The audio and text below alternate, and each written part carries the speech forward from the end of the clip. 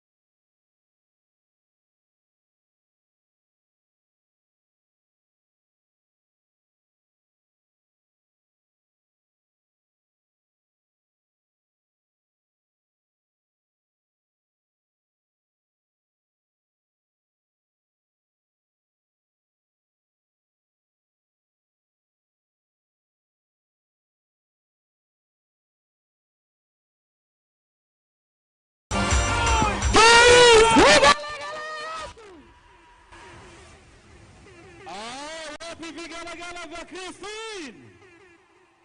Asante sana Christine. Sasa hivi nitaenda kualika Tabi and the team waweze kutupa. Tuendelee. Wakati Tabi anajiandaa, nifanye tangazo la itifaki. Mkuu wa itifaki anayeshughulikia Luo Council of Elders, ninaomba uchukue ujumbe huo na uwaelekeze sehemu inayofaa. Vile vile wafanyekazi wa kampuni ya Spectra International, Jaramogi Oginga Odinga Foundation na Capitol Hill Square. Wakati huo Jothurwa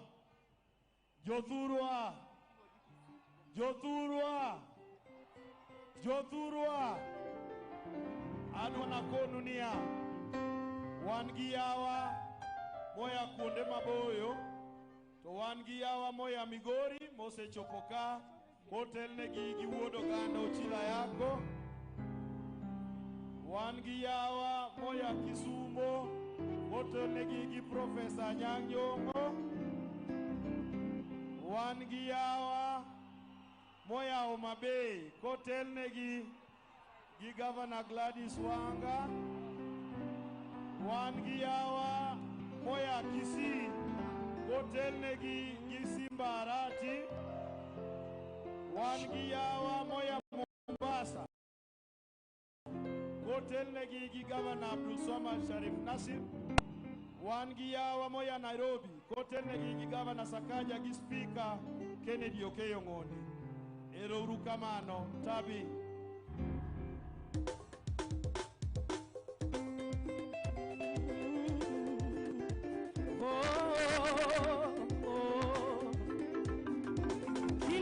Tonya saebe, kinedu tonya saebe, kinedu tonya saebe, kinedu tonya saebe, katatawono nya saebe, oh nya saebe, ribe nya saye, hemami awero nya saebe.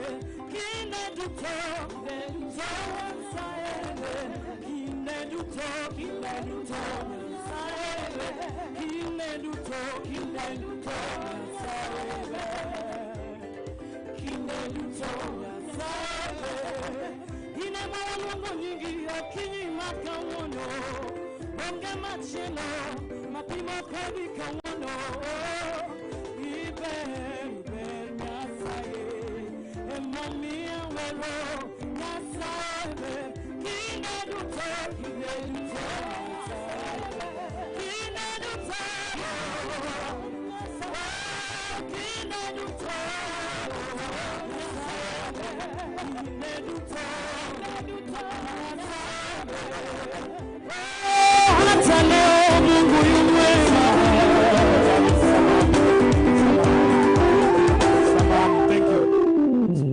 Tangazo muhimu sana tena la dharura.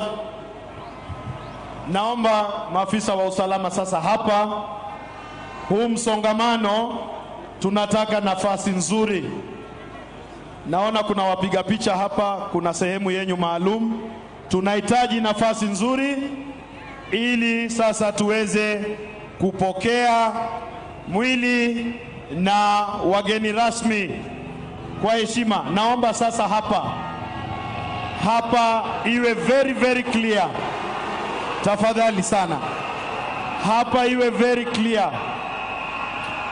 Iwe very clear ili mgeni akifika anaingia moja kwa moja. Huo umati ulio hapo naomba kwa heshima. Kwa heshima sana. Kwa heshima sana, we must have a very clear path. Tafadhali wale mnaotangaziwa kuhusu hiyo nafasi tuweze kuipeana iweze kuwa wazi.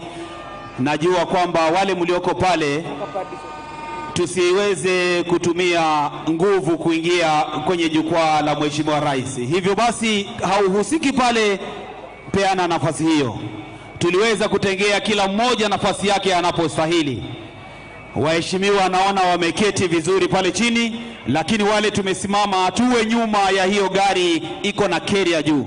Tafadhali tusiweze kuhusisha maafisa wa usalama, tunaomba tupeane nafasi hiyo. Peane nafasi hiyo kwa heshima na iwe sawa. Endelea mwenzangu. Asante ndugu. Basi almradi tuendelee kama tulivyopanga. Ninaomba tena kwa unyenyekevu mkubwa maafisa wa itifaki tushirikiane kwa karibu ili sehemu hiyo isalie wazi. Sisi ni watu wastaarabu wenye mipango iliyoenda shule.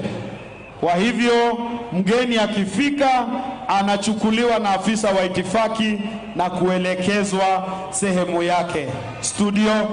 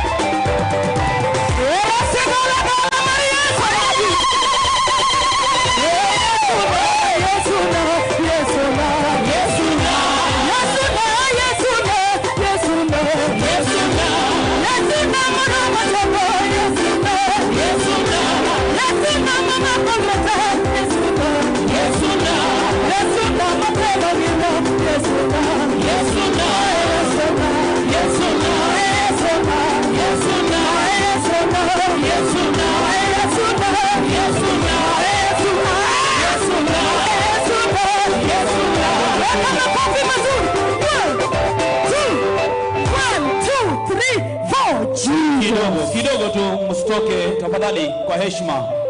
Wacha nigeuke tu tuangaliane. Upande wa jukwaa rasmi la Mheshimiwa Rais, tafadhali ninaongea na jukwaa rasmi la Mheshimiwa Rais.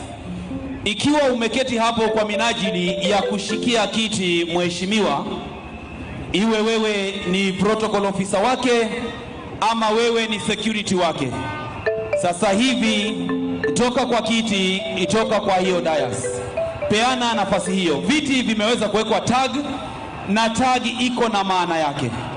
Kwa heshima tu tuweze kufanya hivyo sasa hivi na tutoke. Wale watu wote ambao wako kwa jukwaa rasmi la Mheshimiwa Rais, ikiwa wewe ni protocol officer wa Mheshimiwa na umeketi kwa minajili ya kumshikia kiti, naomba kwa heshima, actually sio ombi, kwa heshima tuweze kutoka hapo, kwa sababu kila kiti kimewekwa tag, na hiyo tag iko na maana yake. Tutoke hapo tuwache protocol officer ile ya government reception na security ya presidential escort pamoja na KDF waweze kuteki charge ya dais. Narudia kwa mara ya mwisho, iwapo wewe umeketi hapo kwa minajili ya kuweza kushikia nafasi mheshimiwa wako, ama wewe ni security officer, tafadhali ondoka kwa hiyo dais, uachie government reception officers, presidential escort unit na vile vile wale KDF protocol officers ambao wako hapo. Kwa heshima tuweze kupeana nafasi hiyo. Wale wote ambao wamesimama, keti chini, mupeane nafasi hiyo. Asanteni. Upande wa pili wa studio tuendelee.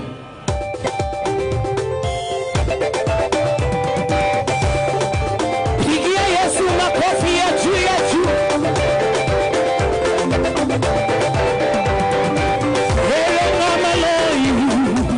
Yesu siepna, erena maloi, anabaki tungepinga. Erena maloi, aya. Yesu siepna, erena maloi, anabaki tungepinga. Erena maloi, Yesu siepna, erena maloi, anabaki tungepinga. Erena maloi, Yesu siepna, erena maloi, anabaki yetu ngepinje.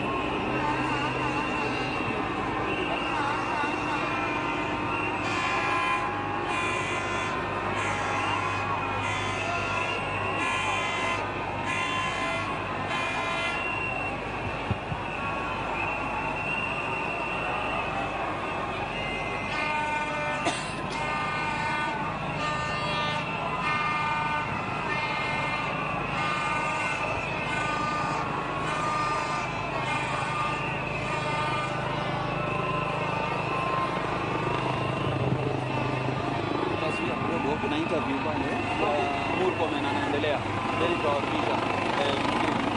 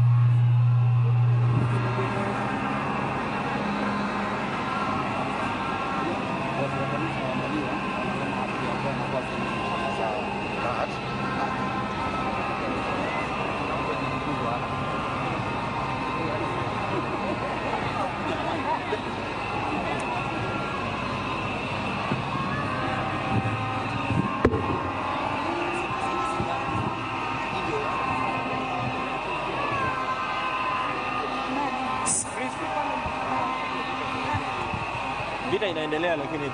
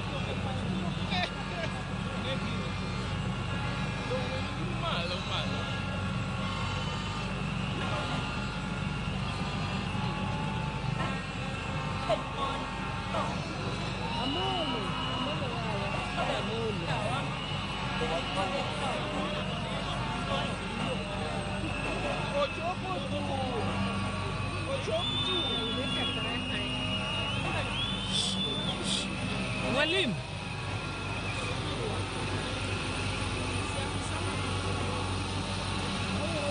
Wewe mana?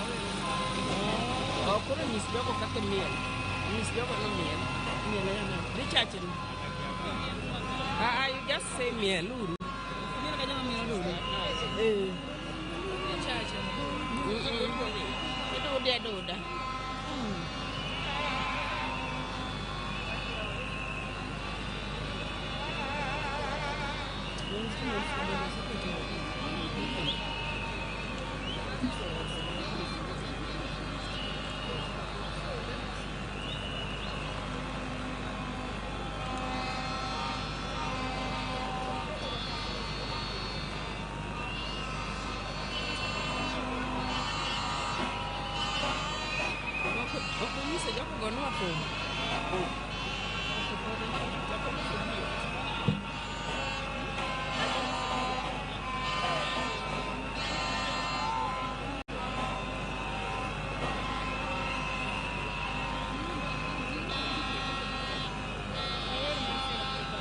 Asante sana. Check. Asante.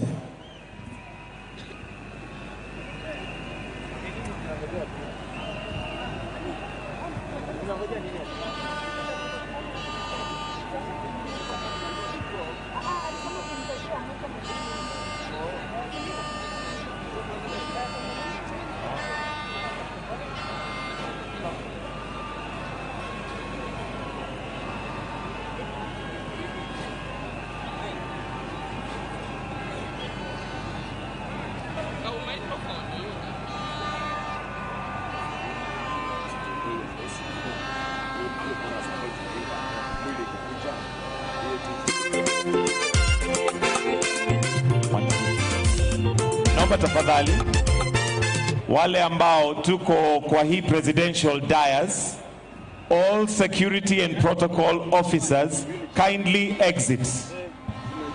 All security and protocol officers please exit.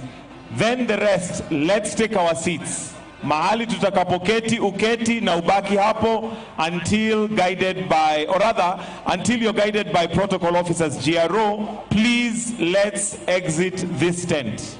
All PAs, protocol officers, security that are in this tent, we are kindly requesting that you exit.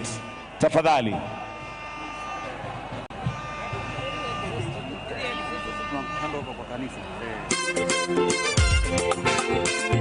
Let me repeat, in case hawajasikia, studio ngoja kidogo.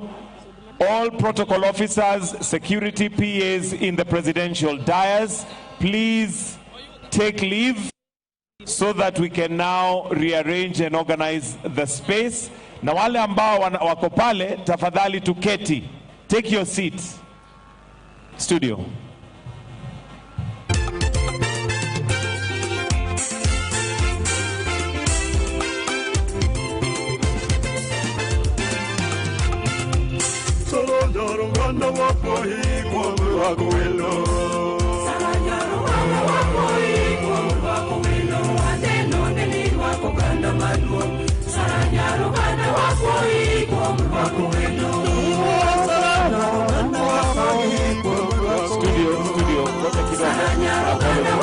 Tungoje interview hapa ishe kidogo. Just hold kidogo, tutaanza huo wimbo from the top. My apologies.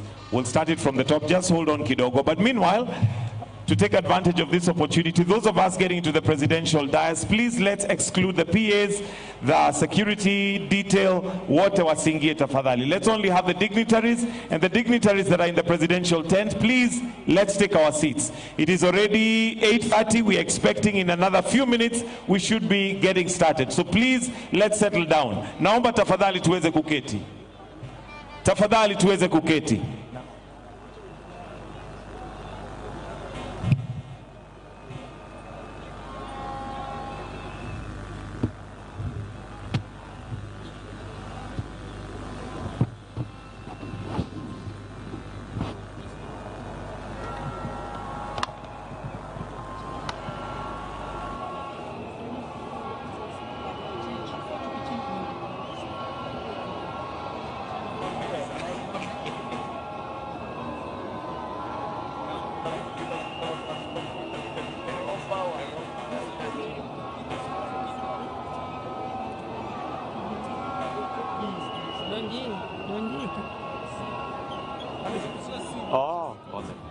Asante. Nam jothurwa akwayo joma ni chien mondo kiyiena kik dhir jowadu man mbele ka. Wawinjore kuneno kaka jolweny pangore, waikore rwako ringruok mar wuodwa Amolo. Amolo. Jothurwa Amolo. Amolo. Amolo. Amolo. Amolo yamo. Amolo tinga. Amolo nyundo. Amolo jakom. Amolo chuny piny. Amolo chuny piny. Raila Amolo. Raila Amolo. Raila Amolo. Ero kamano, koro kaka wan gi kwe kamano, ka ringruok chopo, to beda kumintiere no, kiki sud oridhir nyawadu, katana. Asante sana mwenzangu St. Michael, tuendelee tafadhali.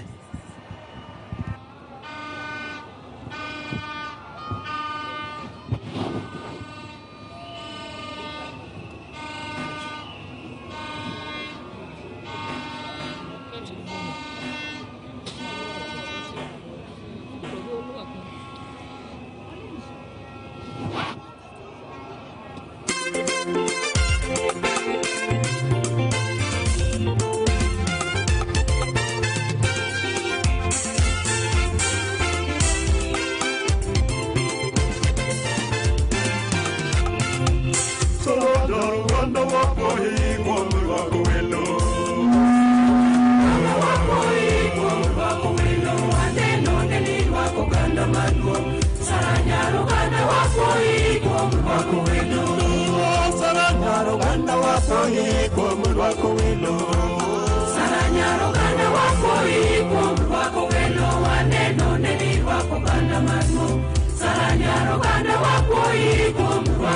Lolo. Waneno ni wako ganda madwong. Sarachung tedo. Waneno ni wako ganda madwong. Sarachung tedo. Wako malaika tiyo neno. Sarachung tedo.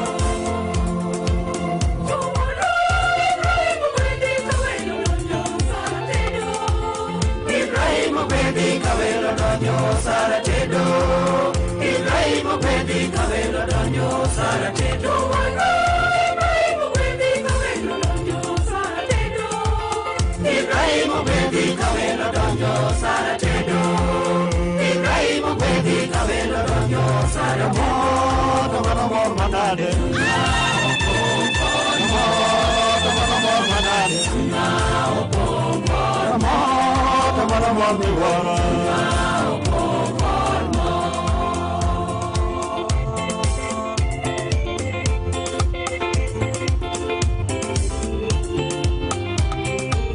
Sani wako wendo. Wangeda la wa. Wanwa yegi Yesu mandanya wangeda la chunga. Lima Yesu, mondi lima. Kau kilima Yesu, namano lima. Imondi lima Yesu. Imondi lima. Kau kilima Yesu. Namano lima. Imondi daya. Kau kitaya bawono, namano lima. Imondi lima Yesu. Imondi lima. Kau kilima Yesu. Namano lima. Wako wendo, apa kolwana. Awero kumbaja delo ye ilima. Wako wendo. Apa kolwana. Awero kumbaja telo ye ilima. Wako wendo, apa kolwana. Awero kumbaja delo ye ilima. Wako wendo. Apa kolwana. Awero kumbaja telo ye ilima.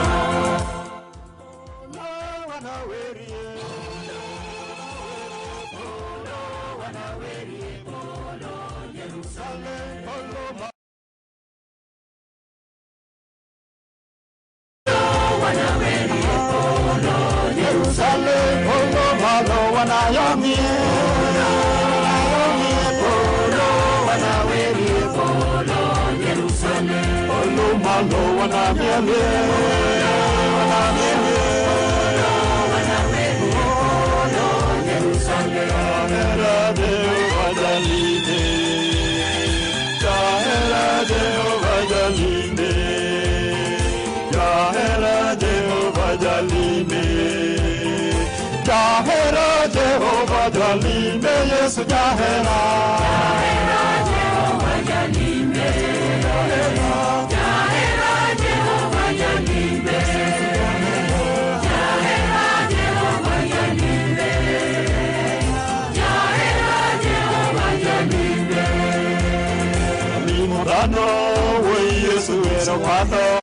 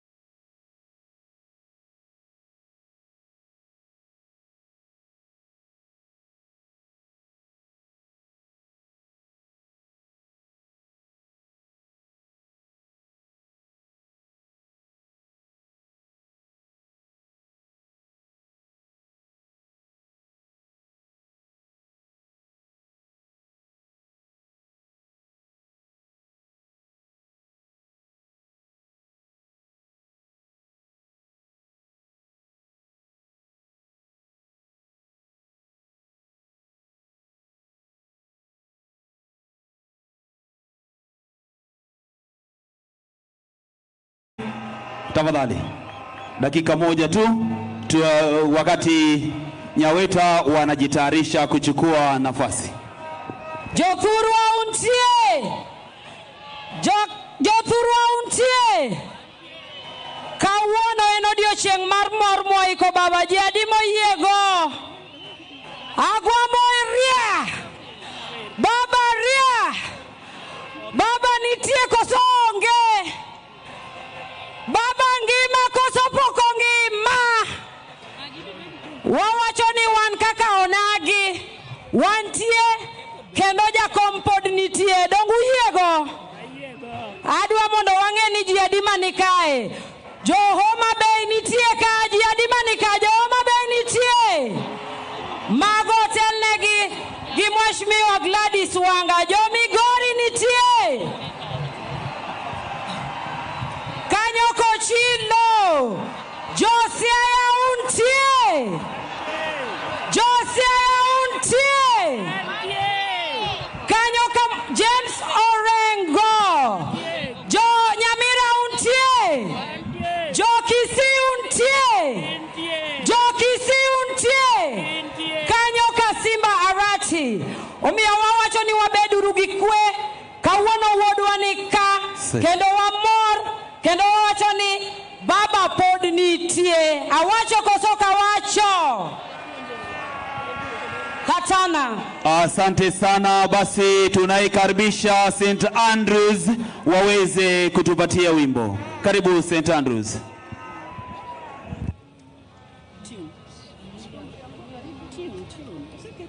St. Andrews Nyawita.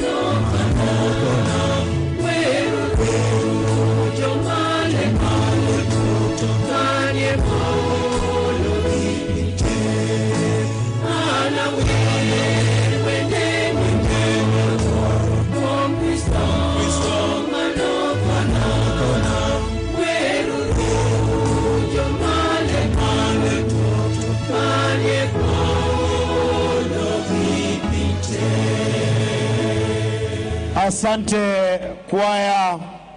Niombe kutangaza tangazo hili na msisitizo mkubwa hapa kwenye jukwaa kuu, kwa sababu imetimia wakati wa kuanza shughuli rasmi. Kila mmoja ambaye hajaketi, uwe msaidizi au mlinzi, unaombwa sasa uondoke sehemu hiyo ili tuweze kuanza rasmi. Ninaomba tena kwa unyenyekevu mkubwa, sisi sote tulio hapo na tumesimama, wananchi wapendwa na wageni wengine wote wamesalia kutulia sehemu zao. Sisi sasa tuondoke hapo ili tupee wageni na wao nafasi ya kujumuika vile inafaa. Kindly all protocol officers and security officers sehemu hiyo, ninawaomba kwa unyenyekevu tena muondoke sehemu hiyo. Ya mwisho katana, kabla waendelee, niombe kutambua uwepo wa makatibu walio hapa. Tuko na katibu Kipchumba Murkomen, karibu. Tuko na katibu John Badingongo, karibu. Tuko na katibu James Opio Wandai, karibu. Tuko na katibu Davis Chirchir, karibu. Vile vile tuko na viongozi wa serikali. Serikali ya Kenya iko na bunge ya kitaifa inayoongozwa na mstahiki Moses Masika Wetangula, karibu sana. Vile vile miongoni mwetu tuko na wageni mashuhuri, akiwemo aliyekuwa mwanzilishi wa chama cha NAK ambayo walihudumu na Dr. Odinga katika serikali ya muungano, Bi Charity Kaluki Ngilu. Karibu sana Bi Ngilu. Katana. Shukran sana. Ninatumai basi matangazo haya yanapotangazwa tunaweza kuyazingatia inavyostahili. Pia vile vile niombe upande ule ambapo wageni wetu wanaingilia, tusipatie maafisa wetu wa usalama kazi ngumu. Tafadhali wananchi, tupeane nafasi hiyo ili wageni wanapofika basi waweze kupita bila tashwishi yoyote. Upande wa pili tuko na St. Paul's Nyaminye kwaya. St. Paul's Nyamonye, karibuni.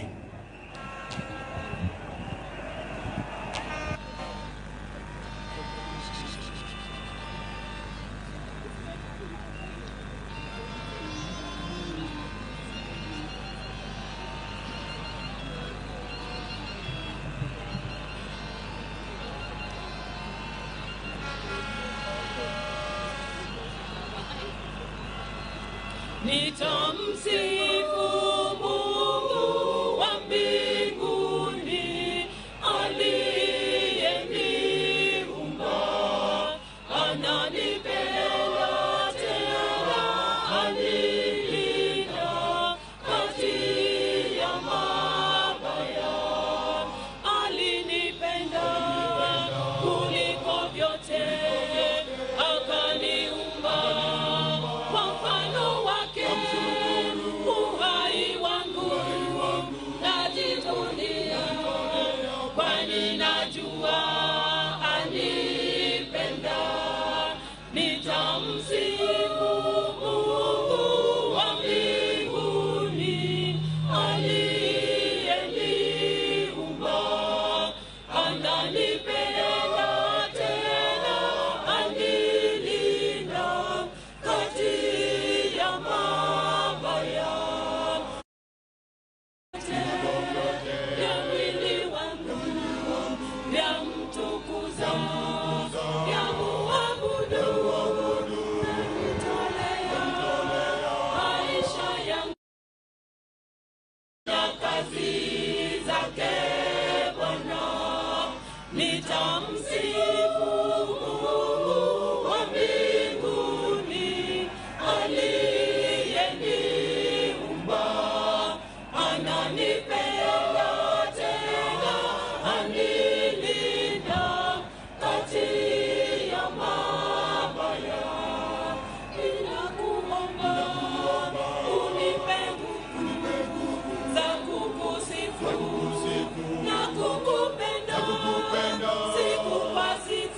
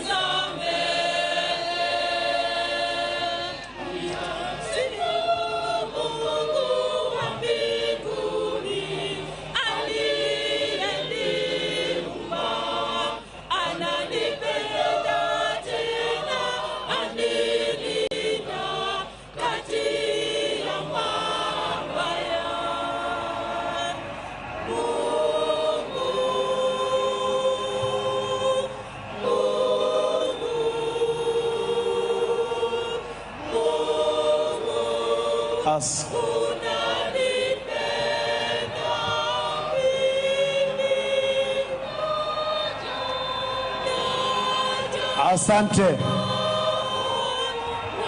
Niombe hivi. Jothurwa manchien kacha, Jothurwa. Jothurwa. Jothurwa. Kikudhiru joma donjo chien kacha. Joma donjo chien kacha. Aneno kutingo bandech kogalo, ayie gi kogalo ndi. Akwayo ni kikudhir joweteu. Akwayo. Joma ni chien kacha. Yawot bandera ka. Kikudhiro weteu. Na hapa kwa jukwaa hapa tulikubaliana. Ninaomba kwa msisitizo kwamba hapa kwa jukwaa wale wote mliosimama, tafadhalini tuondoke sehemu hiyo kwa unyenyekevu mkubwa. Ninawaomba na ninawaomba.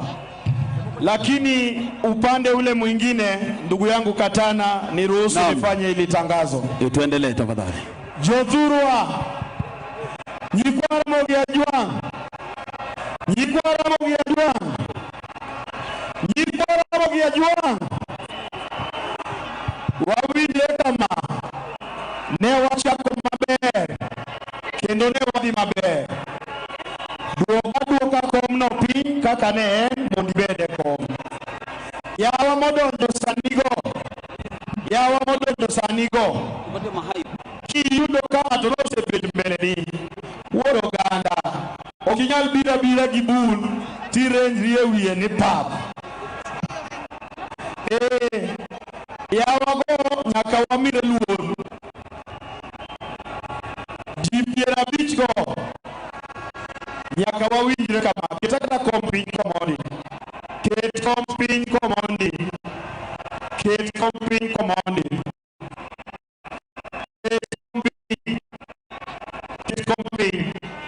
Jodala akwayo niya.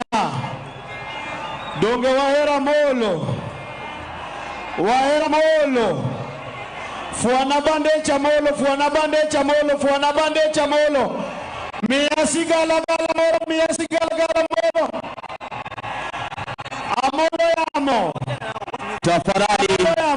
Tafadhali vile viti ambavyo vimeinuliwa juu, kwa heshima tunaomba virudishwe chini. Tuliishe hivyo viti chini.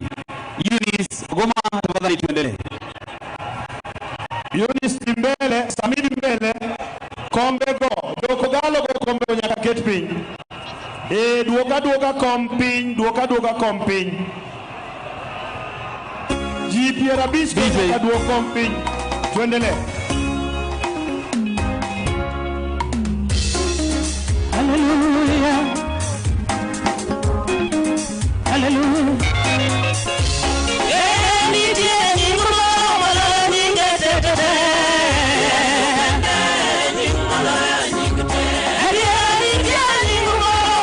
Vile viti ambavyo umevinua tafadhali tuvirudishe chini kwa heshima tu.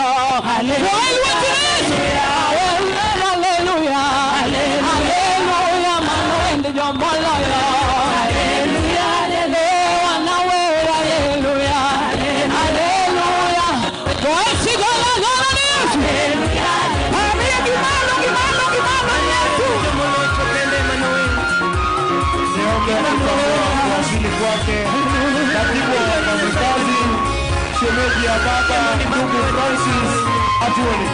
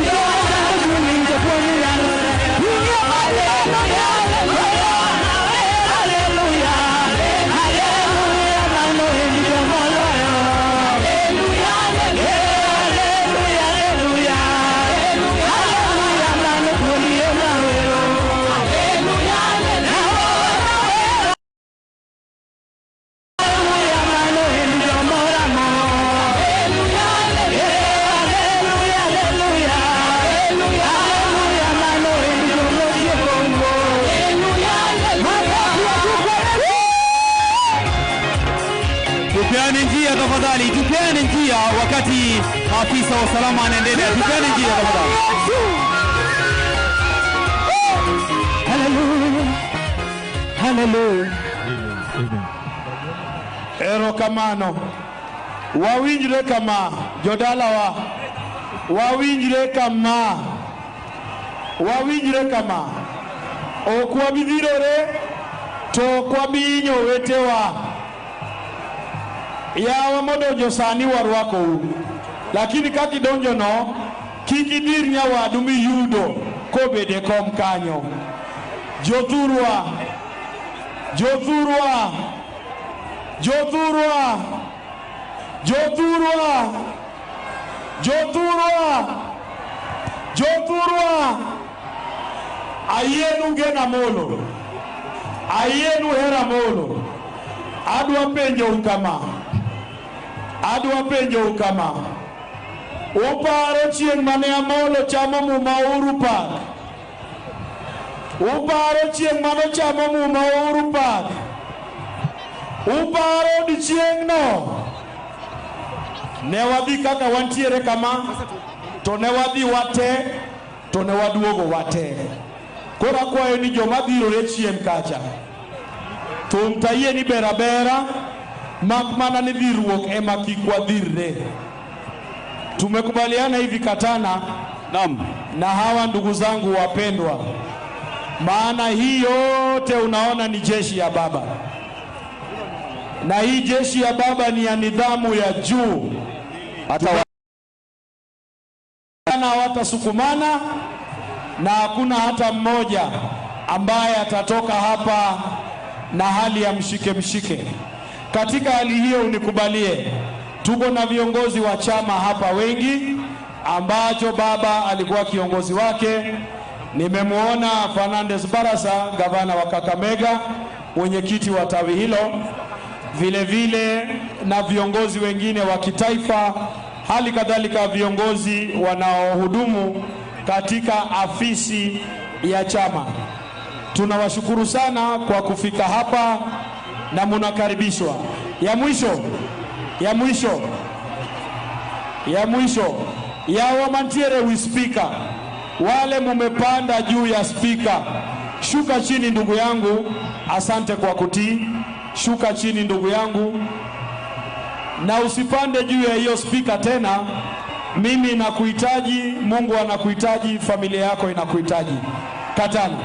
Naam, asante sana. Kwa umbali mwenzangu namuona speaker Kunradhi, Chief Justice wa zamani Basi ningeomba uweze kumtambua upande huo. 1-2.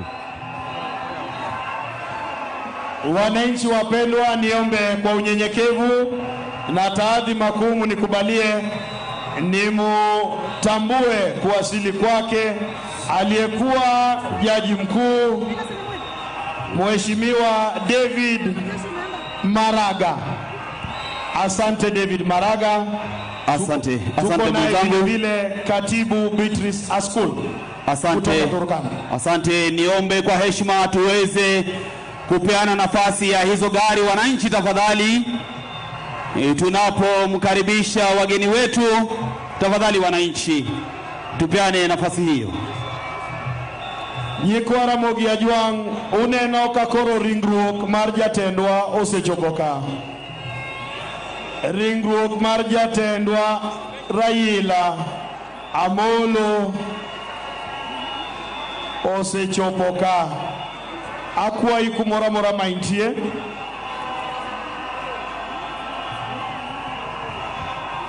angigol na uguti. Nitaomba kwaya praise and worship tafadhali tuendelee na vile vile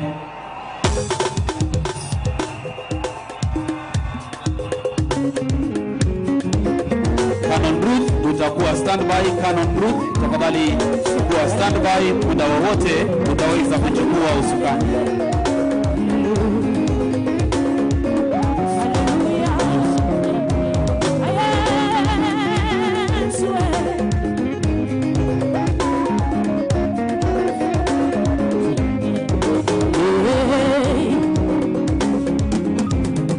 Sechoromona, chunya bambana pake Luanda. Sechoromona, chunya bambana pake Luanda. Ono motimona, chunya bambana pake Luanda. Ono motimona, chunya bambana pake Luanda. Sechoromona, chunya bambana pake Luanda. Sechoromona, chunya bambana pake Luanda. Ono motimona, chunya bambana pake Luanda. Ono motimona, chunya bambana pake Luanda. Ninaposubiri kumkaribisha ndugu yangu Misango kutoka idara ya jeshi, niombe kutambua kuwasili kwake aliyekuwa makamu wa rais Dr. Steven Kalonzo Musyoka. Asante. Sechoromona, chunya bambana pake Luanda. Sechoromona, chunya bambana pake Luanda. Ono motimona, chunya bambana pake Luanda. Ono motimona, chunya bambana pake Luanda. Sechoromo, chunya bambana pake Luanda. Sechoromo, chunya bambana pake Luanda. Ono motimona, ono motimona, Sechoromona, chunya bambana pake Luanda. Kuweza kuendesha ratiba hii kwa njia ipasavyo, na hivi sasa tunapokea mwili wa mwenda zake Right Honorable Raila Amolo Odinga hapa uwanjani, na tutazidi kuomba tuweze kuwa na utulivu. Nitaomba kwa heshima tuweze kuwa na utulivu ili tuweze kupisha idara ya jeshi waweze kuendelea na tafrija zao, na hali kadhalika gwaride zao, ili tuweze kupokea mwili wa kiongozi wetu Mheshimiwa Raila Amolo Odinga mahali hapa. Tunaomba kwa heshima tuweze kushirikiana sote.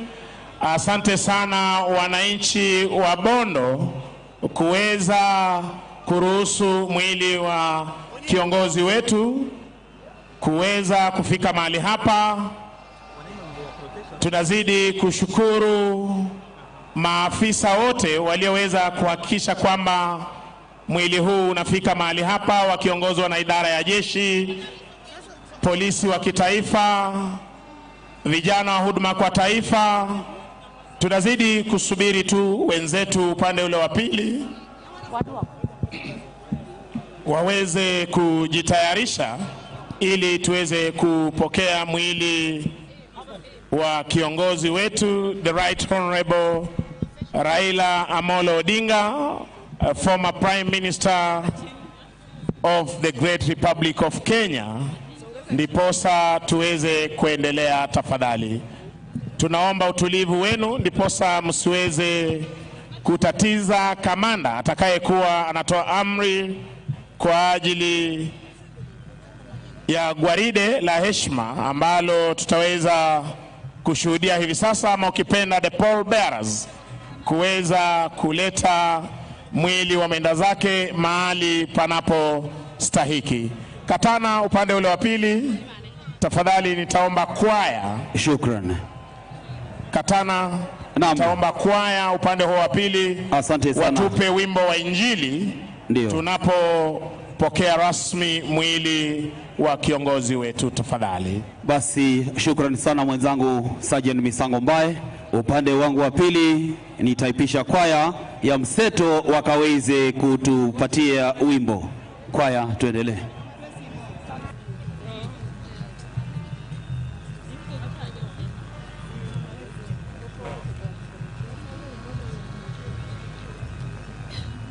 We are kindly requesting all those in the presidential dais, please take your seats. Kindly take your seats. Those in the presidential dais, the protocol team would like you to take your seats so that we are able to ensure we are ready to begin. Choir, uwanja ni wenu.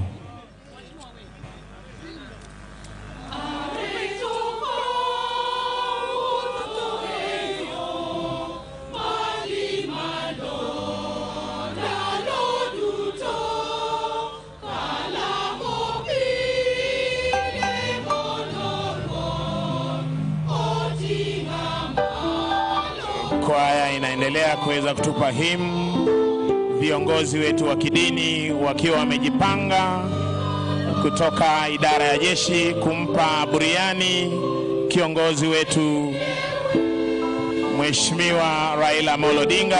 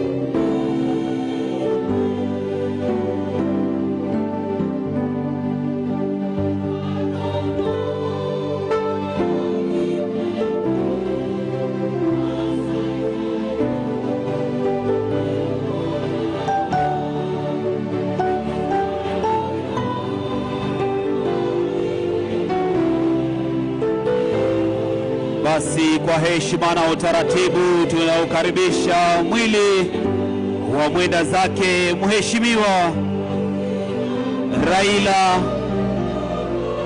Amolo Odinga.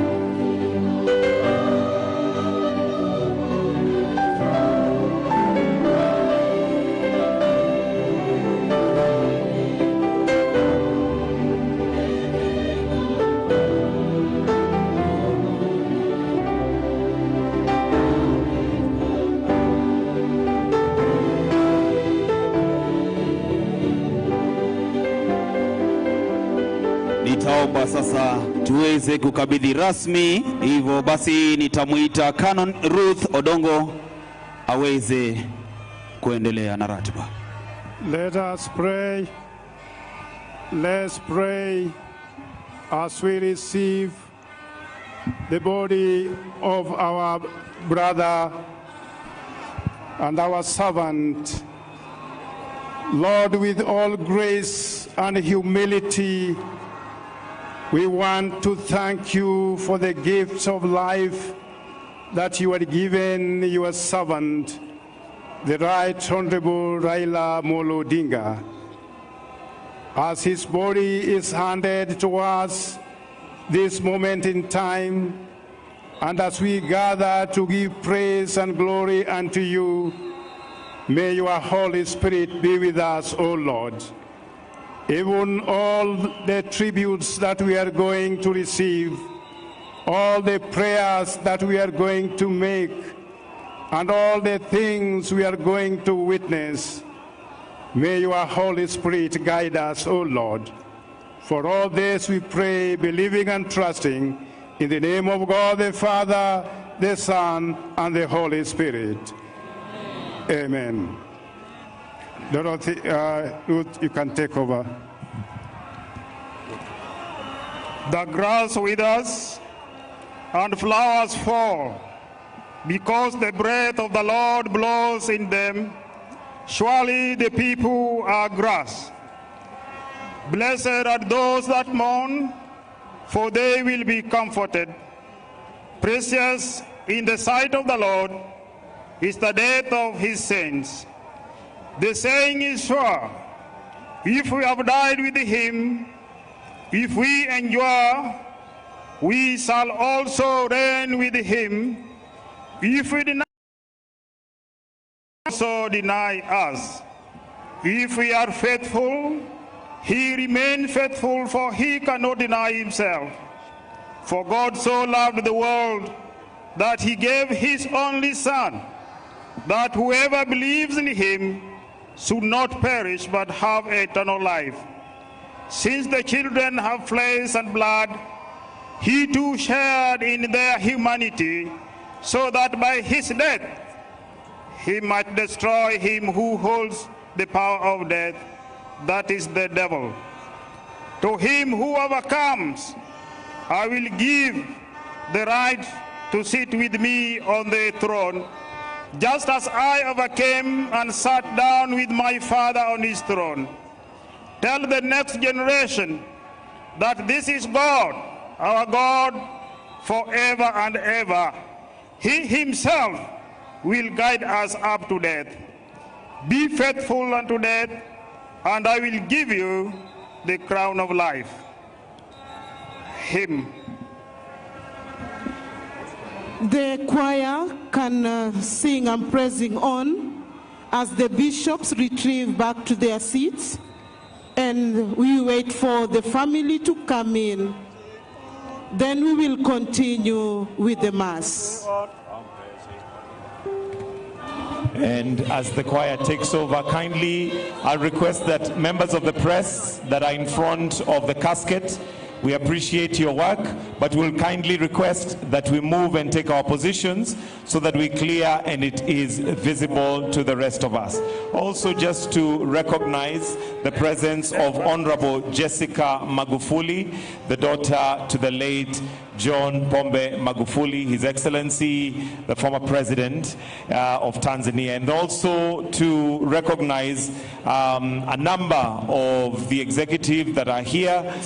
To mention just a few, we have CS Soipantuya, CS Murkomen, we have the Attorney General, we have the former Vice President, Honorable His Excellency Kalonzo Musyoka, we have CS Mbadi, CS Opio Wandai, CS Adan Duale, CS Joho, and many other dignitaries, and we'll continue to recognize them as they come in. We have principal secretaries present, but also pleased to appeal to members that are in front of the casket.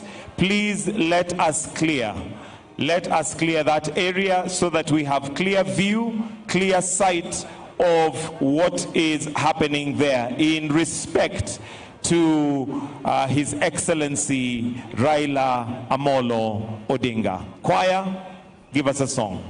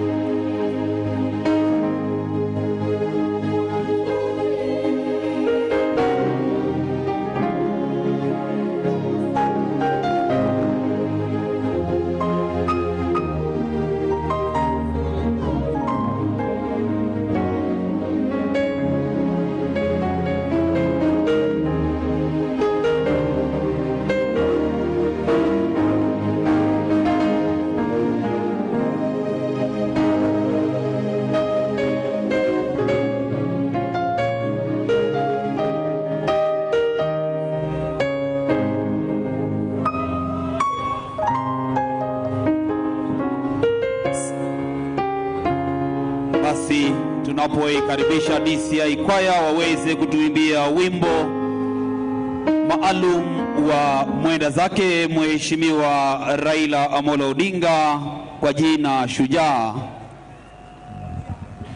As the choir is coming in, kindly there's a group that's here in the middle with General Nyaga. We are kindly requesting that we clear that area. Please let us clear that area. Tafadhali.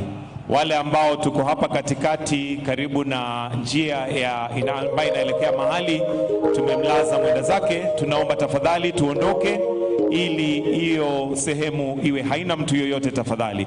Kindly those who are still in the middle here, please let us clear as we prepare for the choir. Also to recognize the presence of Speaker of the National Assembly, Honorable Moses Wetangula. We have various governors present.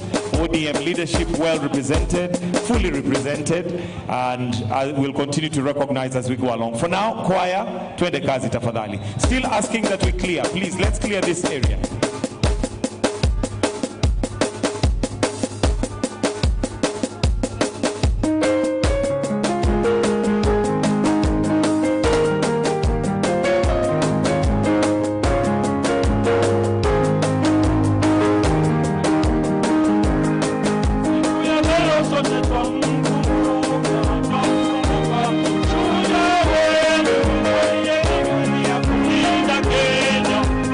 Mungu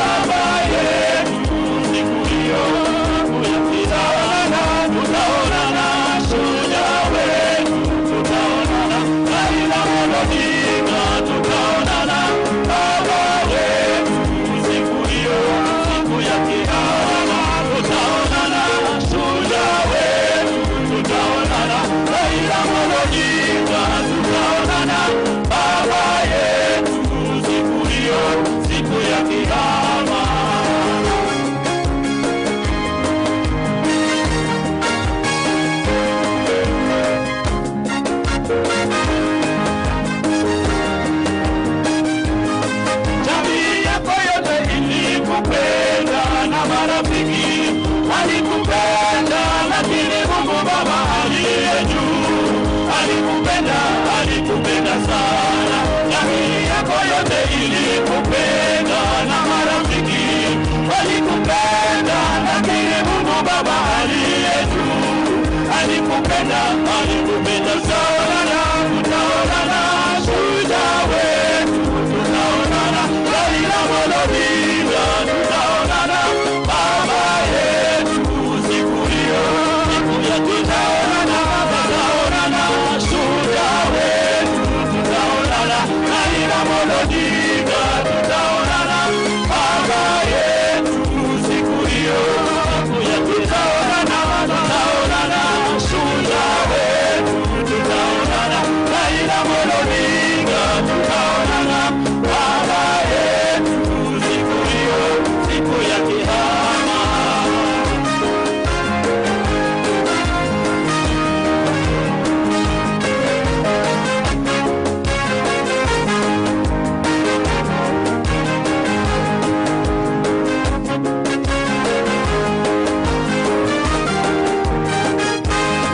Na wananchi wote walishukuru kwa kazi nzuri uliyofanya. Tunamuomba Mungu aliye juu na akuweke mahala pake pema. Na wananchi wote kwa kushukuru kwa kazi nzuri uliyofanya. Tunamuomba Mungu aliye juu na akuweke mahala pake. Tutaonana shujaa wetu, tutaonana Raila Odinga, tutaonana baba yetu siku hiyo, siku ya tutaonana shujaa wetu, tutaonana Raila Odinga, tutaonana baba yetu siku hiyo, siku ya tutaonana shujaa wetu, tutaonana Raila Odinga, tutaonana baba yetu siku hiyo, siku ya tutaonana shujaa wetu, tutaonana Raila Odinga, tutaonana baba yetu siku hiyo, ya tutaonana shujaa wetu, tutaonana Raila Odinga, tutaonana baba yetu siku hiyo, siku ya tutaonana shujaa wetu, tutaonana Raila Odinga, tutaonana baba yetu siku hiyo, siku ya kiyama. Asante sana kwaya ya DCI. Ningependa pia vile vile kuwatambua ma CSs wetu, ikiwa ni pamoja naye CS wa Health Aden Duale, CS Defense Soipantuya, CS Rebecca Miano, CS School Beatrice, CS wa Education Migos Ogambo, Gavana wa Tana River County, pia vile vile Attorney General wetu Dorcas Oduor, CS Ali Hassan Joho. Basi ninapopisha praise and worship waweze kuendelea kutupea numbers. Hallelujah. As the praise and worship is going on, I'll request that we clear the wings of the presidential dais. The wings, wale ambao tumesimama hapa kando, itabidi tafadhali tuweze kuondoka. Na pia upande huu itabidi sasa tuanze kuondoka tafadhali. Wale ambao tumesimama pale kando, please pale pembeni tafadhali tuondoke. Kindly, I'm requesting those in the presidential dais, all must be seated. And those who do not have seats or are not allocated seats, please let's clear the sides. Kindly, let's clear. Praise and worship team, uwanja ni wenu.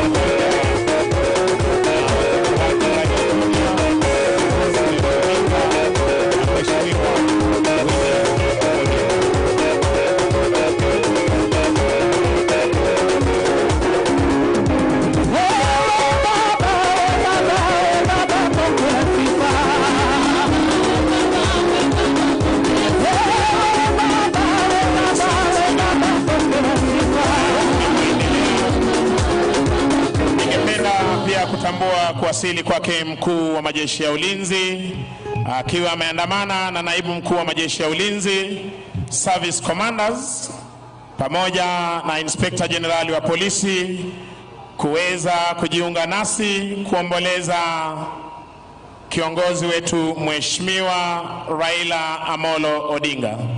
Tunaomba kwa heshima tafadhali our security personnel, apart from the presidential escort unit, iwapo uko nyuma yangu kwenye jukwaa rasmi, unaomba tafadhali uweze kuondoka ili tuweze kupeana nafasi kwa viongozi wetu.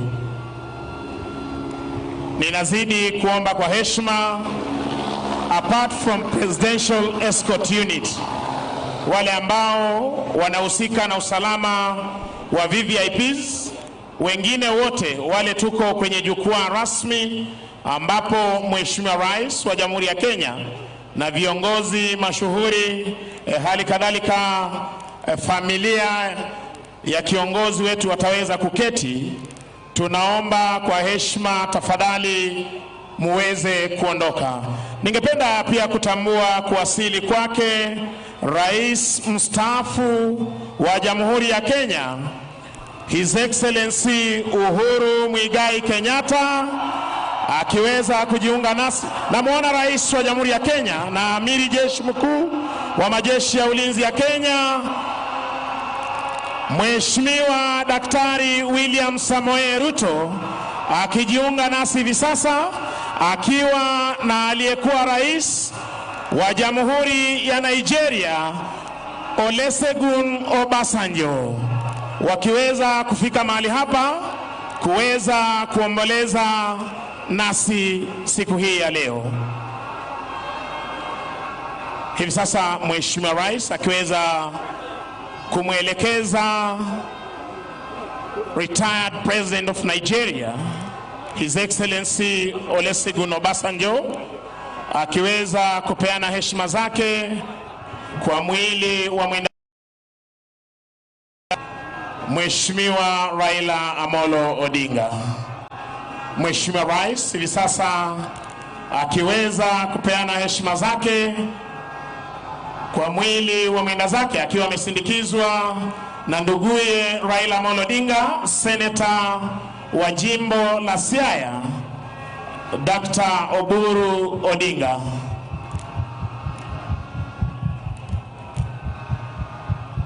Nizamu sasa ya Rais mstaafu Mheshimiwa Uhuru Kenyatta kuweza kupeana heshima zake. Gitonga, tafadhali tuendelee.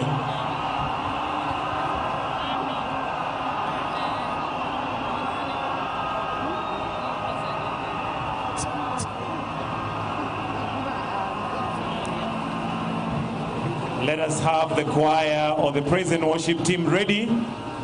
As recognized, we have His Excellency, the President of the Republic of Kenya, Dr. William Samoei Ruto, together with His Excellency, the former President of Nigeria, His Excellency Olusegun Obasanjo, wakiwa pamoja na Rais wa 4 wa Jamhuri ya Kenya, Uhuru Muigai Kenyatta. So at this point, I would like to call on Canon Ruth.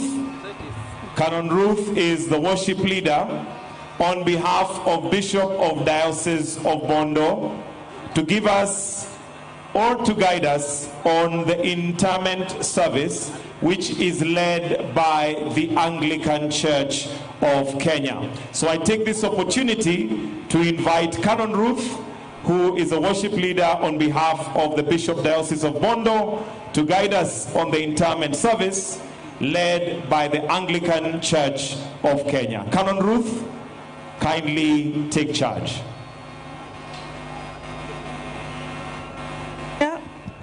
Choir, kindly give us just one stanza before we begin a song.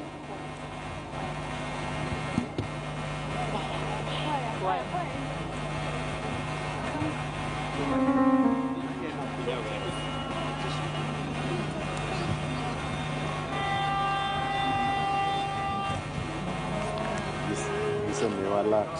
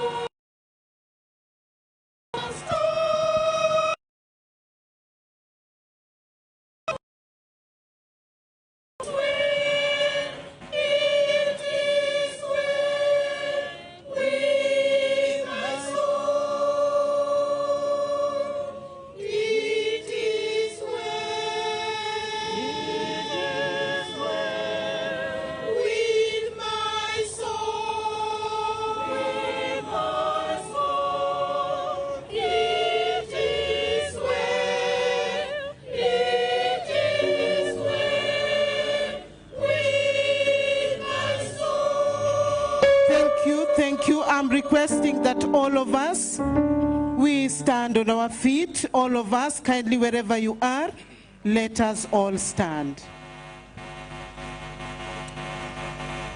We have come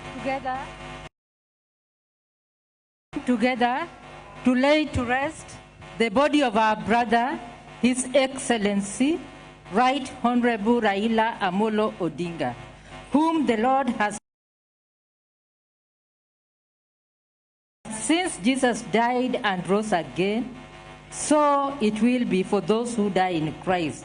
For God will bring them to life with Jesus. Heavenly Father, in your Son Jesus Christ, you have given us a true faith and a sure hope. Strengthen hope in us all our days, that we may live as those who believe in the communion of saints, the forgiveness of sins, and the resurrection of eternal life. Amen. For every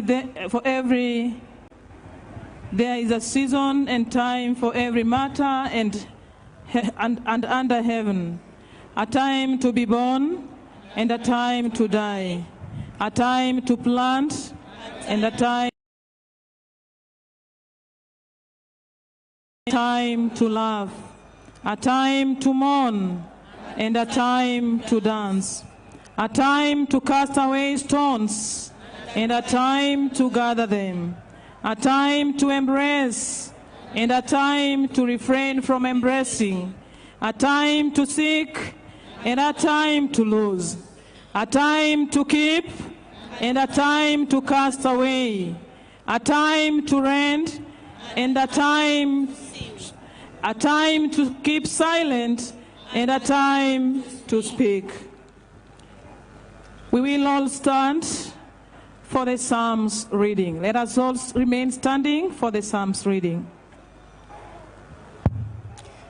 We are reading Psalm number 34, a Psalm of David. I will exalt the Lord at all times. His praise will always be on my lips. I will glorify in the Lord. Let the afflicted hear and rejoice. Glorify the Lord with me. Let us exalt his holy name together. I sought the Lord, and he answered me.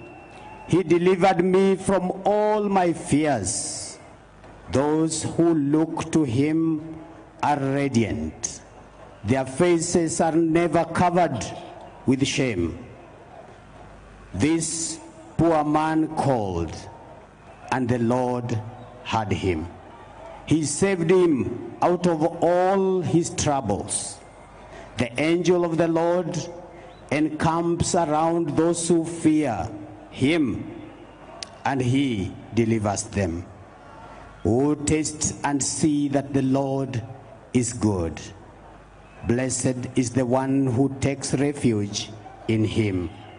Fear the Lord, you his holy people. For those who fear him lack nothing.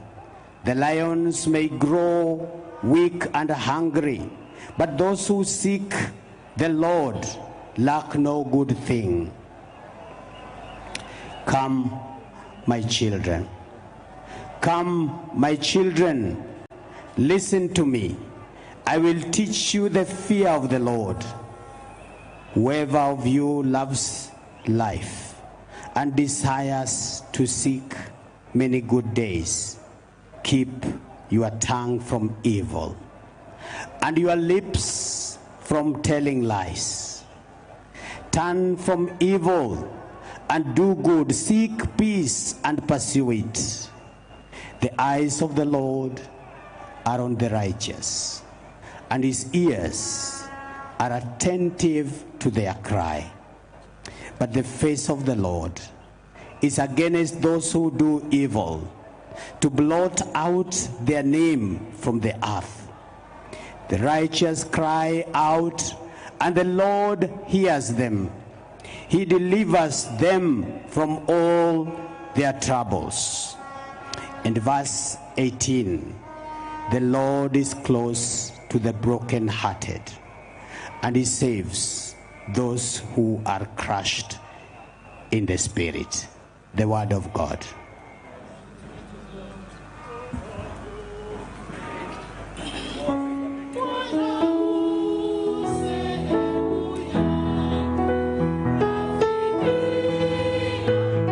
We can now have our seat. Thank you.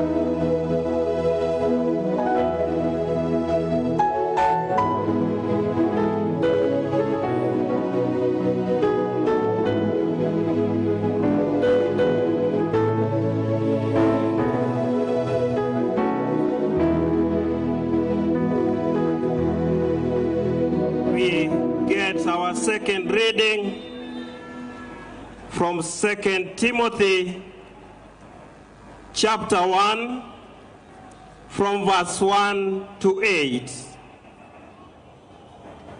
Our second reading is taken from 2 Timothy chapter 1 from verse 1 to 8, and we read, Paul, an apostle of Christ Jesus by the will of God, in keeping with the promise of life that is in Christ Jesus, to Timothy, my dear son.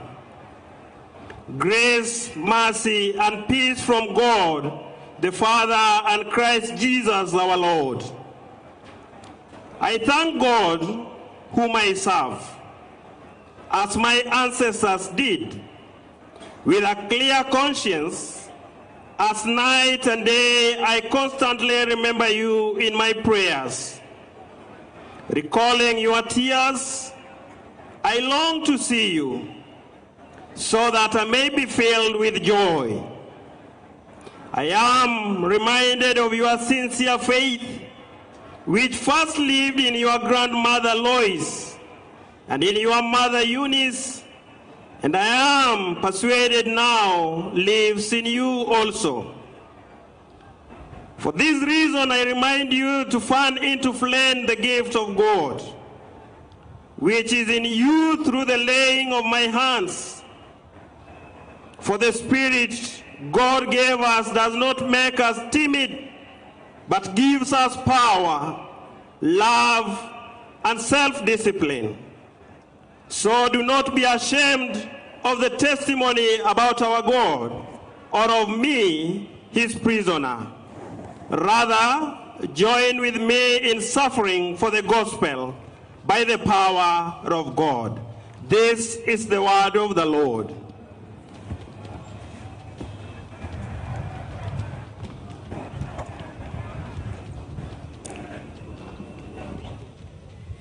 To His Excellency, the President of the Republic of Kenya, Dr.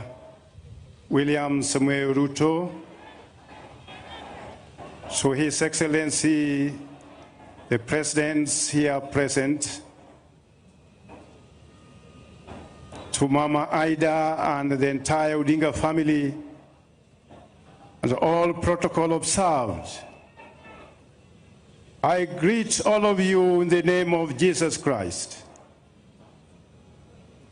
I want to take this opportunity, first of all, to welcome you to this solemn service, which marks the final journey of our brother, Raila Odinga. As a church, more so as Diocese of Bondo, we feel that this is one of the worst that has happened to us as a diocese. Losing a person of the cadre of Raila Odinga. I'm not going to preach today, but I will ask my brother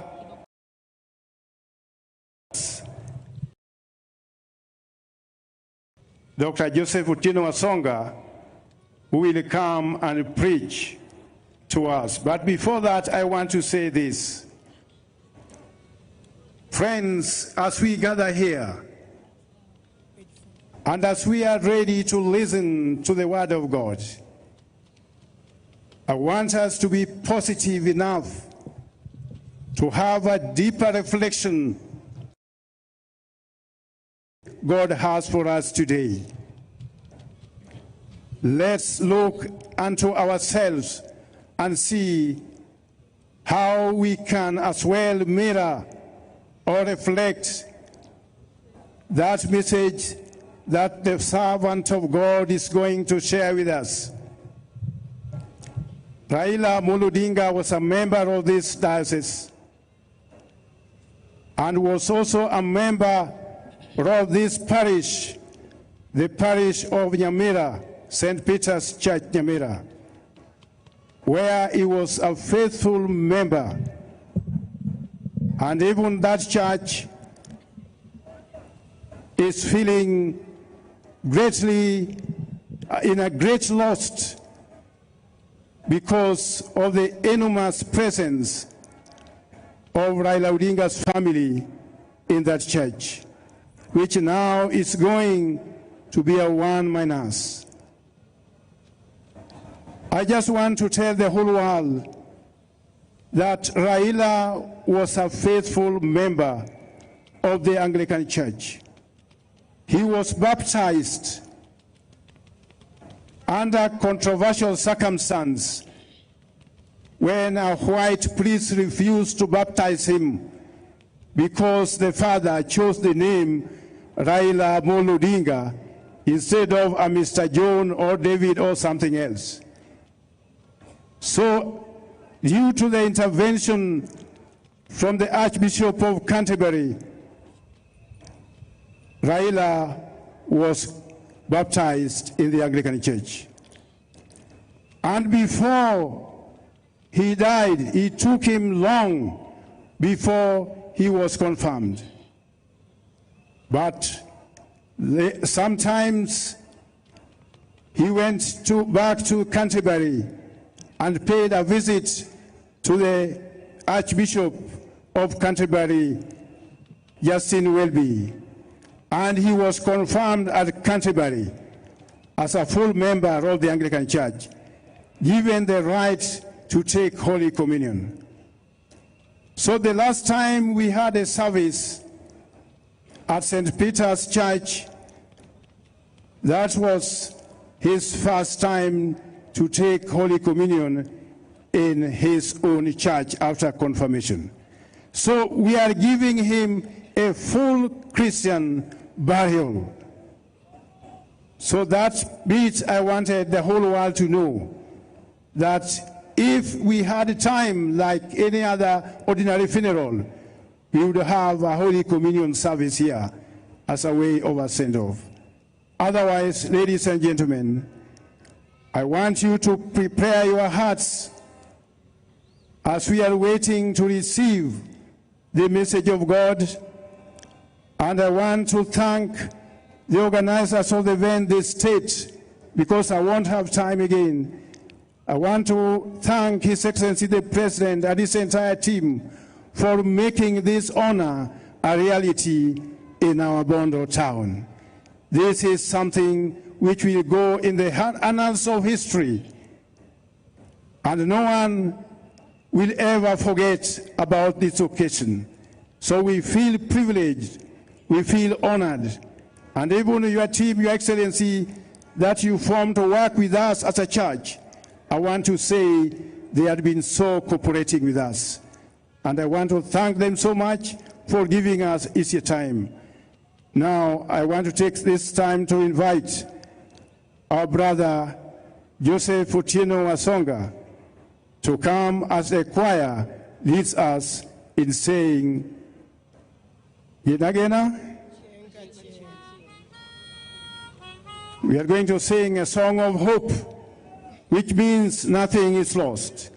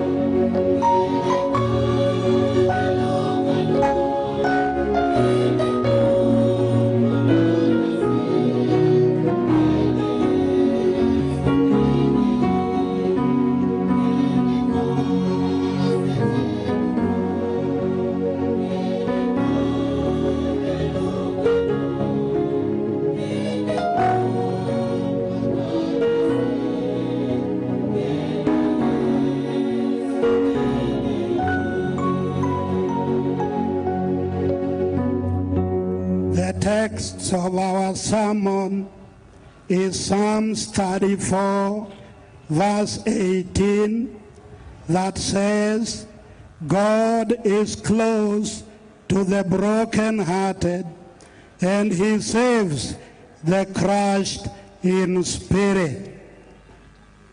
The chief mourners, Lay Canon Mama Ida Odinga, and your children, Rosemary, Raila Jr., Winnie, Dr. Buru, and the entire Jaramogi Oginga Odinga family, Your Excellency, the President of Kenya, Your Excellency, former President Uhuru Kenyatta, Your Excellency, former President Olusegun Obasanjo, and Bishop of the diocese, all the mourners, we greet you in the name of our Lord and Savior Jesus Christ. Praise the Lord. I gave the sermon in 1994 at the burial of the late Jaramogi Oginga Odinga at Kango Kajaramogi. That time I told the family that there is no one who will be close to them like God. And I told them that even Oginga Odinga's party may break apart, but their love and the love of God for them will remain intact. I want to tell them once again that God is close to those who mourn. We know the Odinga family is mourning. We also know the President of Kenya is mourning. We know the ODM party is mourning. We know all of us are mourning.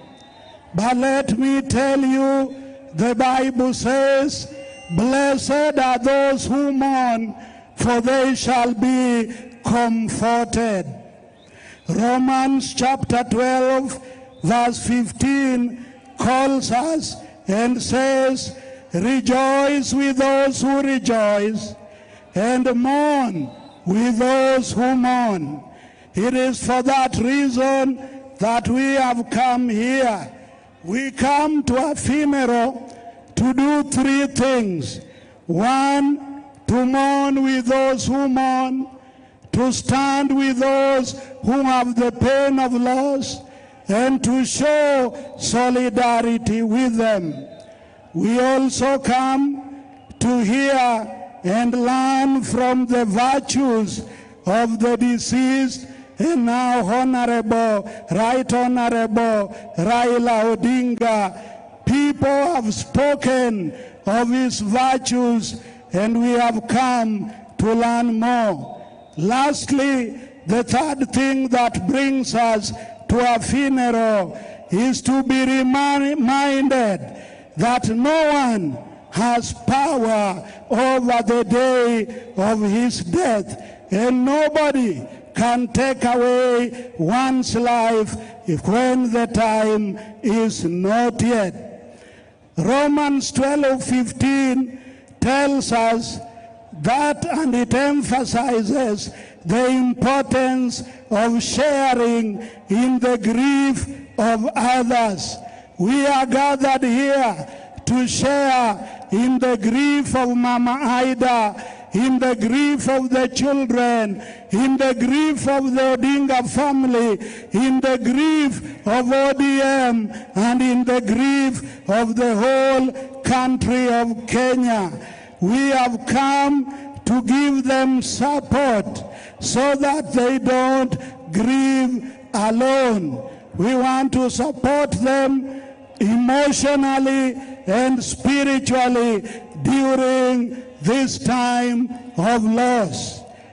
Pain of loss can be overwhelming, but God does not leave you to suffer alone. That is a comforting fact, that pain of loss can be overwhelming, but God will never abandon you. God heals the brokenhearted and binds the wounds of those who are suffering. Fear not, for I am with you. Be not dismayed, for I am your God.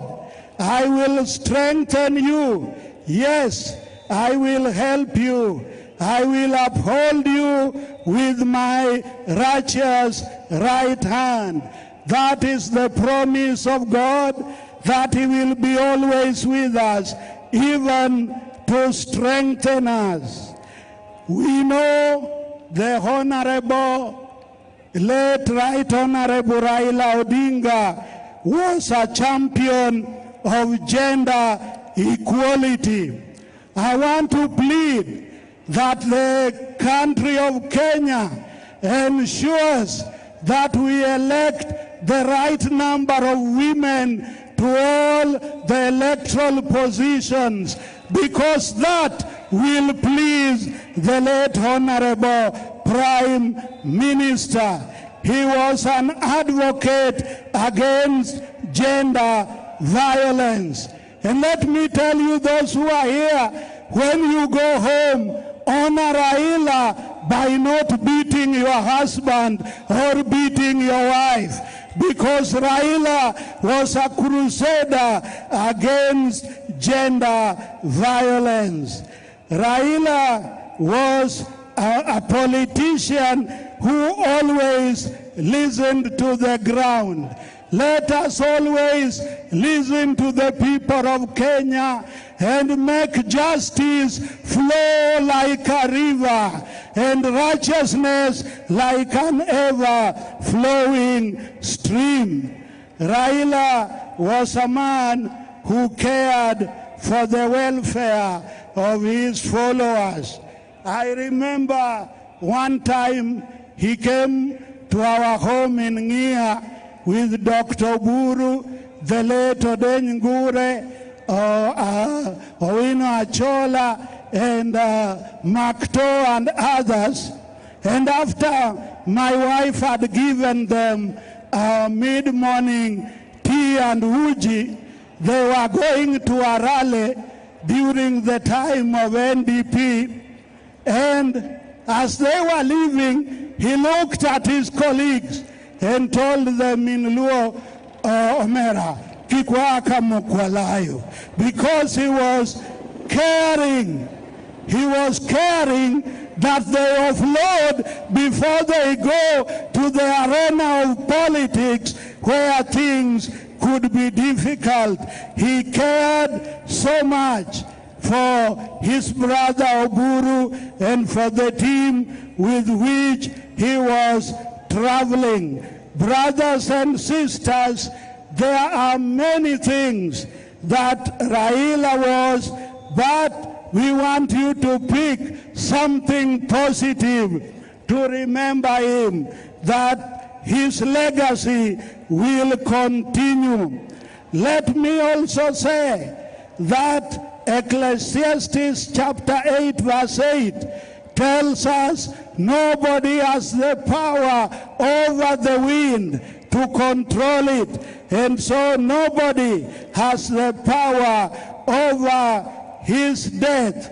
Brothers and sisters, when death comes, it disrupts, but it is only those who wait upon God who will get direction. We know that death has disrupted the ODM party.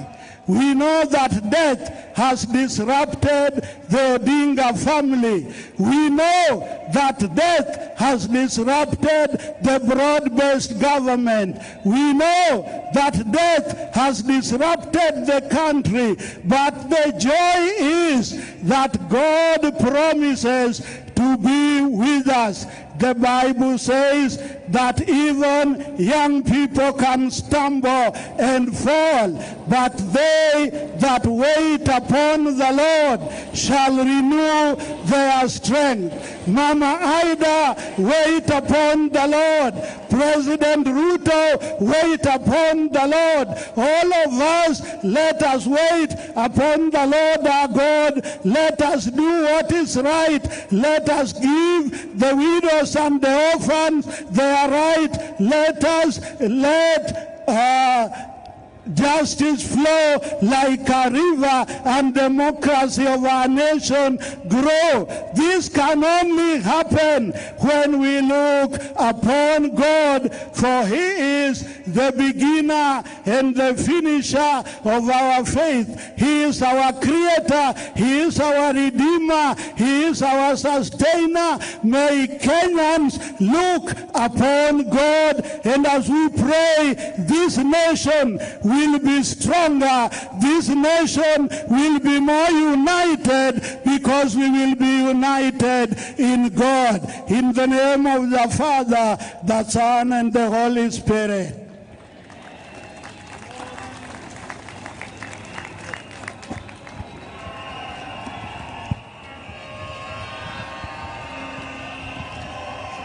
Intercessory prayers. Let us be in silence as we thank God in our hearts for the life of His Excellency, the Right Honorable Raila Amolo Odinga'S life. Each of us remembering what he meant to us. Amen.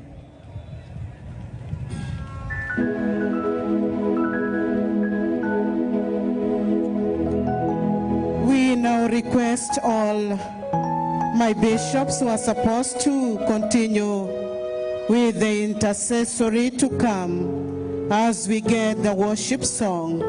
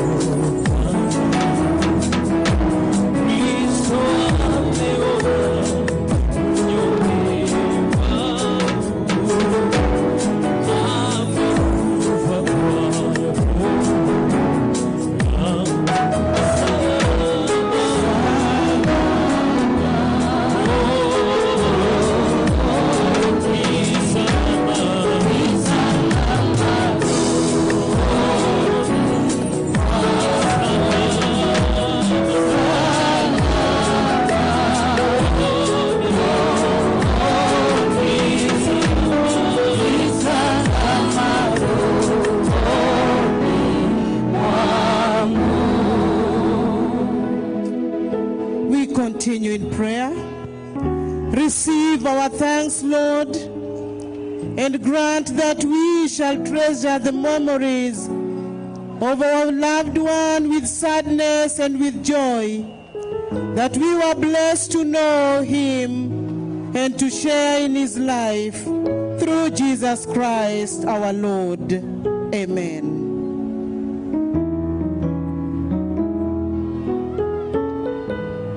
Great Jehovah, grant that we who are still alive shall constantly be reminded that life is fleetingly short.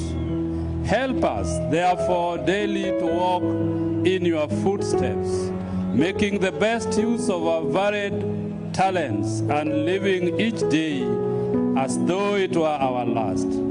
Give us abundance grace to cope with the difficult episodes of soberness as we enjoy the lighter moments through Jesus Christ our Lord.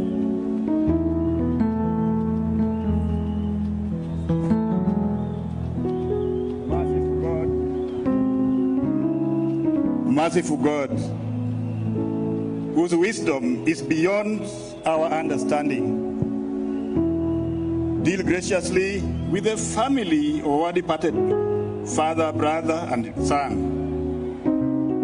Deal graciously with the party that was the leader. Deal graciously with the government of Kenya. Deal graciously with the people of Kenya, that we may find comfort in you.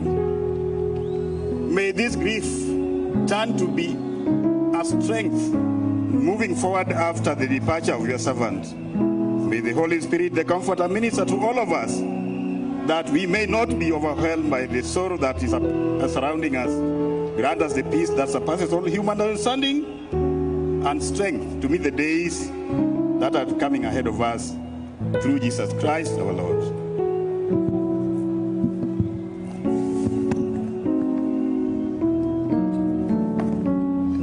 Almighty God, through the death of your Son on the cross, your love overcame death for us. Through his burial and resurrection from the dead, you have restored us to eternal life. We therefore remember those who died believing in Jesus and are buried with him in the hope of rising again. O God of the living and the dead, may they who faithfully trust in you on earth, we ask this, Lord.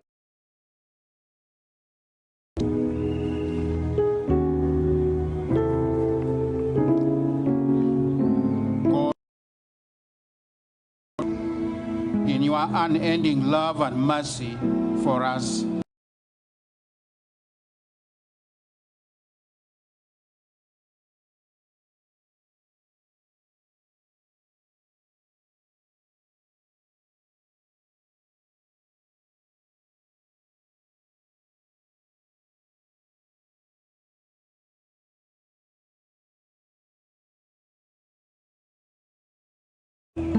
Amen.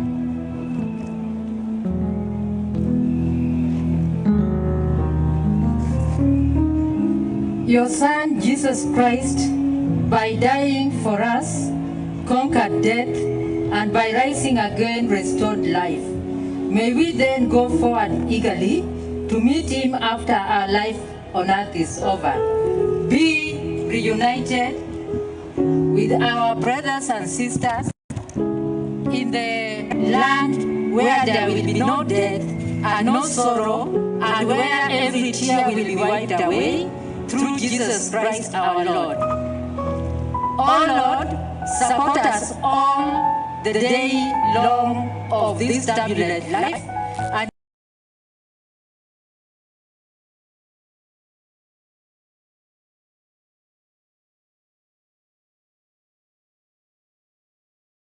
and Lord, in your mercy, grant us safer lodging, a holy rest, and peace at last, through Jesus Christ our Lord.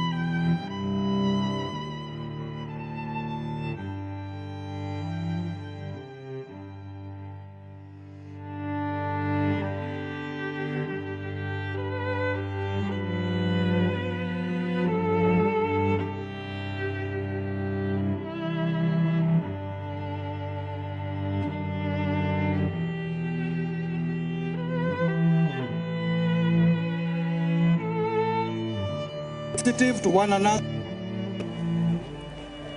to be sensitive to the needs of your and our communities. Give us grace to do to others what we want them to do to us, and continue making creative contribution in our region. This our prayer in faith through Jesus Christ our Lord. Amen. We continue in prayer. God, our Heavenly Father, we this day commit our country, Kenya, into your hands, and pray that, Lord, during this moment, we find solace in thee. May you, through your mercy, protect and guide our President, His Excellency Dr. William, and all who are in authority under him, that we as Kenyans may be governed in the way of peace, love, and unity.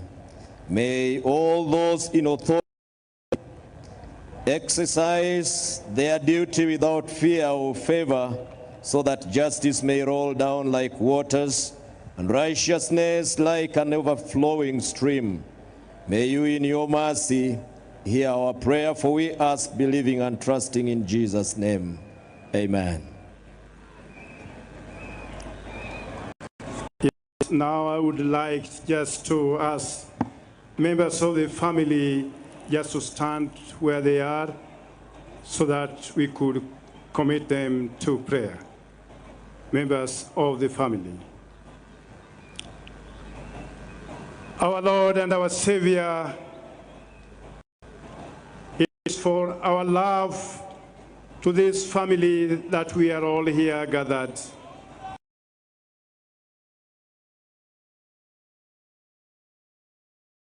Also our brother, their father, and their son, at the time needed him most. You know the weight of loss even more than us, oh Lord. You know the pain that they are undergoing through that we cannot describe. You know the immensity of the love that they had for him that we cannot describe. Oh Lord, continue to love them.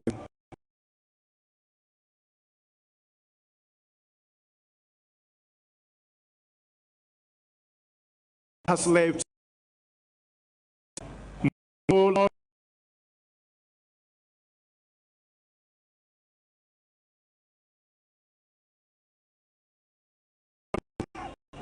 let by the unity of purpose. Let them be leveled by your continued peace throughout their life. As we follow prayers of God when he said, our Lord, these are the ones you have given me, and now that you are taking me up, prayer to is that they remain one. It is that oneness that we commend to you. It is that unity of purpose that we commend unto you. It is that spirit of resilience that we commend unto you, so that the faithfulness of God may not depart from you, from now and forevermore. In the name of God the Father, the Son, and the Holy Spirit. Amen. Now, may the angels lead you into paradise.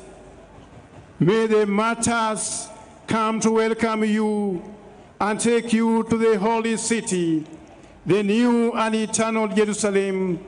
May the choir of angels welcome you, our brother Raila. Where Lazarus is poor, no more. May you have eternal rest even in your sleep. May your spirit continue to haunt us to do the right thing that you had been fighting for. Through the love of our Lord Jesus Christ, our Lord.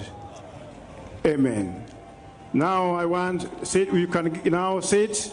I hand over to my friend Mike Gitonga now to take over from there.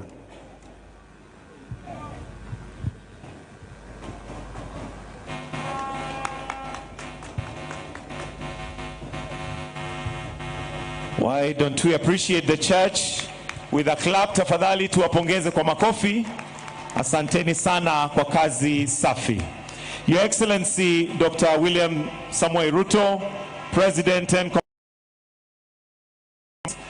Your Excellency Professor Kithure Kindiki, the Deputy President of the Republic of Kenya, Your Excellency Dr. Joyce Kithure, spouse to the Deputy President, Your Excellency Mama Ida Odinga and the family at large, Your Excellency Uhuru Muigai Kenyatta, the 4th President of the Republic of Kenya, Your Excellency Olusegun Obasanjo, former President of the Republic of Nigeria, Your Excellency Musalia Mudavadi, the Prime Cabinet Secretary, Honorable John Mulimba, Minister of State for Foreign and Foreign Affairs Uganda, Honorable Ruhakana Rugunda, former Prime Minister of the Republic of Uganda, together with a delegation of senior government officials from Uganda, Honorable Aime Boji Sangara Bamanyirwe, State Minister, Minister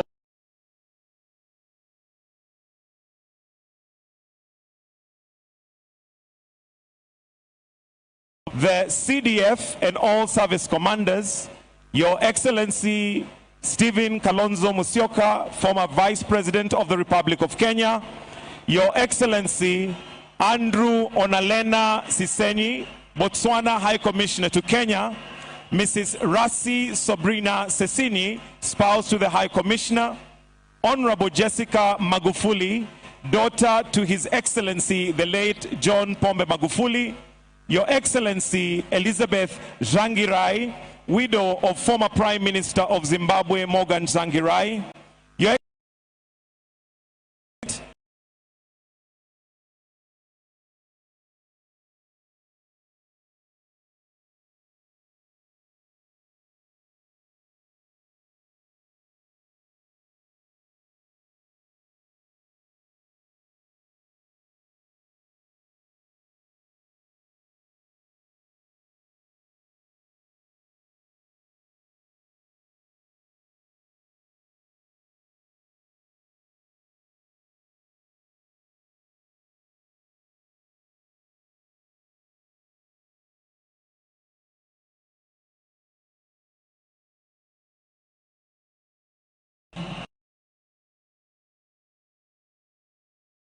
Mama Ida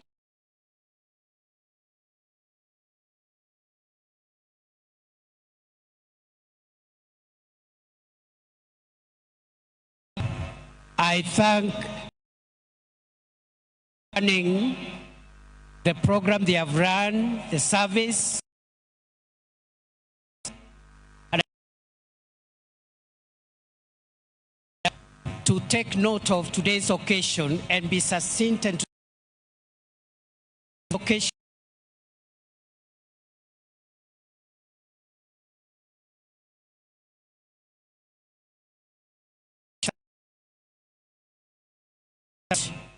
And therefore, we want to finish this in dignity, in sobriety, and on another occasion. Having said that, I want first to give the family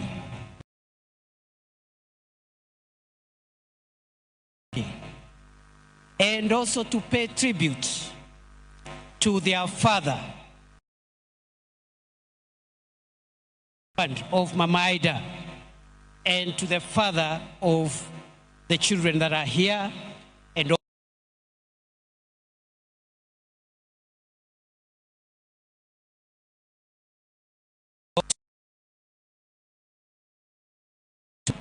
so that we can do that, I have spoken to the co-chair of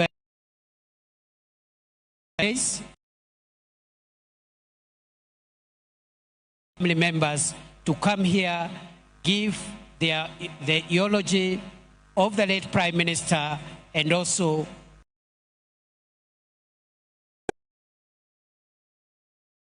as the family may decide. Welcome, family.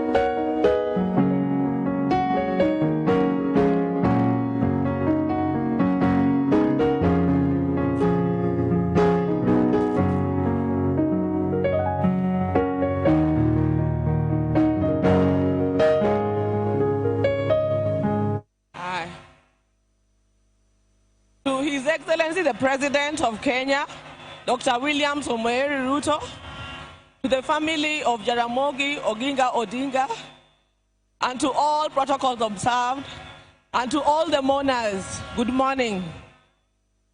Mine is very brief. I will just read the eulogy of a great man that we are standing here to celebrate today. My name is Honorable Emily Oginga. I'm a sister to the late Honorable Raila Odinga. Thank you. I'll start. Raila Amolo Odinga is truly a once-in-a-generation leader, a man whose ideals transcended politics and whose legacy will shape Kenya's destiny for generations to come. They are the timeless words of President William Ruto while announcing the passing on of the former premier on October 15, 2025. This is the man we mourn today.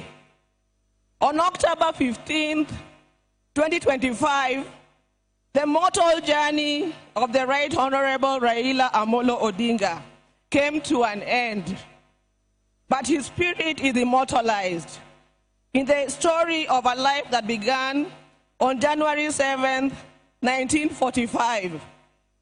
For 80 years, he embodied resilience, boundless optimism, a will to test limits, ventured into new frontiers, and imagined new horizons, all in steadfast love for country. He was a leader who never wavered in his belief in the good of his people. Raila Odinga lived a life of purpose. He chose to fly high, urged the nation to dare, and challenged Africa to fight for its place in the world that retraced the dreams of the continent's founders. Over the past 3 years, we have witnessed an outpouring of emotions of a nation gripped in grief. Africa has grieved for him. Indeed, the world has grieved for him. A nation and a world struggling with the question, did we really know him? Is fighting to find hope in his enduring legacy. Raila Odinga may not have been there to fight the country's war for independence, but he bows out as an undisputed leader of the national rebirth of the Kenyan nation. He easily became the bridge between our generation and that of his father, the late Jaramogi Oginga Odinga, who fought for our country's independence from colonialism. He learned at the feet of Kenya and Africa's most revered leaders. He witnessed the liberation ideals and struggles of Pan-African heroes, including his father Jaramogi, Jomo Kenyatta, Julius Nyerere, Kwame Nkrumah, Gamal Abdel Nasser, and Kenneth Kaunda, among others. He followed and internalized Nelson Mandela's struggles and agreed with his philosophy that courage was not the absence of fear, but the triumph over it, that the brave man is not he who does not feel afraid, but he who conquers that fear. Raila conquered fear and mastered courage. Possibility of death in pursuit of an ideal was not a reason for Raila to retreat, for he also internalized William Shakespeare's words that cowards die many times before their death, and the valiant never taste of death but once. It is from that perch that Raila began his own long walk for freedom and liberation, applying himself to the cause as a debt that owed to past and due to the present generations. Many times, he appeared to be on a cause much larger than himself, a mission almost impossible, but seemed to be the way he loved it, and he gave his life to it. In emulating the giant footsteps of his father, and the spirit of selflessness that ran deep in his heritage, Raila Odinga, just as his father once declared that there could be no freedom without the release of their leader, Jomo Kenyatta, proclaimed Kibaki Tosha, a declaration that propelled NARC to bring an end to KANU's 40-year rule. This defining act was emblematic of the man himself. Raila Odinga was Raila Odinga. He never cared what others thought about him or his actions. He cared whether people bought into his vision and mission. Once he felt he had the mandate of the people, there could be no turning back. In the process, he became Kenya's ultimate political prisoner and one of Africa's best-known freedom fighters, a dedicated and down-to-earth servant of the people of Kenya, a headache to the corrupt elite, and a beacon of hope for those struggling for freedom not only in Kenya but across Africa and beyond. Generations to come will honor him and offer gratitude. Raila Odinga cared deeply about Africa and worried eternally about its decline. For that, he applied himself to peace and reconciliation missions across the continent whenever called upon. During the 1990s, he worked closely with the International Republican Institute as a resource person for peace and conflict resolution in the war-torn countries of Mozambique and Burundi, and offered similar support to peaceful electoral processes in Nigeria and Zimbabwe. He mastered Africa's conflicts and the forces and issues behind him. The highest executive position he ever rose to was that of the Prime Minister of the Republic of Kenya. Following the signing of a National Accord and Reconciliation Act of 2008, which created the office to facilitate power sharing after the controversial 2007 elections. Earlier, he had served as a member of parliament for Lang'ata constituency within the city of Nairobi from 1992. However, the hallmark of Raila's life and career was not in executive mansions and offices. It was in the struggle for freedom and democracy in Kenya and across Africa. Many times telling the continent's dictators to set their people free. It earned him outright enemies, cynical friends and admirers in Africa and beyond. It is this record that saw him appointed as Special Peace Envoy of the African Union in February 2011. Following the post-election crisis in Côte d'Ivoire, he juggled politics, entrepreneurship, and scholarship with ease. Besides his career in politics, Mr. Odinga is also a successful businessman and entrepreneur, having founded the flagship family business, the East African Spectra, a manufacturer of gas cylinders for Kenya and the East African region. Subsequently, he founded Spectra International. Before that, he had taught at the University of Nairobi's Department of Mechanical Engineering between 1970 and 1974, and served at the Kenya Bureau of Standards, which he was instrumental in establishing. Even as he pursued all other careers, Raila understood that social, political, and economic changes in a country come through politics, and that although all politics is local, politics is also substantially international. So, even as he appeared to be rabble-rousing in the trenches of Kibra and Kondele, he understood that an hour comes when he needed to dust himself off and sit in boardrooms or take a plane to global capitals to negotiate politics and policies. He did that effortlessly, moving from dusty Kamkuji grounds to a meeting in diplomatic circuits of the country within an hour.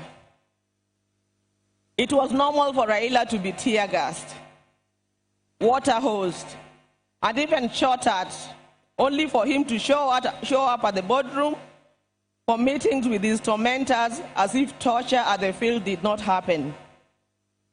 He understood the place of man-to-man negotiations in the quest to influence policy and power. Raila disagreed fundamentally with many politicians about the state of the Kenyan nation and how to transform it. But those disagreements never stopped him from sitting down with those he disagreed with or sympathizing with the views of fellow politicians. Raila believed in political parties as vehicles for advancing democracy and good governance.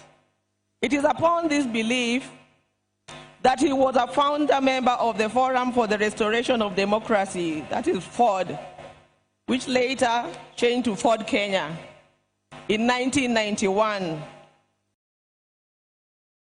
Party in 1996, the Liberal Democratic Party in 1997, and in 2005, his present political vehicle, the Orange Democratic Party of Kenya. In 2013, he led his party into a coalition with other parties to form the Coalition for Reforms and Democracy, that is CORD, on whose ticket he ran for president. He challenged the election results at the Supreme Court, which ruled in favor of his opponents. He accepted the verdict and took up the leadership of the opposition. He contested the 2017 presidential election on the ticket of the National Super Alliance, that is NASA, which election ended up being nullified by the Supreme Court, but he stayed out of the subsequent contest.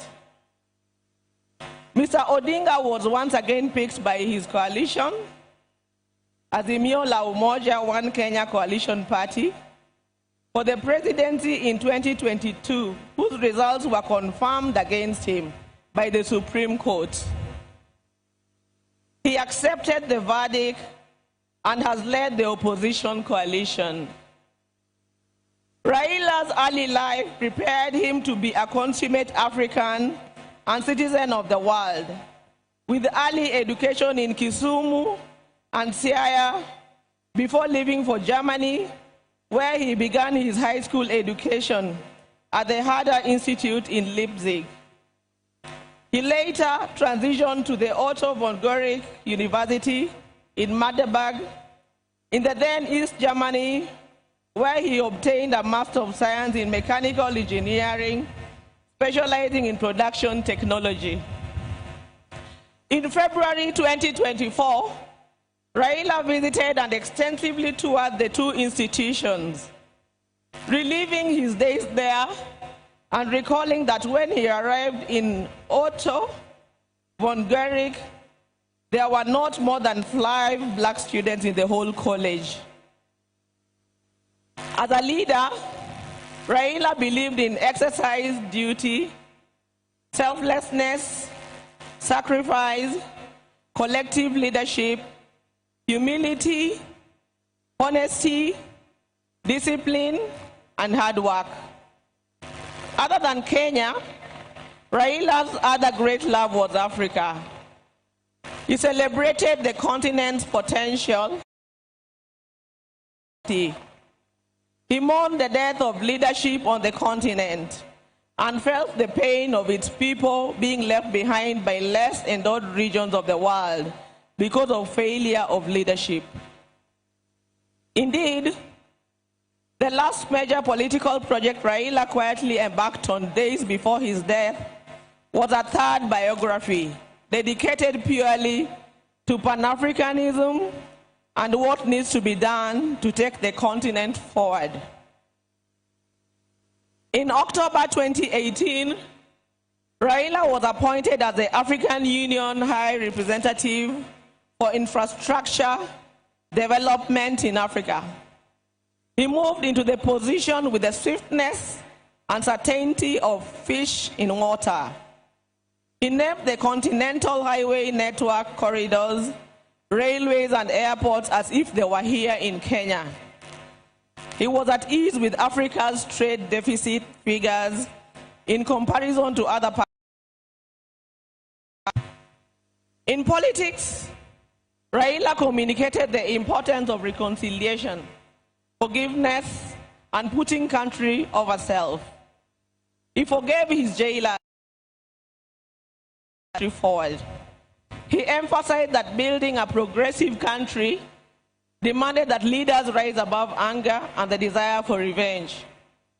He also believed strongly that the preservation of a nation requires the triumph of pragmatism over ideology. That when the nation is under extreme threat, leaders must embrace extreme compromise. He believed power was not an end, but a means to an end, and it should be used towards the desired end. He believed power should be used to ensure the existence of the nation, not the demise of the nation. He wanted power to be used to ensure progress, prosperity, and peace of any among nations, and not for any causes that would yield contrary outcomes. We will cherish Raila in the heart of our nation, and I believe in the heart of many African nations. Thank you. Long live Raila.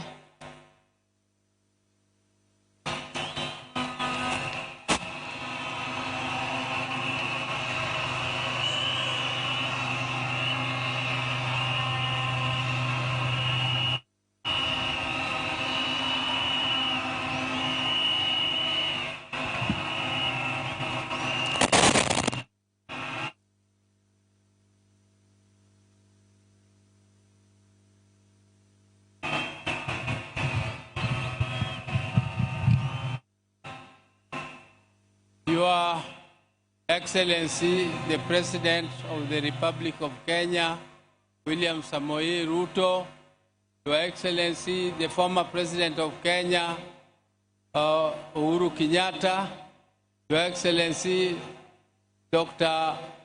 Obasanjo, the former President of Nigeria, and Your Excellency, the Deputy President, Professor Kindiki, and all protocols observed.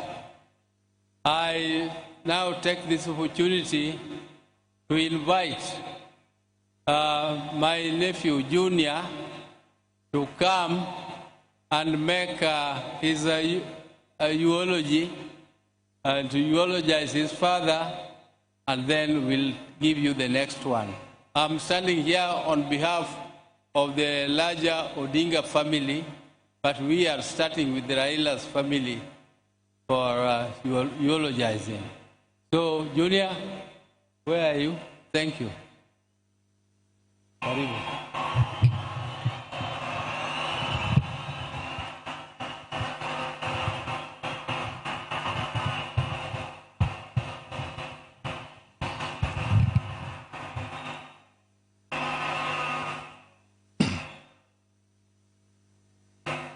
Josurwa, Amoso, Jokanyanyam, Amoso, Nikwa Ramogi, Wuntie, Kamano,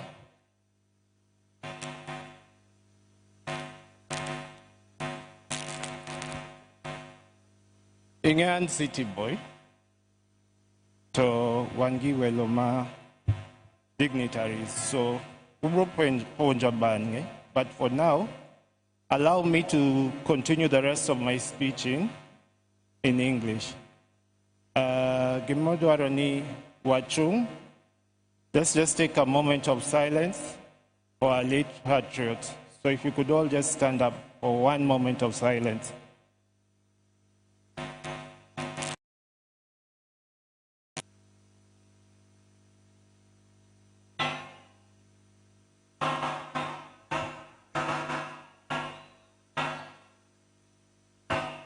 Kogalo. Kogalo.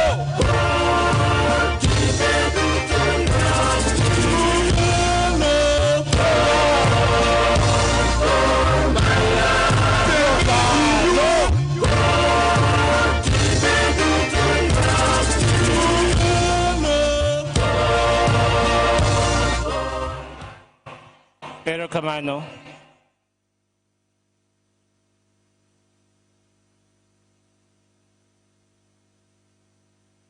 Your Excellencies, distinguished guests, welcome to Bondo 001, watu wa Pwani, karibuni County 041.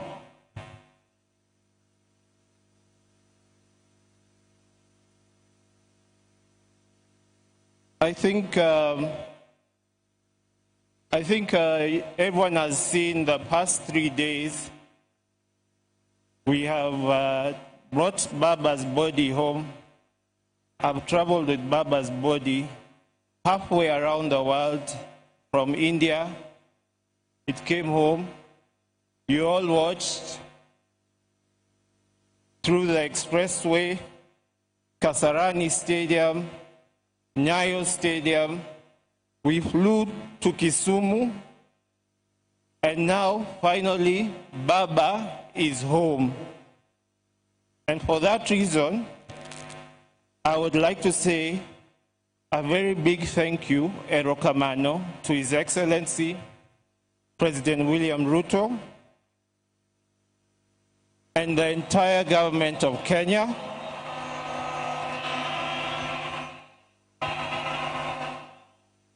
and the people of this great nation of Kenya.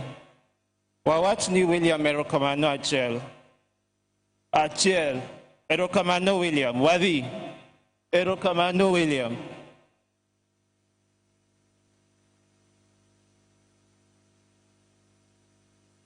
You can see me here.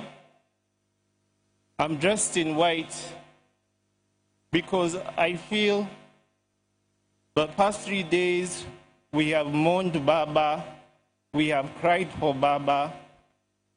I myself have been very exhausted, but I've stood strong. Nikech, I know that's what Baba would have wanted. And today, we're not mourning, we are celebrating a life well lived. We are celebrating Baba at 80.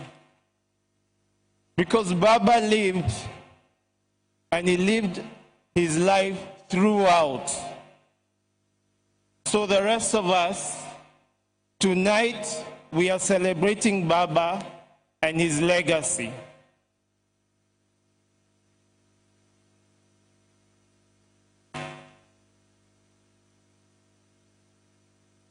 Before I continue, just allow me to invite one person up on stage. My sweetheart, my beautiful, my lovely Chungwa. Someone who understands me.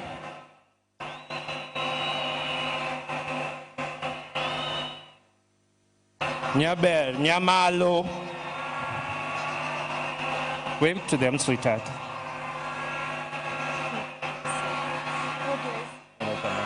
Erokamano.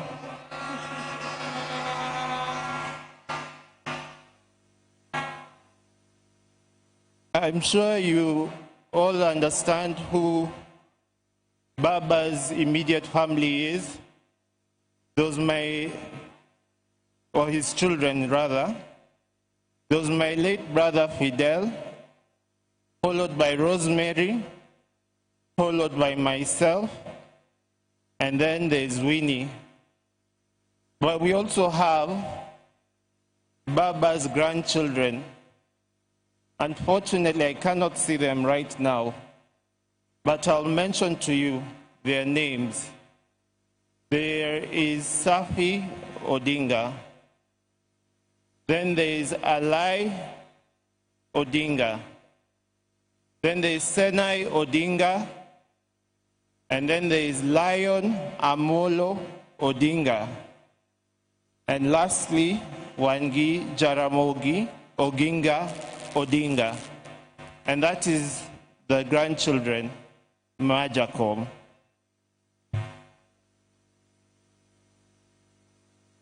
I'd like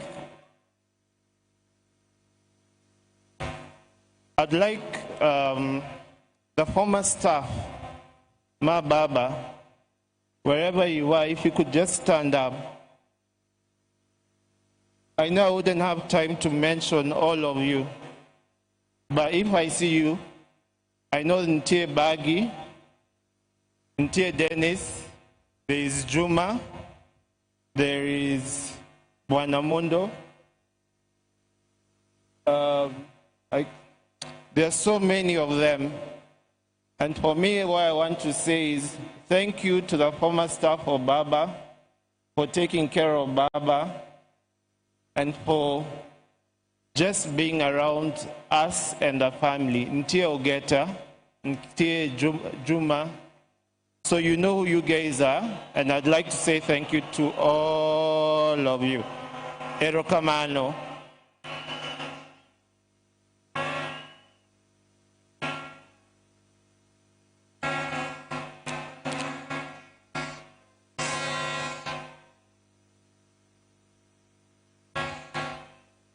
I want to finish.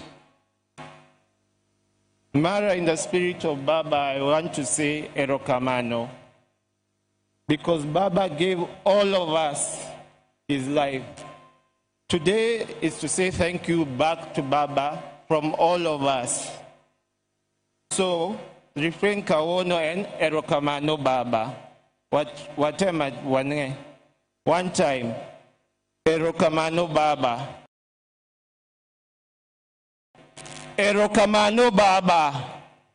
Okay. For Baba, you gave all of us your life. You stayed with us and you showed us how to live a good life. And for that, we are extremely thankful. Erokamano Baba. Baba, you left us with your Vitandawilis. We will miss them. Your joy, your laughter, and we will greatly miss you. And all the dancing styles that you used to have. Erokamano Baba. You taught all of us the Constitution and how to be lawyers and to follow and stand for what we know. I'm stammering like Baba. Erokamano Baba.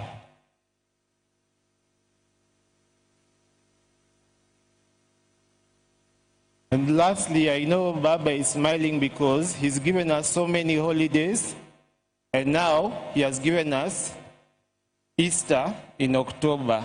So for that we are thankful. Erokamano Baba.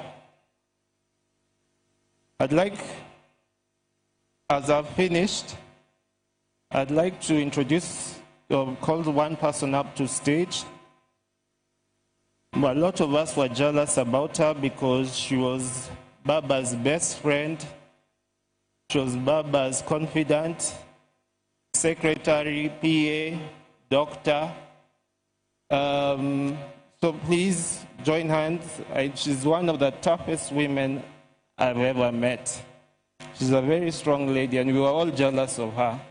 Please give a round applause to my sister, Honorable Mheshimiwa Winnie Kazi Odinga.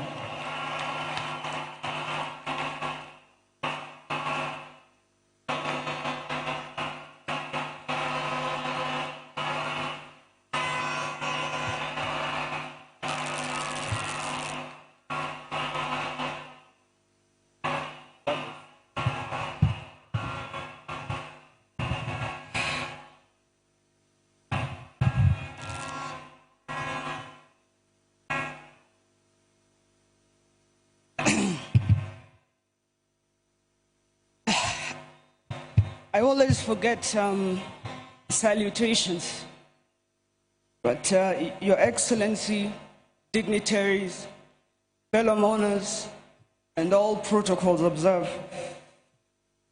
Good afternoon. Jotura, Untie,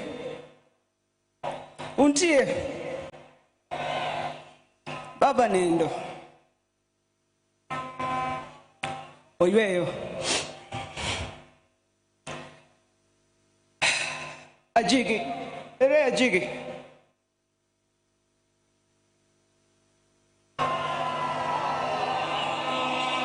Where is it?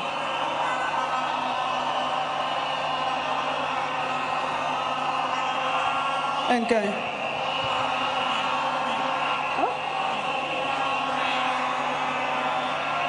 Viene acá.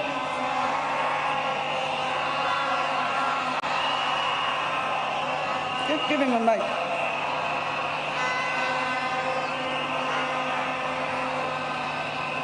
Give him a mic.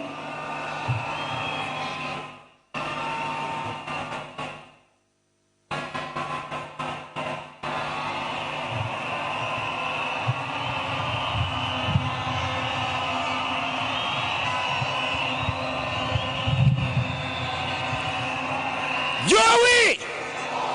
Joey! Go Joey Negwambo! Joey! Joey!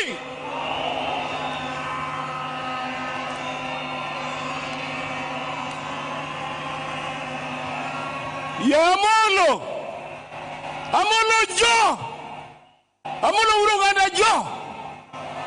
Amolo Jo! Amolo Jo! Ruto Jo! Wajumbe Jo! Agweyo mogik nikech Amolo kamora mora mane entie no luonga mondo agwe atimo niero kamano wini kuom timo gimitimo ni adwa ni mondo agwe na Amolo.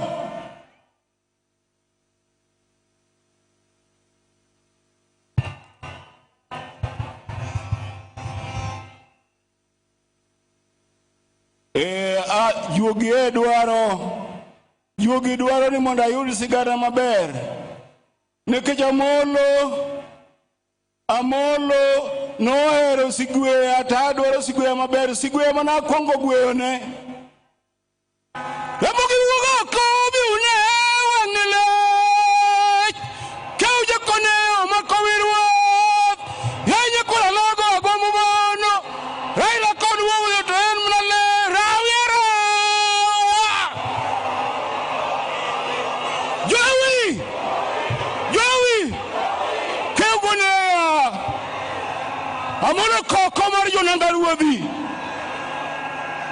Ramogi wuogo oko biune wang'ile kauja koneo makowirwa yanye kula logo agomo bono Raila kod wuoyo to en mnale rawiero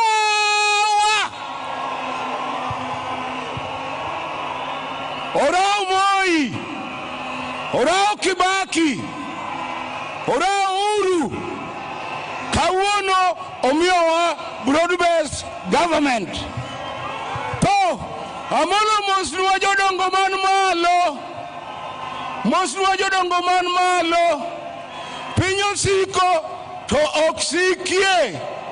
Obiajira unachulo kwa bono dikonyisa kuna veheda umachimani nyara kumkokote kwa jokalongni. Ajiki kovi amo.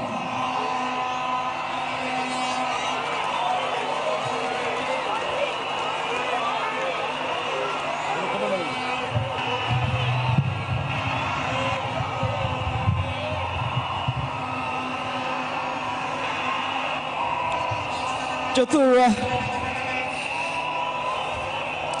ang'eyo ni un gi lit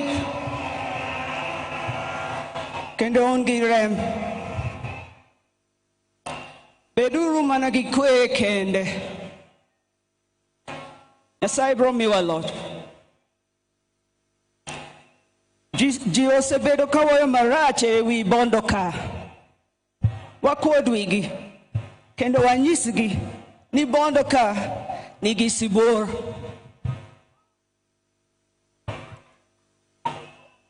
They wrote for me a speech, but today I have nothing to say. I want to thank you all, and there are a few people here I would like to specifically thank. To the staff of Baba, led by George Okong Opondo, Mr. Andrew Mondo, thank you for your loyalty and support. To Dennis Onyango, Keta Onyango, Morris Ocheng, Jack Nyamburi, Florence Olang, Ibrahim Auma, Jeff Foyer, Emmanuel Wanson, and others, thank you.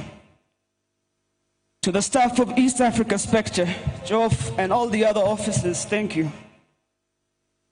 To Washington, Martin, Victor, Rose, Jackie, David, Caleb, Steve, Joanne, Joyce, and others, thank you. And finally, to the late George Odwor, Eric Ominde, Juma, and my partner, Morris Ogeta.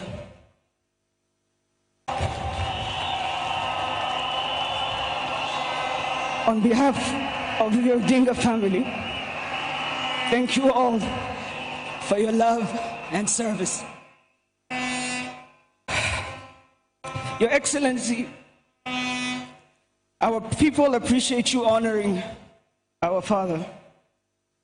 Thank you for standing with us. You should also know, in case you are wondering, I'm ready to come back home, if you are wondering. To all the leaders we visited around the world, I will return personally to thank you. Thank you, Kenya. God bless you all. God bless the Republic. God bless Baba's legacy. Long, the king is dead, but long live the crown. Thank you.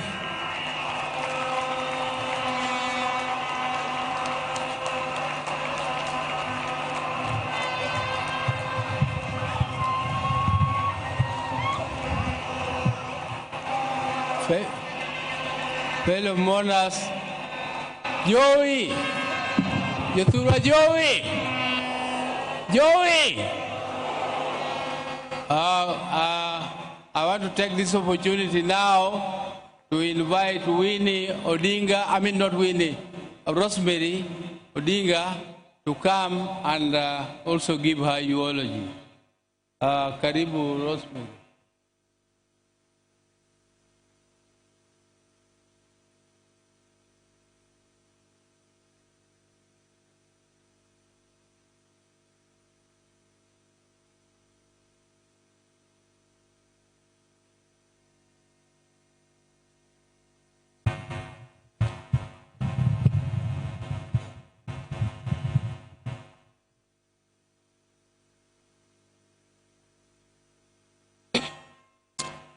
His Excellency, excuse me, the President of Kenya, Dr. William Ruto, Deputy, Dr. Kithure Kindiki, as well as Madam Kithure Kindiki, all heads of state who are here, all protocols observed, ladies and gentlemen, good afternoon.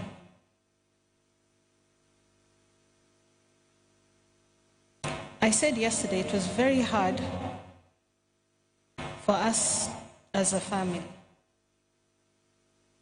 Nonetheless, the day has come, and I want to just share with you a little bit about who our father was to us.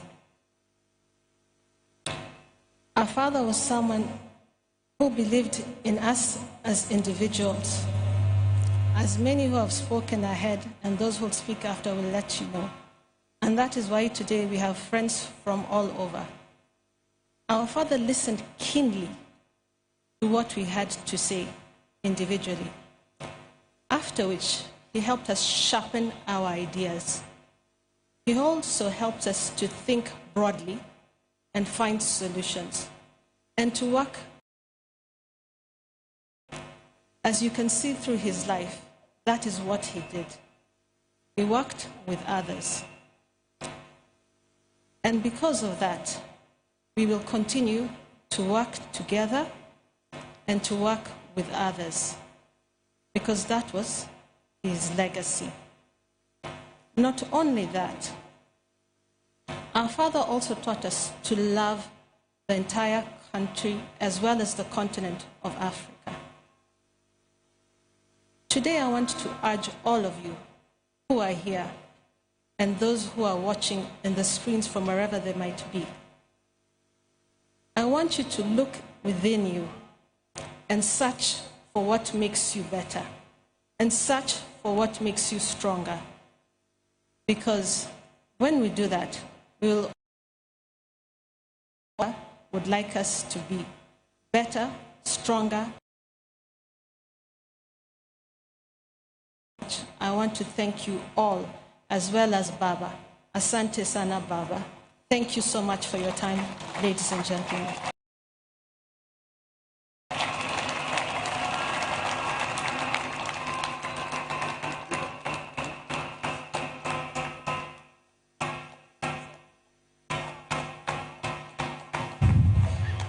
Now, I want to take this opportunity to invite my sister, Honorable Ruth Adhiambo Odinga, who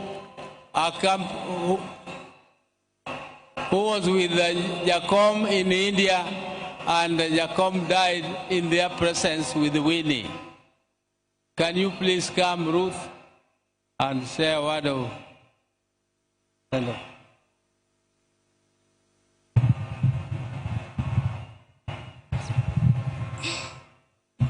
To His Excellency, the President of the Republic of Kenya, the Deputy President,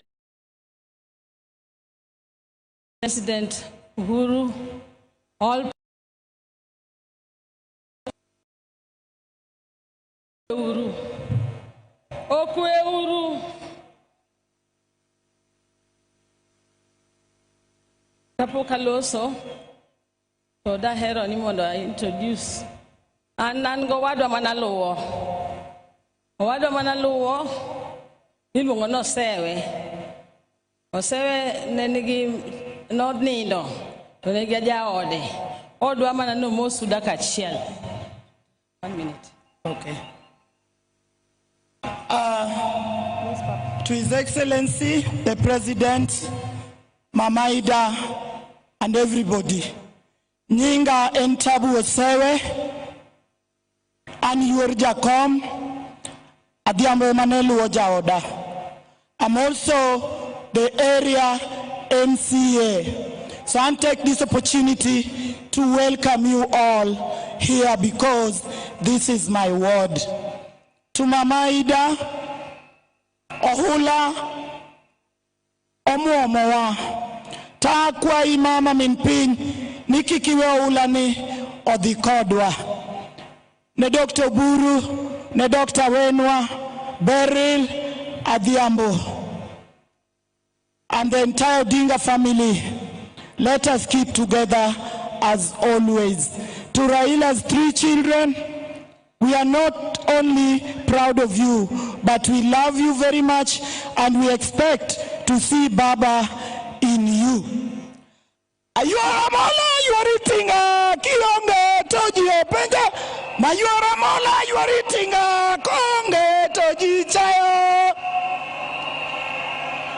Ayuara mola, you are eating kionge toji ocha. Mayuara mola, you are eating kionge tojogi kinya. Joey. Thank you very much, everybody.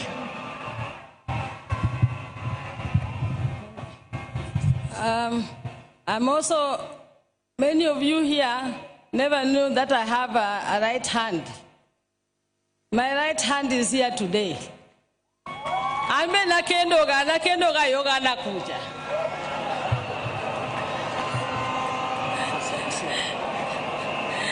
We mono mosu di chiel, then manada ila mano miyago. Most 1 minute. Just say.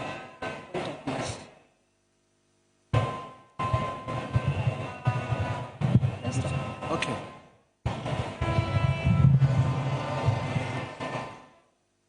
Jambo. I'm pleased to be here with special greetings from Ghana and from the Buzia family and the royal family of Winchi to the great man who is lying down there, and I'm so pleased to be here, a man who stood for justice for the whole of Africa. So I'm so pleased and honored to be part and parcel of this process, saying a farewell to one of our finest and greatest. He was a fine person with a finer mission and the finest vision for our continent. That's why we're all here today, and also here with the family. Thank you.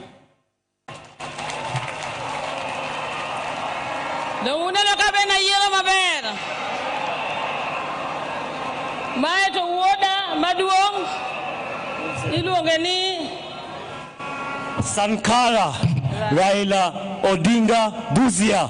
Joey! Thank you. My water Martin, Achakena Gola was my third born brother. Alongoni Papa, Patron, Antrogo Macho Go, Korago Imos, Winter. I go Imos, Aerocommano. Thank you. You can go and sit. Yeah. I will delete and get back. Raila Mola Nyatiwa Ninja no Siepna. Nekitwa chal. Upon Tatuan. Konwa Rekata. Samoro we are not take to Marabete. Molo. Luo Wodoginga. Gimeri. Hey, Nyatemo Totama. Baba Nyasai no heri. Idi Roginga wonu. Idi Irmeri. Imos Gidute, Mos Tobias, Imos Albat. Imos Mwodo Galogo. Iwe Nise Chandria Hinya. Ichandrine Kenya to Kenya no Kanekata. Wodo Dingi Chandrine Kenya. Itoki Chandrine Kenya. Ada Diwa.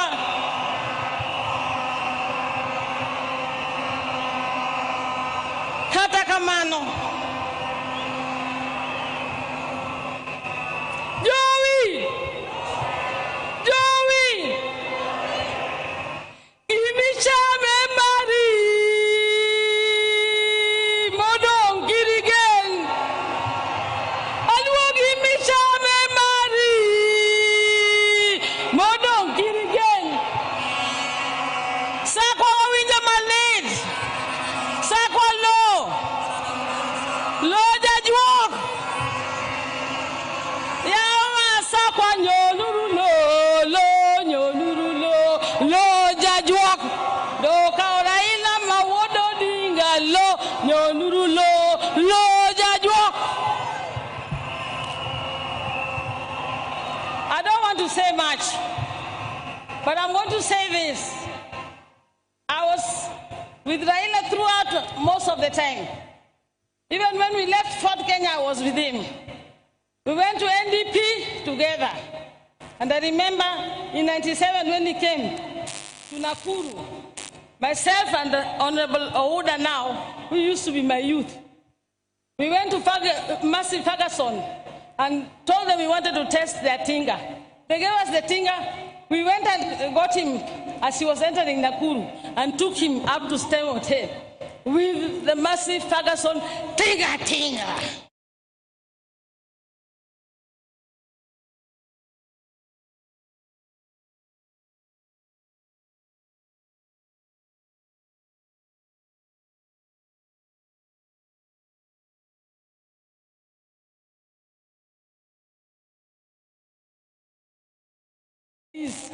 I went living in Uganda, Tanzania, and ended up in Zimbabwe. When my brother was supposed to be taken back to detention in 1990, he was asked where he wanted to go. He said, I'm going to Norway to my sister. Raila became a refugee in Norway, staying with me, Ruth Odinga. I'm just saying this to show you that this was a stoic man.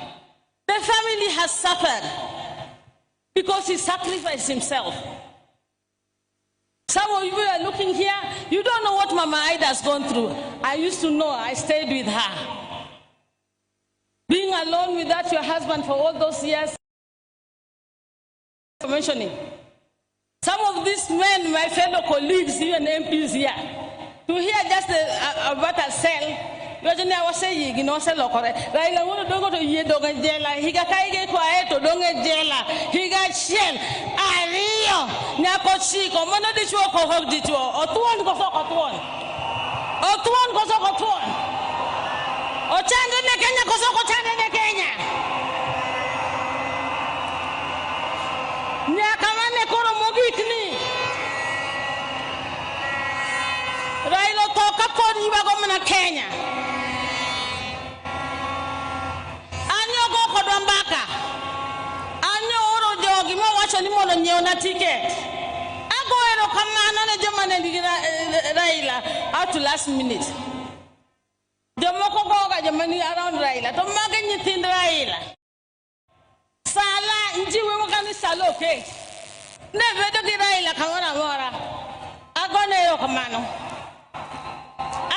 Kamano Neogeta Maurice Ogeta Maurice walo analuongera ni ground and ground Nyocha nyise Ogeta saniti ne chopa iwa ground chieng ni duoge yuda ground Ogeta kinwanyi neno gi Dr. Lunya giwini nyaka wuod gadhiambo Tuan Raila kakoro nindo pinjo kama okika wondu onge gimate. Wako nikoro baba zigikwe. Okno yotnwa. Toturwa. Anamor na nyuchul monga laktar mako dinga. Ane laktar mati dujite chakre Dr. Burma wado manikani. Nyamera moni chanan go India. Ilongo ni beri la chiengu. Odo tuo ko nyachop. Tonya mera kane tuo to monya open in be safe in the laktar kano dinyo oro na ticket monda dia red code kaka laktar ana wona neno kaka la molo dingo so na tiwa digi kwe. And what you said about our party must remain.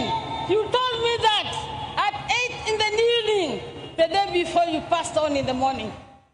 It was a weak party. We must be united. ODM must be united. And it must be strong. And if it is not strong,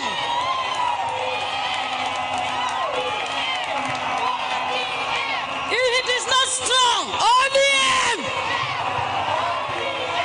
ODM! ODM! ODM!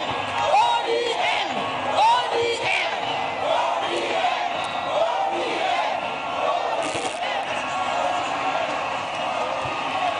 ODM must unite. We cannot have an ODM in Guinea-Wuko, another ODM being led by some other people, another ODM being led by a few people who think they own the party. ODM belongs to all of us. Some of you who want to take it now don't even know how we started ODM. ODM in Marwa. And we are going to go to any negotiation table with a strong, united one ODM. That's why I want to beg you more.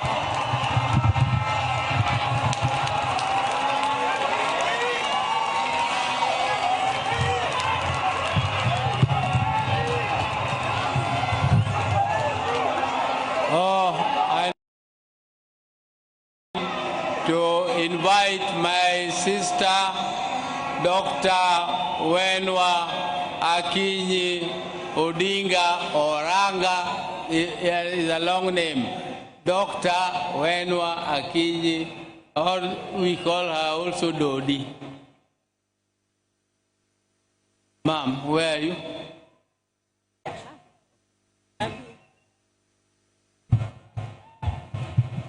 Thank you. Thank you, Your Excellency, William Samoei Ruto, and all protocol observed. Joturwa, and when Wakinyi, Manyamin owadgi Akinyi. Usewinjo ga nying no? Usewinjo nying mano owadgi Akinyi? Ani Akinyi no.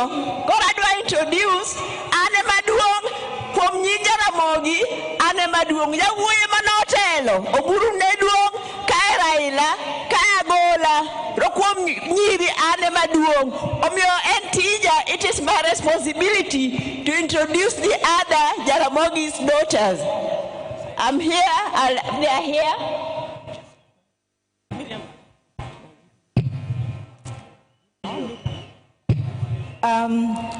All protocols observed.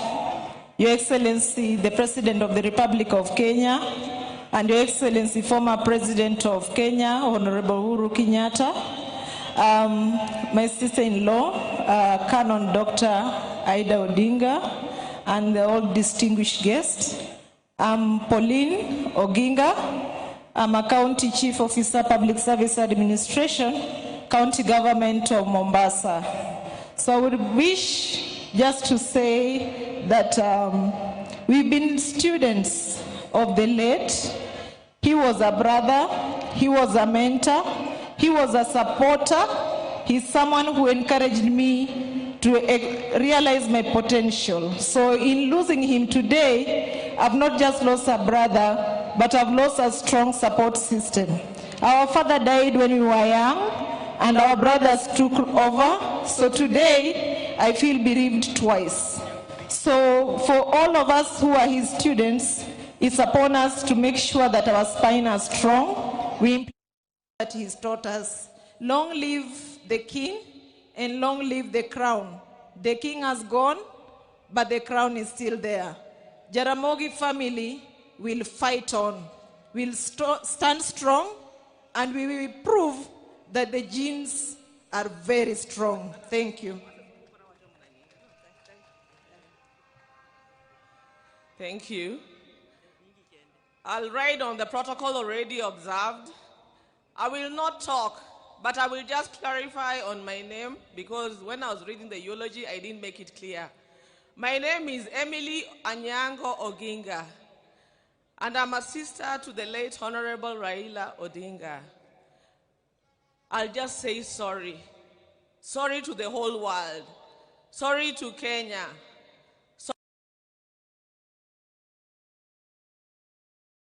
Well, Jakawur, Erokamano. So I also have my people here, my children. Let them introduce themselves.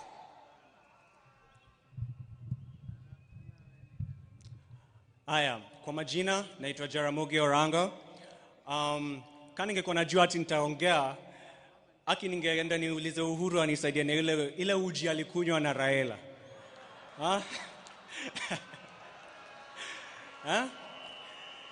Juu sasa siwezi simama hapa niseme ati naogopa kuongelesha nyinyi wote.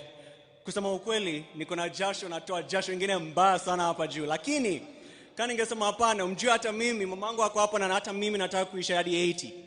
Mimi nataka kufika 80, na kama nimesema ati sitaki kuongea, hata mimi mngeniweka tu pale tu. So mimi nataka tu kusema kuna tu mtu mmoja unajua Raila ni mtu, labda ulikuwa unampenda ama uko unampendi, lakini ni lazima ulikuwa unamheshimu. Hivi tu vile tunapendanga kupinga serikali, unajua ni huyu mtu ndio alituletea hiyo, he gave us that ability to do that. Na sitaki kusikia ati uni mtu sijui alikuwa anapenda ukabila ama sijui nini. Kuna kitu kama hiyo. So napenda tu kusema asante kwa baba, na nataka ku pass my condolences kwa Auntie Aida na kila mtu mwingine. Asanteni sana kwa kukuja na kwa kunikusikiza. Asante. Thank you.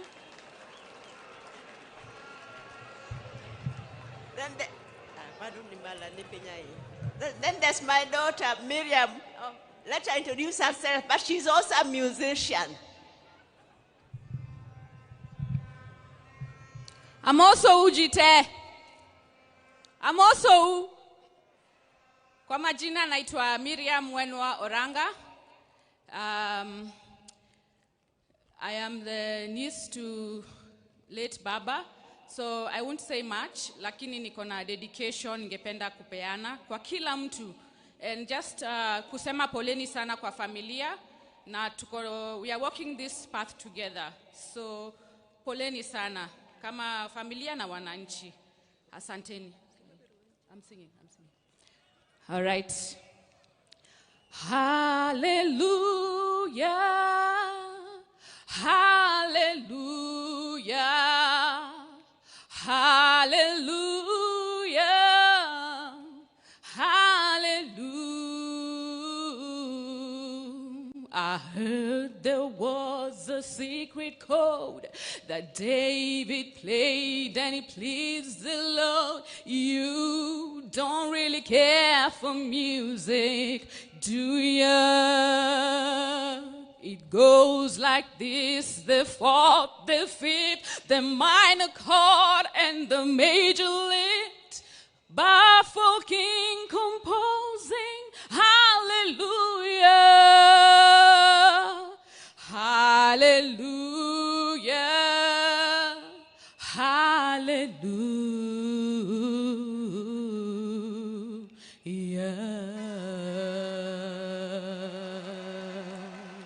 Rest in peace, Baba. Asanteni sana.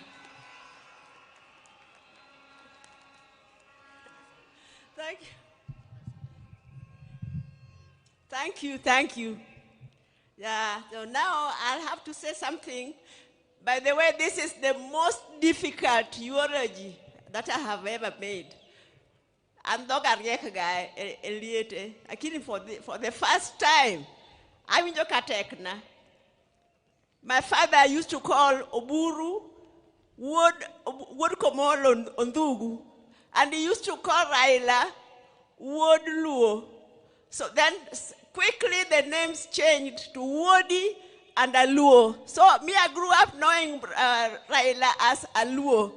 Oburu was mostly away in school in South Nyanza. He didn't spend much time with us, but Raila would be left to look after us, to cook for us whenever my mother was away. And then Oburu said the other day that Raila liked news, even from the time he was a little child.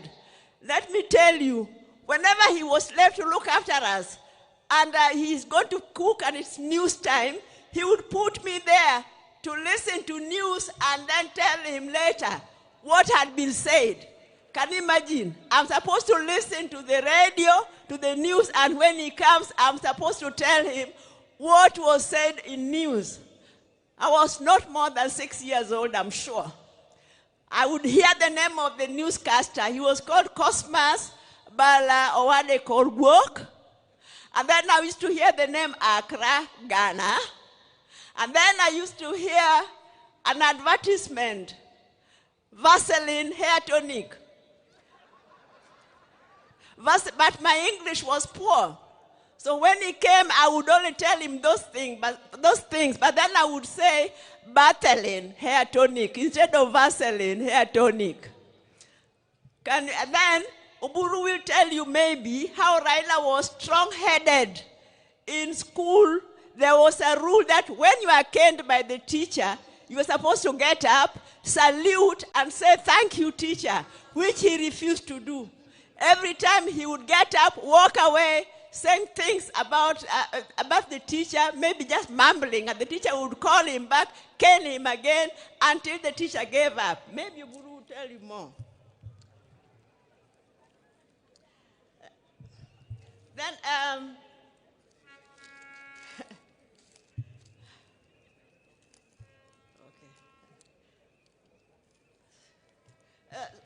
so Raila was a very, very disciplined. When he was a lecturer at the University of Nairobi, and also later when he was a director with Kenya Bureau of Standards, staying in his house was a nightmare. He would wake us up at 4 a.m. No matter what time he went to sleep, there would be a commotion. He's already going to take his morning jog, and maybe take the dog also for jogging. And then by 6 a.m., he's ready to leave for work. He was working at the Kenya Bureau Standards. So when you're working under him, you could not be late, because if your boss is already there after just at 6 o'clock, you cannot even lie that you are there on time. And he introduced an attendance register. I mean, you had to clock in. You had to clock in, and he knew exactly what time you had come. So, the third one, the fourth one. Sorry. Then, let me say that as a family, I know most of you won't believe it, but we also used to have our differences. We have, even now, we have our differences, and we can have very hot arguments. Raila and I, sometimes we used to have very hot arguments. You'll see that when he's telling us, he's trying to explain some of even his political moves, he'll be looking at me, because he knows me, I would not spare him. I used to tell him whether he wanted to hear it or not. So one time he came to my house, and then we were having a hot argument until my maid thought we were going to exchange fists. And he went to the toilet. I could hear him. Go walk, which going back to the cat, I've refused, adagi. And then you can't believe it, that the following day, we were talking on the phone, laughing as if nothing had happened. That's the way he was. He was magnanimous. He was forgiving.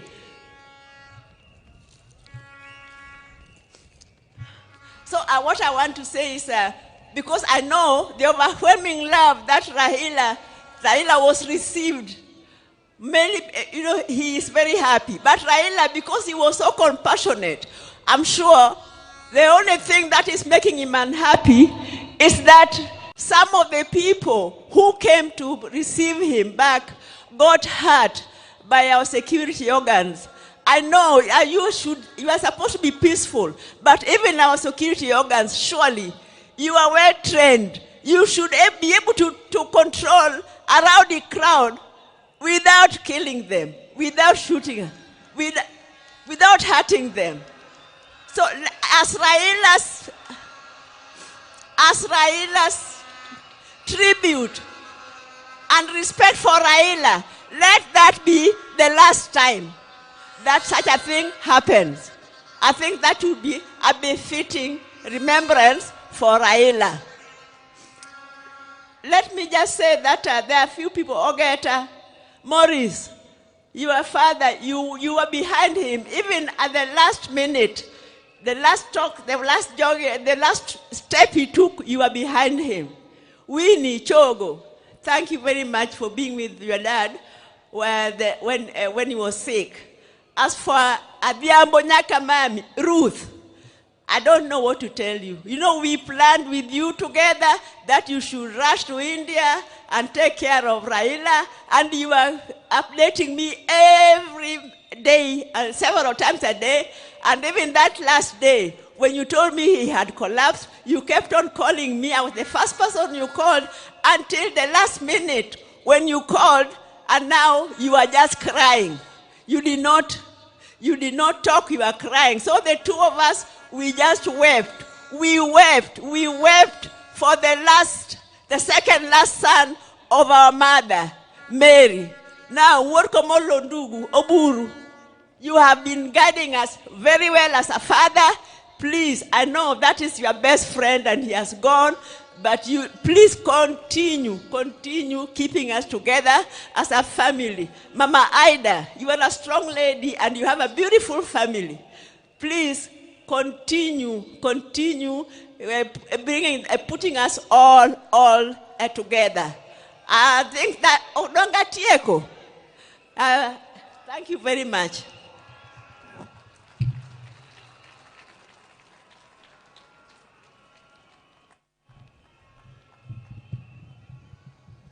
Yeah, thank you, my sister. I now want to take this opportunity to invite Taurei, who is the son of my sister Achieng, and Achieng is not able to come because she is a bit indisposed, and she is bringing her condolences through her son to Taurei to tell you one or two things.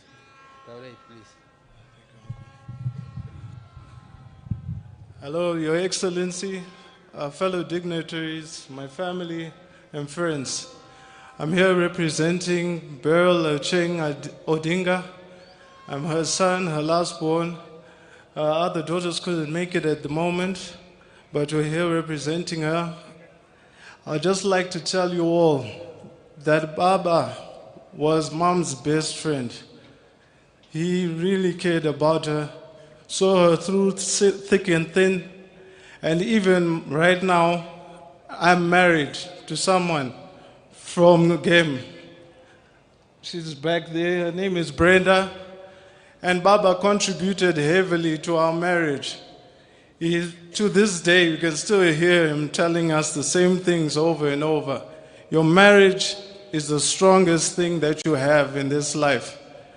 And I just want to thank him for that and everything that he contributed towards our family. Thank you.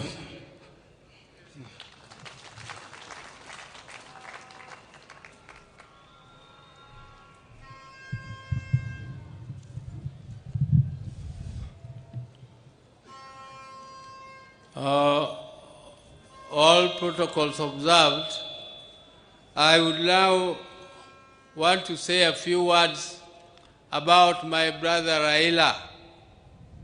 I want to tell the mourners today that I have lost my best friend in life. I will never have any other friend like Raila. And it is with heavy heart that I stand before you to mourn him, and I really feel like not saying anything because my best friend is gone. I would like to tell you people just a little bit about Raila. I cannot say it because it is too much. I cannot tell you. It can take the whole day. But I want to tell you that from childhood, Raila was a very, very caring boy. But he was also very principled. If he felt that he was being misused, he refused. For instance, one time, my father used to live in Kisumu, and we were living with my brother Raila in Nyamira here. And we used to go to Maranda school every morning in the dews before we reached school. We reached school when we were very wet.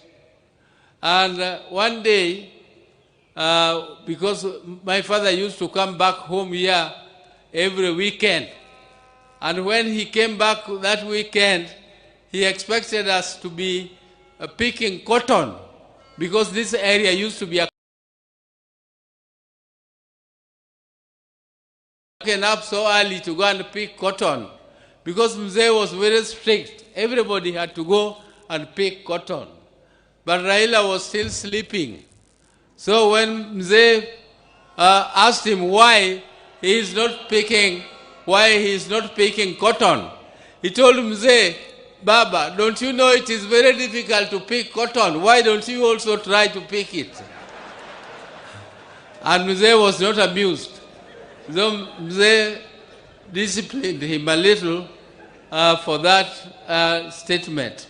Again, the other time, my mother was going for a funeral to Alego, and he went to school and asked permission so that we could look after our siblings, the children, who are my sister Akinyi, who has just spoken here, and the other Achieng, whose son has spoken here. Those who are still small kids. So when we missed school for one day, the next day when we went to school, the same teacher gave us a lot of beatings, why we missed class. But my mother was not amused. So my mother went there to quarrel, but before then, when this teacher was disciplining us in class, he expected us to salute him after he has given you the beating. You do the saluting. But Raila refused to salute the teacher. So the teacher was not amused. The teacher called him, come again for another beating. He came back, and again the teacher gave him another beating. He refused to salute. The third time, when the teacher gave him the last beating, he told the teacher that you are caning me for nothing, and my mother asked you for permission. So don't cane me again. And I can tell you that my brother also liked school. He liked school and he never missed school. Unlike my other brother, Agola, who did not enjoy school very much, but whenever my father put him to discipline, he went to school and studied, and that time he becomes number one. So can you imagine somebody who is a bottom and next term he is number one? And Raila was always number one in class during those days. And Raila loved sport so much so that when we came back to Nyamira, we had a field where we were practicing jumping, we were practicing pole vault, we were practicing triple jump and other athletics. So Raila became a member of the management of the Athletics Association later, and he was a great lover of football. His team was called Arsenal. Raila was and he was also a patron of Gor Mahia. He also became a patron of Gor Mahia.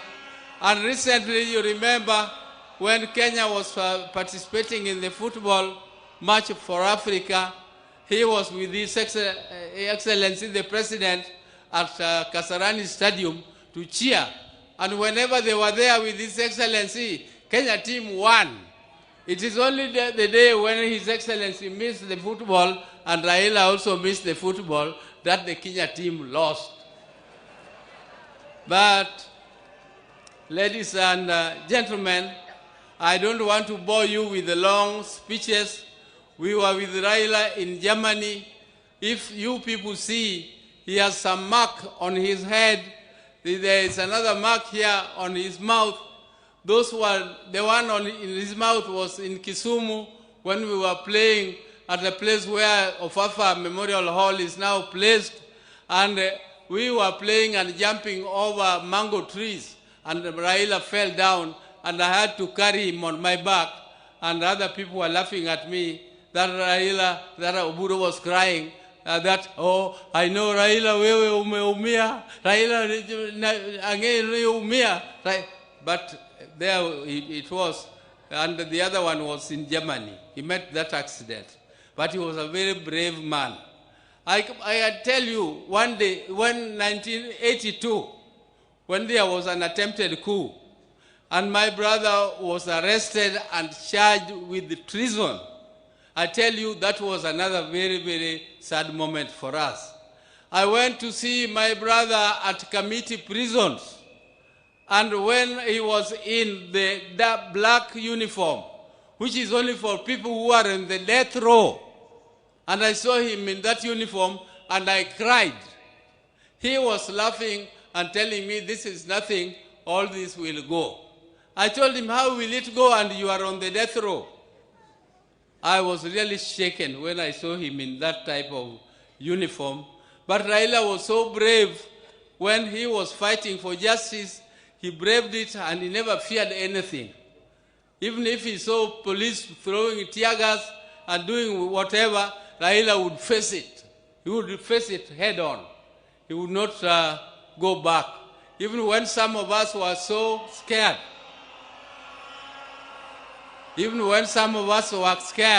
Raila would go ahead and continue. So, ladies and gentlemen, I want to thank these people. First, I would like to thank His Excellency the President, who has stood with us right from the time I told him that Raila was sick. We were with him and Raila, we sat down and we organized and he agreed. And he is the one who organized the transport which flew Raila to India for treatment. I also want to tell you that the president kept a vigil and he always checked on Raila to know what was happening with him. The day Raila died, I first of all called him and told him he was in a very critical condition. I was told by my sister, Akinyi, that Adhiambo had called from India. So I called Adhiambo, and then within no time, Akinyi told me again that Adhiambo called and Akinyi was wailing. I called the president again and informed him, and he was very sad. But he organized everything. All this arrangement would have been too heavy for the family. I don't know whether I would have not collapsed if this was placed on my shoulder to take care of this big crowd here. Thank you, Your Excellency. Thank you. I also want to thank the chairman of the National Funeral Committee, Professor Kithure Kindiki, who tirelessly worked and made sure that everything was organized and well arranged as it is now. I also want to thank the security. The security which did this, the army, all the armed forces, all these are under instructions of the president. Thank you again for all that you did to us. I also want to take this opportunity to thank Honorable Musalia Mudavadi, who led a team to collect the body of my brother Raila from India back here home, and he was accompanied by the ministers, Mukomen. Thank you very much, everybody who was in India to bring the body of Raila home. You did well. My special thanks go to Dr. David Olunya, who is a personal doctor of my brother, and he has been with him all through. He went to India, but he has been with him even earlier than that. They were together in Dubai. They were together at Nairobi Hospital. So thank you, David. Thank you for everything that you did. I also want to thank Ogeta. Ogeta is our relative, Enyake Waka. He is the one who was taking care of Jacom up to the last moment when Jacom took his last breath. I also want to thank Jeff Oyer. I want to thank Winnie, particularly Winnie, the niece. Winnie is a very brave lady. She was there with Jacom when there was a session in Arusha where they were supposed to go for a session. I asked her, Winnie, are you not going? She told me, then she just pointed at the father and said, him. I'm not going because of him. I have to be with him. And that is before Raila went to India. And she was there from that date. She took care of her father, and she was very, very, I think she was very caring. She did everything that is humanly possible to do. Thank you, Winnie, for everything. And my sister, Ruth Adhiambo, who also bought a ticket and went to see Raila. She sought her own visa, and she went there, and she was with him up to the last minute. Thank you, my sister. Thank you very much. I also want to thank Okech Sala from Migori, who was very close to Raila. He had arranged all the tickets, and he was with Raila all through. Okech Sala, thank you very much. I want to thank the National Assembly, Speaker, the members who also organized and went to collect Raila's body, Aaron Cheriot and Junet, Honorable Junet, though he did not go, but the majority leader in the National Assembly. And I also want to thank all the visitors who have come, and Your Excellency, the security which has been taking care of Raila. I would like to plead with you. They have done a great job. They have kept vigil and they have been there for him all through. So, Your Excellency, please give them promotion 1 grade. Just 1 grade won't be too much. So, with those very many words, I would like to now say bye-bye to my brother, bye-bye my best friend, bye-bye my confidant, bye-bye my everything, my advisor. And I would want to ask God the Almighty to put your soul in peace, and please greet for us our people who went before you, my mother, Mary Odinga'S, my father, Jaramogi, who went before us, and all our siblings who are there, and all the great leaders who are your friends, like Julius Nyerere. Greet them all for us. Thank you. May God take care of you, because you are a good man. You are a good man and a truthful man. Thank you very much. Thank you.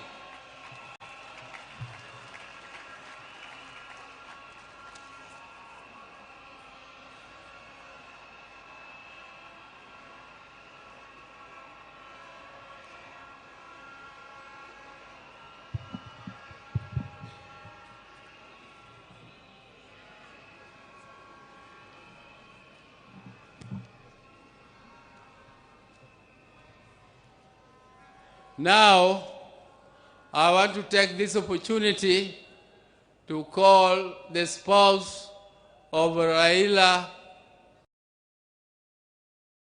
She became more or less a widow when Raila was detained. At that time, Raila was only 37 years old. And this lady was younger than that. And some of you are so hot, you could not have.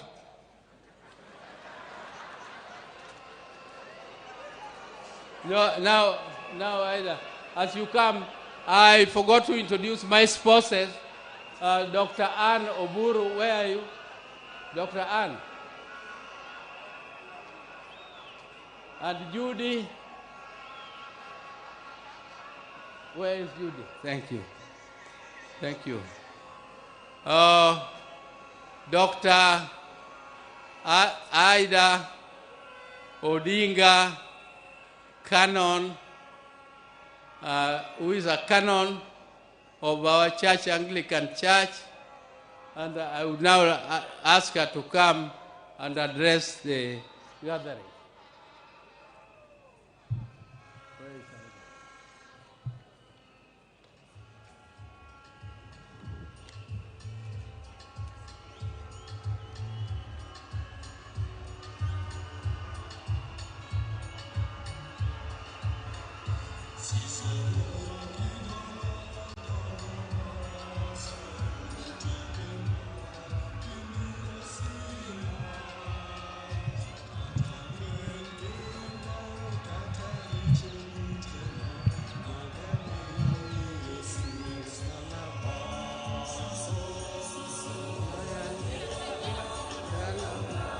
Sayun timbe mag bini osina katalwen genga kataricho butona magawe yoni yesu dokoro imadi mona donjo edala kuriri gimadi gengna katalwen genga kataricho butona magawe yoni yesu emsalaba koro ere gimadi mona donjo edala ere gimadi gengna katalwen genga kataricho butona magawe yoni yesu emsalaba.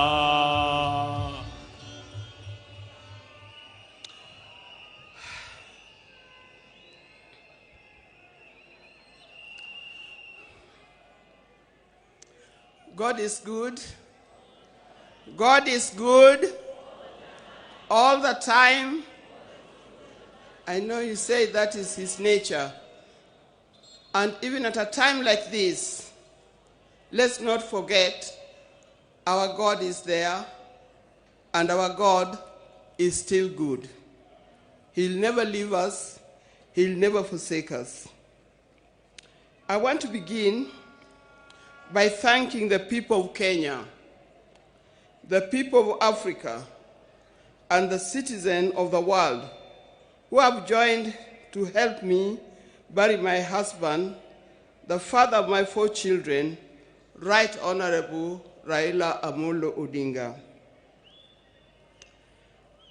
I never imagined that this would fall on me to lead the family and the world in burying Raila. I hoped it would be the other way around. With pain, without lamentation, I accept the will of God. I want to thank the President of the Republic of Kenya, His Excellency, Dr. William Samoei Ruto, and the government for going out to accord my husband, our father, Right Honorable Raila Odinga, such a dignified send-off. Indeed, in this part of the world, we've never seen something like this. We've never seen a dignified send-off like what we see here in Bondo. Mr. President, thank you very much for according Raila this kind of send-off.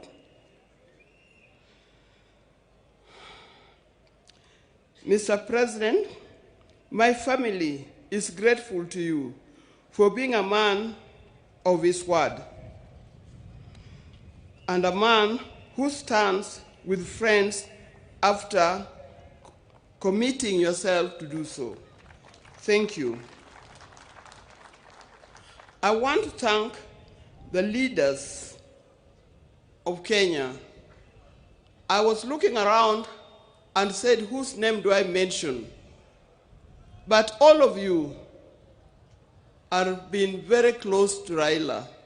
When I look back, I see people who are very close to Raila as friends and colleagues in the life of Kenya. I want to thank specifically former President Uhuru Kenyatta. He's a true friend. He stood by us.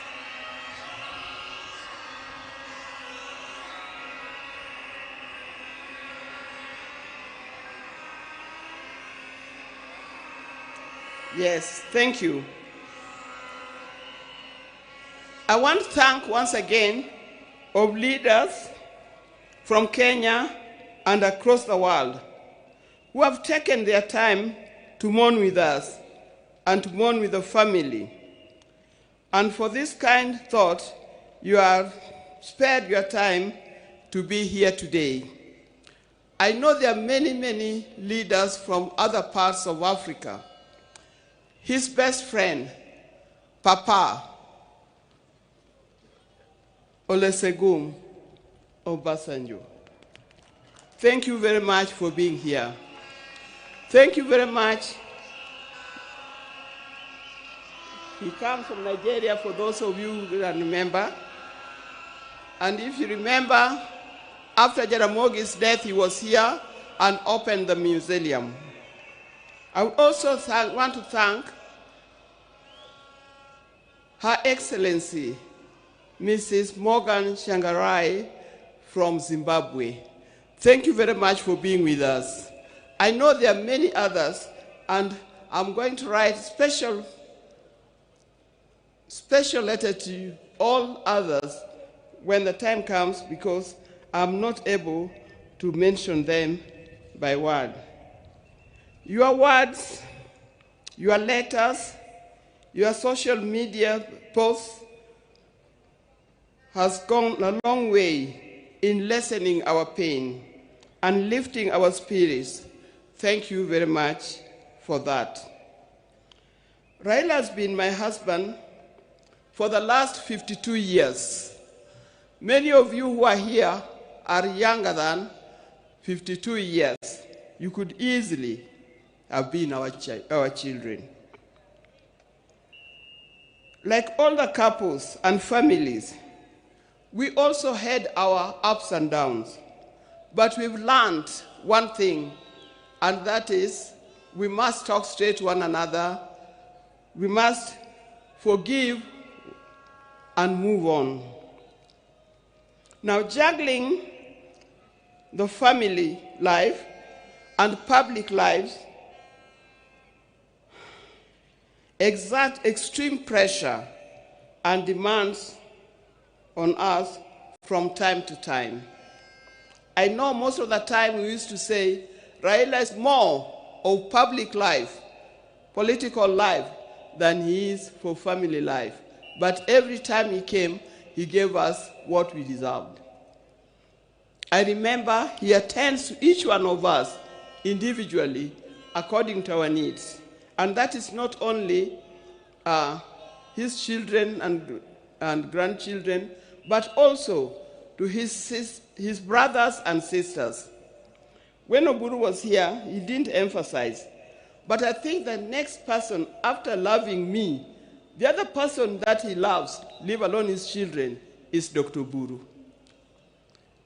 Raila would not do anything without consulting with Dr. Buru. And if you wanted to know more, and you wanted to get to know what he's going to do, you had, if you are clever, you talk to Dr. Buru first to talk to him, so that he softened the way for you to talk to him.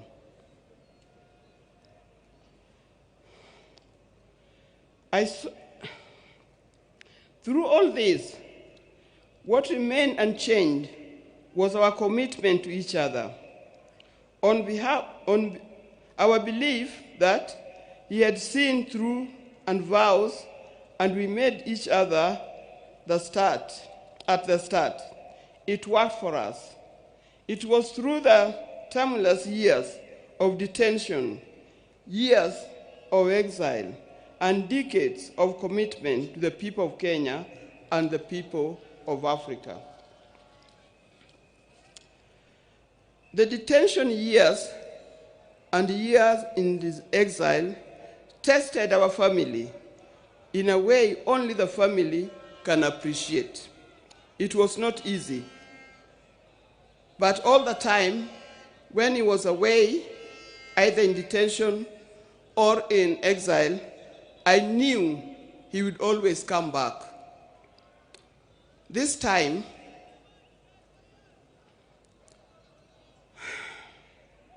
I'll have to join him wherever he has gone, because he'll never come back. But the spirit lives on. When I first met Raila, some 54 years ago,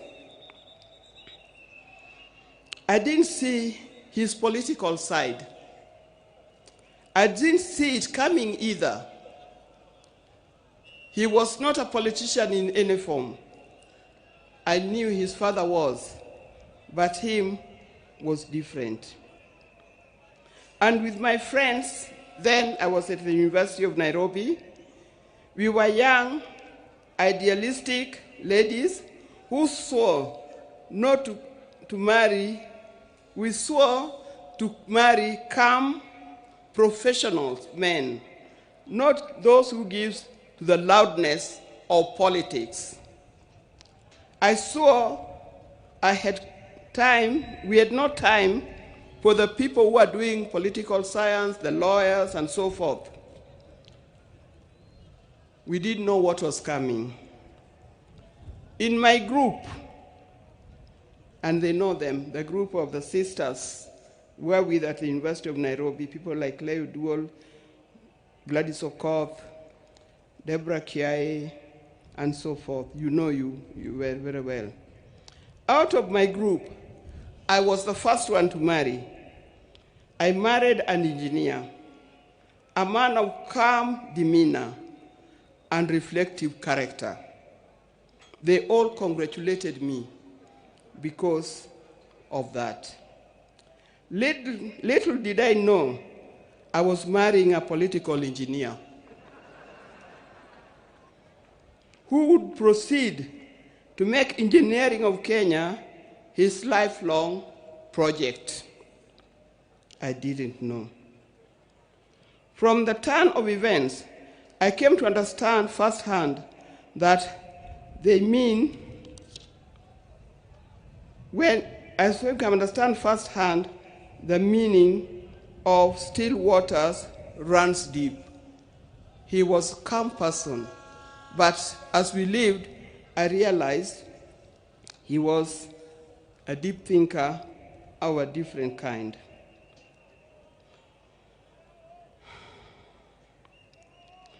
From this turn of events, I come to understand firsthand that Raila was not just an ordinary engineer, but a political engineer. I evolved, adapted, and handled challenges that came my way, courtesy of being Raila Odinga's wife. And those challenges were many. I know if you are to ask the spouses of these politicians down here, they'll tell you the challenges are many and not easy to cope with. I learned that if you're a spouse or politician, inherit his friends, but don't inherit his enemies. Why do I say this? Because you'll be standing there, you'll be sitting there at home, thinking so-and-so is an enemy of my husband, because he belongs to a different political party, or he comes from a different area. I tell you, you will be wrong. Don't inherit in his enemies, because tomorrow you'll find that those people that you thought were his enemies are his best friends, and you'll be left out. Be careful when you are handling his friends. Inherit his friends, but his enemies, let him deal with them the way he made them.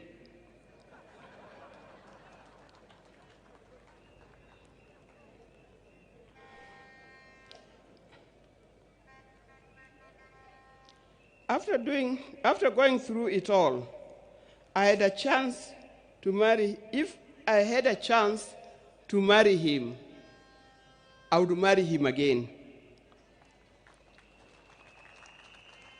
I would be happy to do it. But this time, I would marry him knowing I'm marrying a politician, not just an engineer only.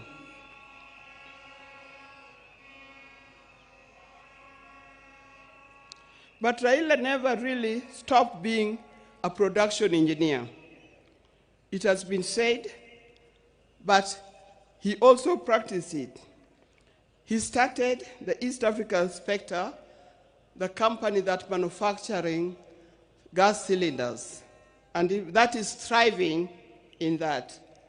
Those who are working for East Africa Spectre, please try to keep up his legacy of making it a real big industry that Raila intended it to be.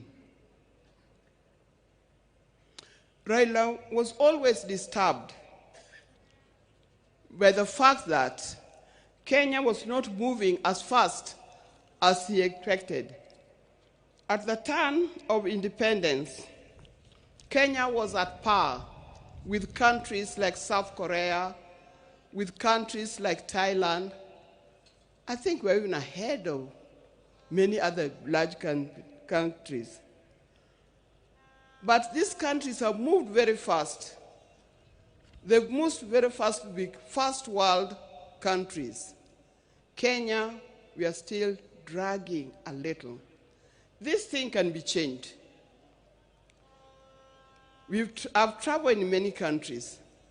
In 1995, during the International Women's Decade that was in Beijing, we went to Beijing, the women of the world went to Beijing, and what I noticed that the tallest building in Beijing was a 4-story building, and it was a hotel.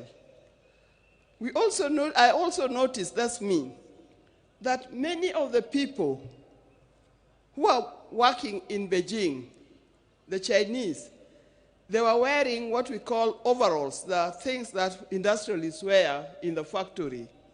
They were either yellow, red, blue, green, or any other. And everybody was moving in a rickshaw. Go to Beijing today, you can see a different world. It can be done. Even in Kenya, we can change it. With hard work, determination, focus, we can change our country. And as I'm talking here, I know we have leaders here. Please focus in changing the country. Let's not seek leadership to enrich ourselves. Let's not seek leadership to acquire wealth for ourselves, but acquire wealth for Kenya and acquire wealth for our generation to come.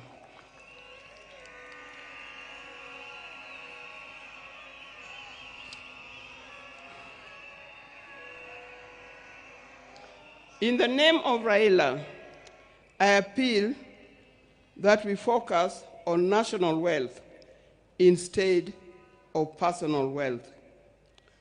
I appeal that we work on quality education, education that will lead us to be people that God made us to be. I appeal that we have our nation in order, correct our health institutions so that it gives us the kind of life that we need to live. There are many others. Dear Kenyans, today I surrender Raila to friends, family, and patriots who went ahead of him. I surrender Raila to eternity, and I surrender Raila to all the ages. I know he's comfortable where he is. I know he deserves to be in the company where he is. And I pray that when my time comes, I'll join him there in heaven realms.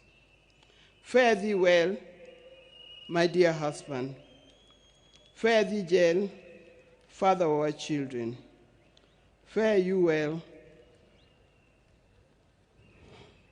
the friends of many. If you were to start again, I would be there with you. Thank you, and may God bless you all for being here.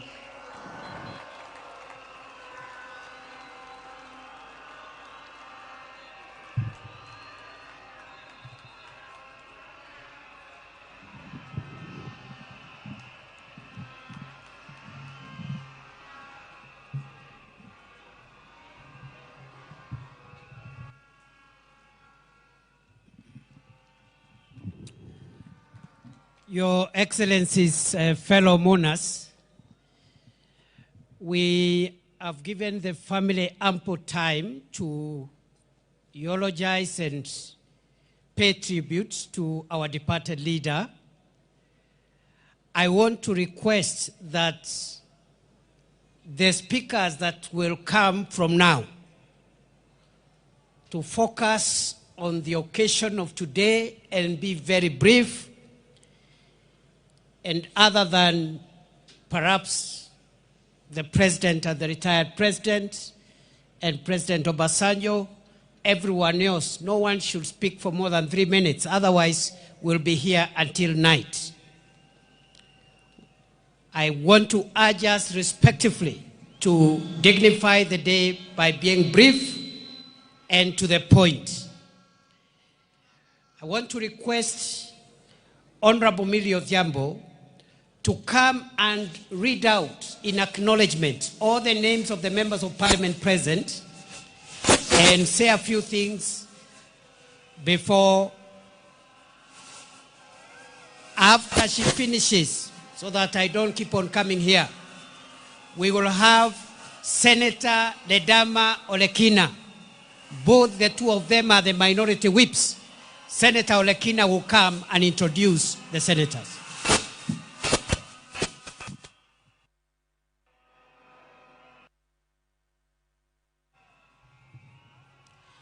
Your Excellency, the President, Dr. William Samoei Ruto, all the dignitaries here, Mama Ida, the smaller family of Baba, and the larger family of Baba, including the international family, I greet you in the name of our Lord God Jesus Christ.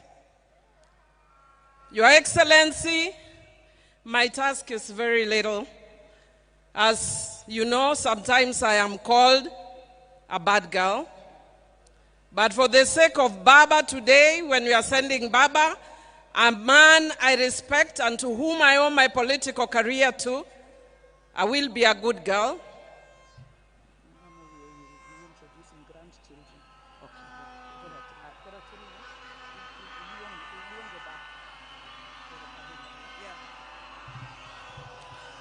Thank you very much. I told you I'll be a good girl and I do what I'm told. So before I go on to introduce the members of parliament, because that's how good I'm going to be, I'll request Honorable Dr. Ida Odinga to please join us back on stage. Karibu Mama and pole sana. We are with you.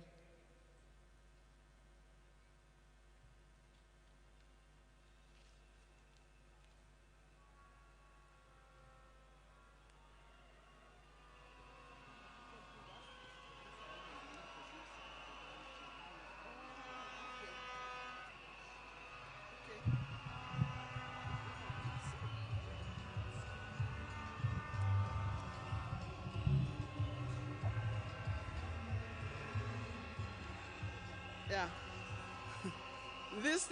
These things, some things start early. When I was speaking here, I'm being reminded that I did not introduce the grandchildren. Raila had grandchildren. The ones who are here, we start with Safi. Safi said where you go to school. I go to. Hello, everybody. Can I speak? Yeah, it's English. Oh, okay. I have a short speech, so okay. I will say my short speech for everybody. Okay. Hello, everybody. I hope everybody is doing good today. Thank you all for coming to have us mourn my grandfather. Today I stand before you not only as a Kenyan mourning the loss of a national icon, but a grandchild mourning the loss of our grandfather, the Right Honorable Raila Odinga. While the world might remember him as the people's president, a political giant, a freedom fighter, I will always remember him as a man of quiet strength, fierce love, and unshakable purpose, my Babu, my hero. It is very hard to say goodbye to somebody, especially when you thought that person was immortal. I think of this situation as the ending of a great TV show. Like movie critics, we should focus not only on the ending, but what made the ending so impactful. The patient listener, a gentle teacher, the grandfather who never let the weight of the world stop him from showing up for all his family members, laughing with wisdom and with patience. When I was in school, I was part of a play. I wasn't the main character. I wasn't even a side character. I was a mere backup singer. I remember telling my grandfather how great I was, how happy I was to be in this play, and how I couldn't bear being in it. And I remember telling him. And I remember the morning of they were getting ready, they marked it for a chopper. my grandfather had managed to make it to my event. This is to show the type of person he was. No matter how big or small the achievement, he would always make sure to be there and make it known how proud of you he was. He had a way of making you feel like you were the most important person in the room. As I stand here looking at your casket, I'm not afraid to admit that my next achievement will be 10 times heavier, knowing that one of my biggest cheerleaders is no more. So today, as we bid him farewell, we're not just burying a man, we're burying a legend. And I want to say this especially to my Kenyan people. We are the legacy. If you ever doubted your voice, doubted that you mattered, remember him. If you ever felt too small to make a difference, remember him. Remember, he was not born a legend. He became one by showing up, by speaking up and refusing to sit down and be silent when it was easier. I use my time to keep this legacy alive and remind the nation that not only was there so much greatness in him, but there's as much greatness in you as well. To quote him, you can only live once, but if you live it right, once is enough. Joey! Joey! Joey! Thank you. Oh, sorry, I'm Safi. And I go to school in the University of Maryland, Baltimore County. I now use this opportunity to introduce my other cousins. Come on. Hello, everybody. My name is Sanai Odinga. I stand here before you not just as a young Kenyan, but as a proud granddaughter of the now late Honorable Raila Amolo Odinga.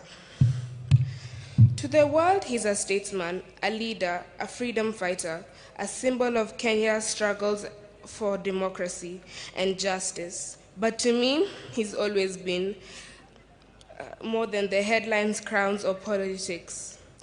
To me, he's my grandfather, a warm, wise. He was always warm, wise, and always full of stories, laughter, and love.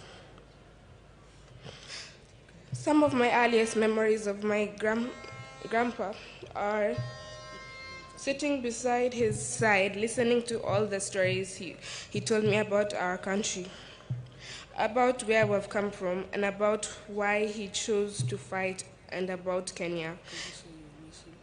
And I really miss him, and I still can't believe this is happening. Rest in peace, Baba.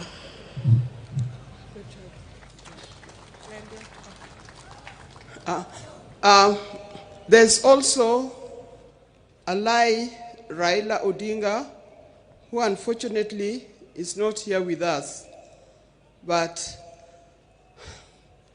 as soon as he arrives, he will be able to speak for himself.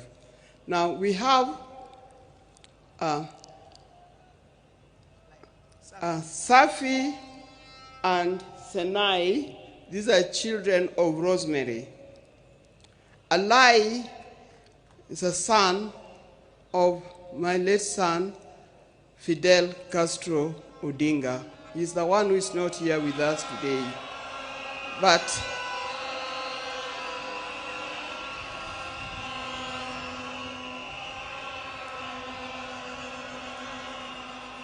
yeah, it's live.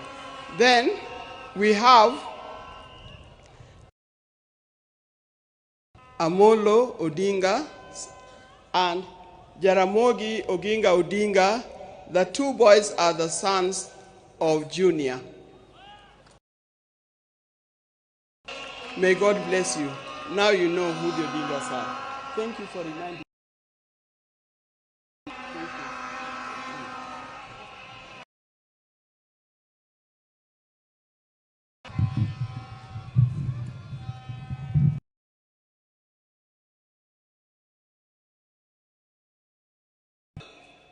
There are many people who have taken after Baba in that family because Baba also hold your hand. And we will hold the hands of Winnie, we will hold the hands of Rosemary, and we will hold the hands of Junior. I would like to request the members of the National Assembly who are here to be upstanding. Rene Mayaka, you will help me from where you are. If I forget anybody, I've declared you my assistant. And if I call you, you sit down so that if I don't call you, I will know who I've not called.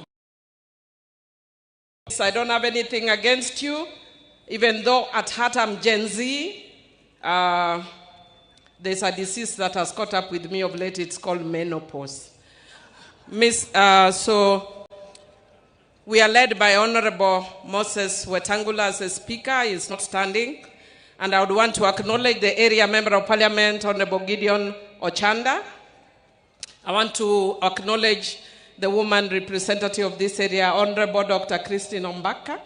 The rest I'll call you very quickly, but I know Kimani and Junet will have a chance, the parliamentary leadership, but I'll just acknowledge you.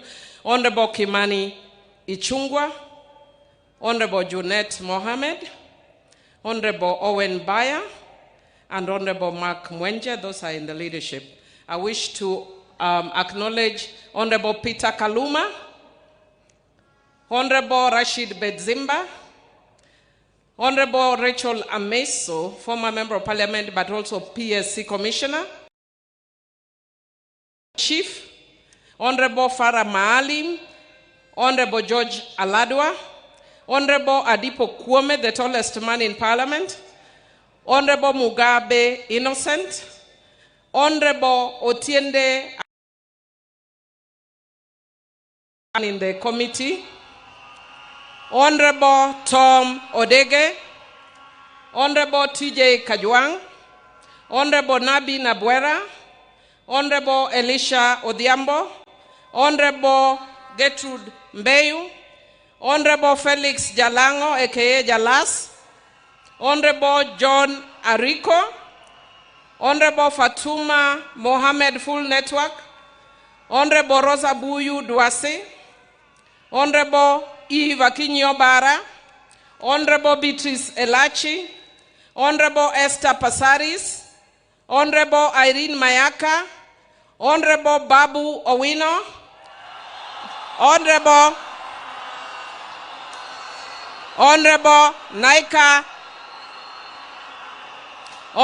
Naika Johnson, Honorable Oku Kaunya, Honorable Samuel Atandi, Chair of Budget, Honorable Shakil Shabir, Honorable Oyula, Honorable Mark Nyamita, Honorable Aduma Uwar, Honorable Joshua Ngeno, Honorable Tindi Mwale, Honorable Buddy Twalib, Honorable Dr. Lillian Gogo, Honorable Jared Okello, Honorable Koyo Wura, Honorable Mishi Mboko, who is also a PSC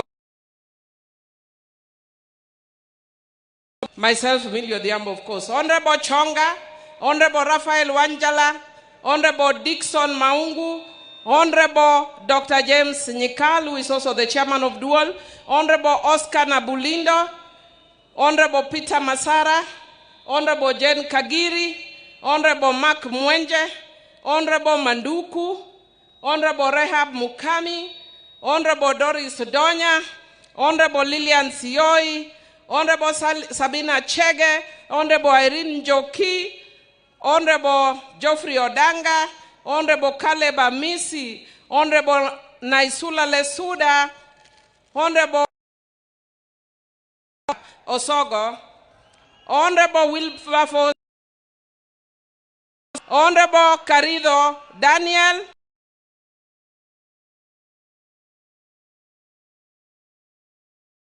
Honorable Amina Mohammed, Honorable Fatuma Mohammed, Honorable Beatrice Adagala, Honorable Hussein Waitan, Honorable Umi Harun, Honorable Mogaka Stephen, Honorable Zambia, Honorable Mawade, Honorable Stephen Mule, Honorable Caroline Geleche, Honorable George Kariuki, Honorable Jale Rokelo, Honorable Steve Mogaka, Honorable Cynthia Alpha Ondieki Miruka, Honorable Ikawa Fred, Honorable Clemens Lawyer, Honorable Caroli Omondi, Honorable I think I mentioned Shakil Shabab.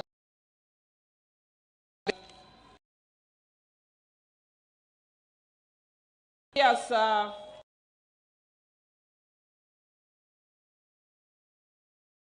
Ron.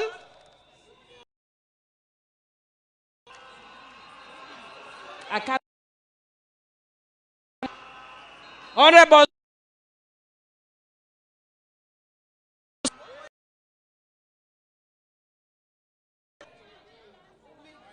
Umi Harun, Honorable Catherine Omanyo, Honorable Fatuma Jeho, Honorable Amina Mnyazi, Honorable Kombe, Honorable Machele. Anybody remaining? I think I am done with the National Assembly and Your Excellency the day. Oh, Honorable Boko Milema, you are hidden there. That's why I can't see you. Thank you. And Deputy President, I just want to say that I talked to Baba on Monday evening when he was with Adiambo, and I want to confirm that what he said the same thing to me, that we need to be united as a party.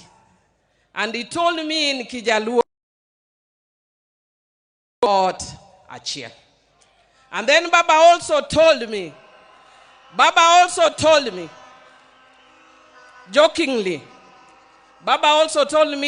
because when I asked him, Baba, how are you? He told me, I am fine. In fact, in the morning, I walked all around. I am even surprised there are people who have killed me in Kenya and have already buried me. I want to tell you, as Jokanyanam, that for those who killed Baba and buried Baba before his time, because we are Christians, we forgive you. But we will never forget. But we also want to tell you,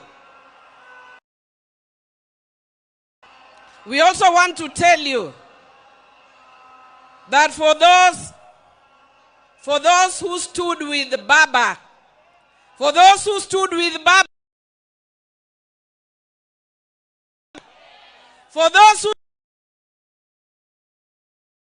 we shall never forget. And I want to tell you, and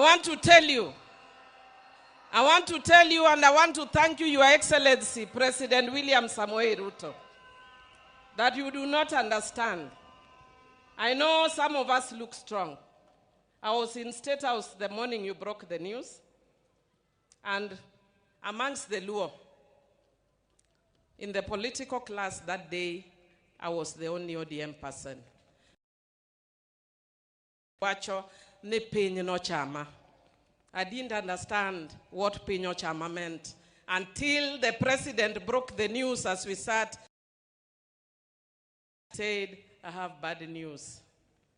I think it was 7 in the morning. And he said, even before he said I knew, I don't know how I knew. And Mr. President, Your Excellency, the longest journey I have walked, if you don't know, was from your office to where I left my car. I almost collapsed twice. I am strong, but the death of Baba is the hardest thing. Those who believe in his ways have had to deal with. And when you sent us, you removed the women, and I thank you for your sensitivity. And you told us to go and stand with Mama Ida. I thank you for that sensitivity. We shall never forget. Thank you, thank you, thank you, thank you, and God bless you. Let me take this opportunity to invite Ledama Olekina to welcome the Senate. And as he is coming, Jokanyanam, Donguyena Mundagone Baboriti. Donguyena Mundagone Baboriti. Donguyena Mundagone Baboriti. Agone Baboriti. Aguambo. Baba. Wod Mary. Piny dung buru kionge Baba.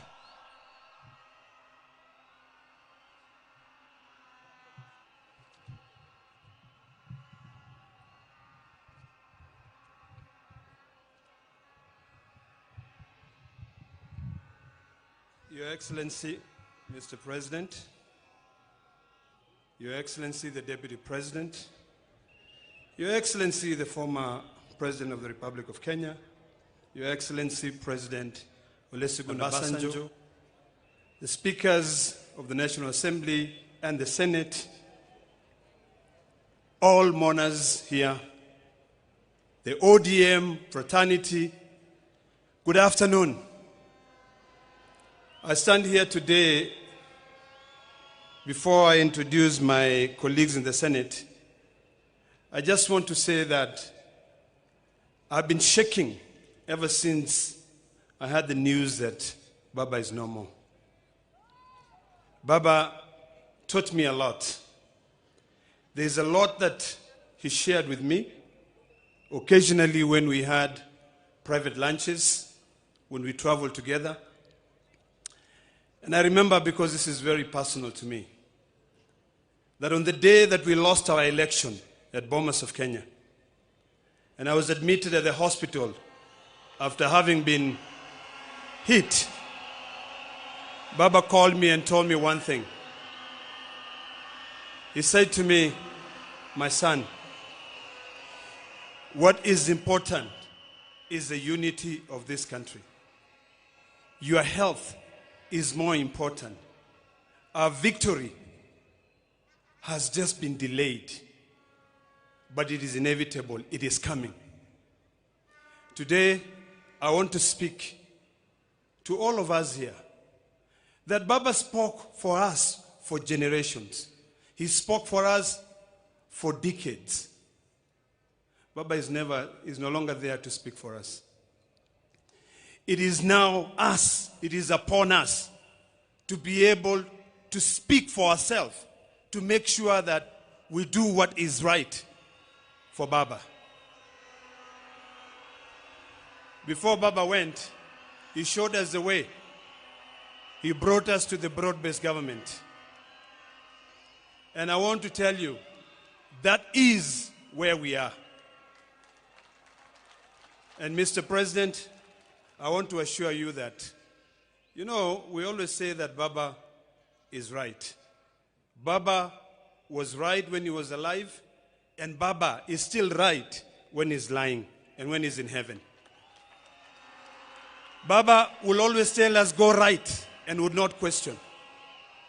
And I want to assure you, Mr. President, for what you've done for us, we shall remain united to be able to go the way Baba wanted us to go, to remain in the broad-based government. There are challenges ahead, but we are determined. Let me take this opportunity to introduce my colleagues in the Senate. I'd like to request all my colleagues in the Senate to please stand up.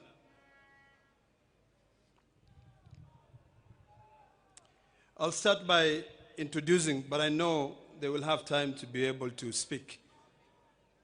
But we're led by two very eloquent and able leaders. The majority leader, Aaron Cheriot. We have the minority leader, Stuart Mazayo from Kilifi. And then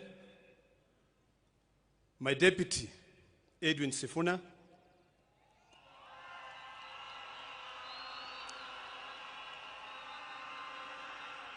Who is also the Secretary General for the ODM party. The distinguished senator from Vihiga, who is also the chair of CIPIC, Geoffrey Osotsi. Then I have a man who's never gone to law school but is a lawyer, the senator from Busia, Okiya Mtata. My dear sister, Senator Hamida, who's always been right where Baba is, nominated senator. And then we have the women's president, Beth Siango, nominated senator from ODM. Then we have senior counsel, who is also a member of the Parliamentary Service Commission, and senator from Nyamira, his name is running away from my head, Okongo Omogeni. And then we have a young man who I love and respect, who has always been very, very close to Baba, Senator Eddie Okech. Thank you for what you did for Baba. We have Baba's daughter from the north, Senator Hezena Lemalatia. Then we have my brother, Senator from Homa Bay, a man I love so much, and a man who loved Baba so much. Senator Moses Kajwang, who is also the chair of PAC. Then we have Bunge FM. Her name is Senator Miraj from Mombasa. We also have a former governor of West Ngishu County, Senator Governor Mandago. We have, the next is Senator Catherine Muma, who is also a member of the Speaker's panel. We have a distinguished senator from Homa Bay, and her name is Beatrice Ogola. And then we have a man who speaks Swahili, and a very good man from Embu, and his name is Senator Mundigi. We have, next to Senator Mundigi, we have VIP. Baba was magnanimous. The only virtually impaired senator we have in Kenya, who is a lady of our own standard. Her name is Senator Crystal Asige. Next to Crystal Asige, we have a senator from Nairobi, and her name is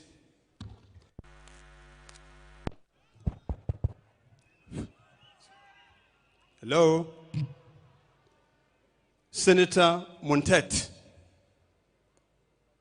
And then next to her is, this is Betty Montet. And then next to her is my dear sister from Nairobi, and I'm sure you know her very well. I'm forgetting her name again. I'm just joking, man. Come on. How can I forget Karen Nyamu? Next to Karen Nyamu, we have Senator from Taita Taveta, who is Senator Mwaruma. Next to Senator Mwaruma is we have Senator from Machakos County, Senator Agnes Mudhama. Then next to Agnes Mudhama, we have the Deputy Minority Leader of the Senate, Senator Wambua from Kitui County. Then on my left, I have Senator from Kisumu County, Tom Ojenda. And then on the far right there, we have Senator from Kisii County, Senator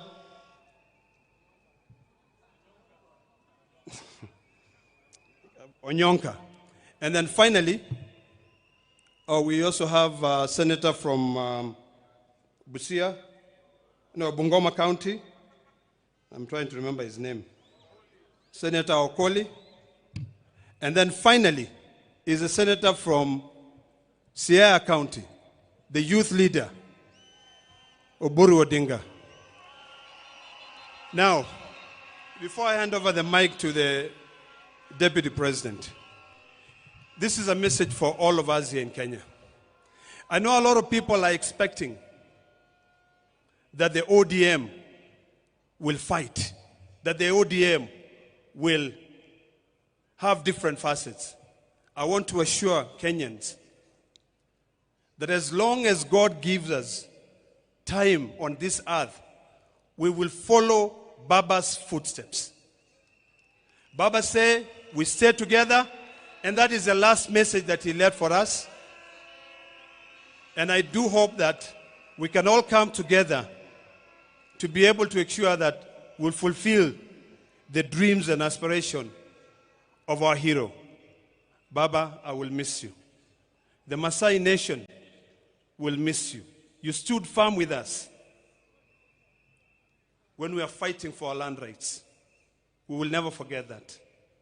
When you go and you meet Olenti Mama, please say hello to him. When you meet all those Maasai leaders, Ole Sankale, Ole Tip Tip, including even Saitoti, please say hello to them and tell them that the current generation will keep the fire that you left burning, continuing burning. Thank you very much, and God bless you all.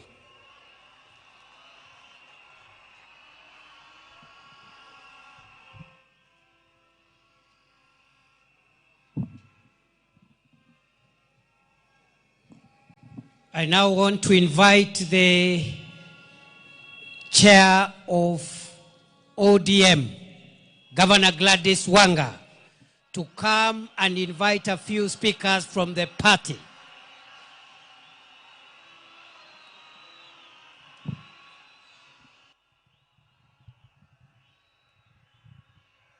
Your Excellency, President of the Republic of Kenya, Dr. William Samoei Ruto, Baba's family, Mama Canon Dr. Ida Betty Odinga, Rosemary, Junior, Winnie, the larger Jaramogi family, fellow mourners, allow me to bring my condolences on my own behalf, on behalf of my family, my husband George, who is here, and on behalf of the great people of Homa Bay, for the loss of our father, the loss of our leader, the loss of Baba. We celebrate the life of a patriot, the life of Agwambo Wunyalego, the life of Tinga, the life of the Enigma, the life of Juan Fidel, Owaga Kinyi. And allow me, on behalf of the party, to thank you, Min Ping. Receive gratitude from a grateful party for taking care of Baba all these years, the 50+ years. If you are a woman or person here, Baba would have come back sometimes and found you not there. You stood firm beside him. And for that, we say, thank you very much. Over the last 20 years, Baba built a national, vibrant, and dynamic party, the largest party south of Sahara and north of River Limpopo, the ODM party, which has its members from Vanga in Kwale to Todonyang in Turkana, from Wajir up north to Nyatike Wotorumo and Mageta Island here in Siaya. To the over 7 million members of the ODM party, who and some of whom are not here, but are mourning across the country, we say pole. But we say we remain focused and Baba's spirit lives on. The over 1.3 million ODM party officials, from polling stations to branches to counties, najua mko hapa, nataka kuwaona kwa mkono, our grassroots officials of the ODM party, mahali popote ambayo mko, nikisema ODM mnipe tuko tayari. ODM! ODM! Our message is simple. because Baba was our true north. And today, we may not find him to consult him, but we must ask ourselves, in any situation, what would Baba do? Faced with the decision of unity of the country or division, what would Baba do? Faced with a decision of hate or love, what would Baba do? Faced with a decision of exclusion or inclusion, what would Baba do? Faced with a decision of hope or despair, what would Baba do? Faced with a decision of whether tukuwe watu wa Man U ama Arsenal, Baba atachagua gani? Lazima tujiulize, what would Baba do? Your Excellency, our President, Dr. William Samoei Ruto, allow me to thank you on behalf of the party for the honor and dignity that you have granted to our father, our patriot, as he lies here as an elaborate state burial, which you have overseen personally. We thank you, and we do not take it for granted any bit. You designated our Deputy President, Kithure Kindiki, to lead it. Thank you, Professor. Our brother, Dr. Ray, thank you for all the running around that you have done during this process. Your Excellency, we only ask you for one more honor. Ile stadium yetu ambayo inakuja kubwa sana, 60,000 capacity, tunaita kwa kizungu magnificent. Tunaomba kama chama, hiyo ikuwe na jina Raila Odinga Talanta Stadium, Nairobi. Alafu, since wewe pia ni mtu ya Arsenal, next year, ukiimaliza, Baba alikuwa Arsenali, wewe pia ni Arsenali. Ulete Arsenal hapo, wacheze na Harambee Stars, the Raila Odinga Memorial Cup next year. Na watu wa Man U wajipange siku hiyo, watafute shughuli nyingine. Your Excellency, finally, we said always that this our father, when he says left, we go left. When he says right, we go right. When he says fire, we fire. The last instruction he left us with, and with a very clear mind.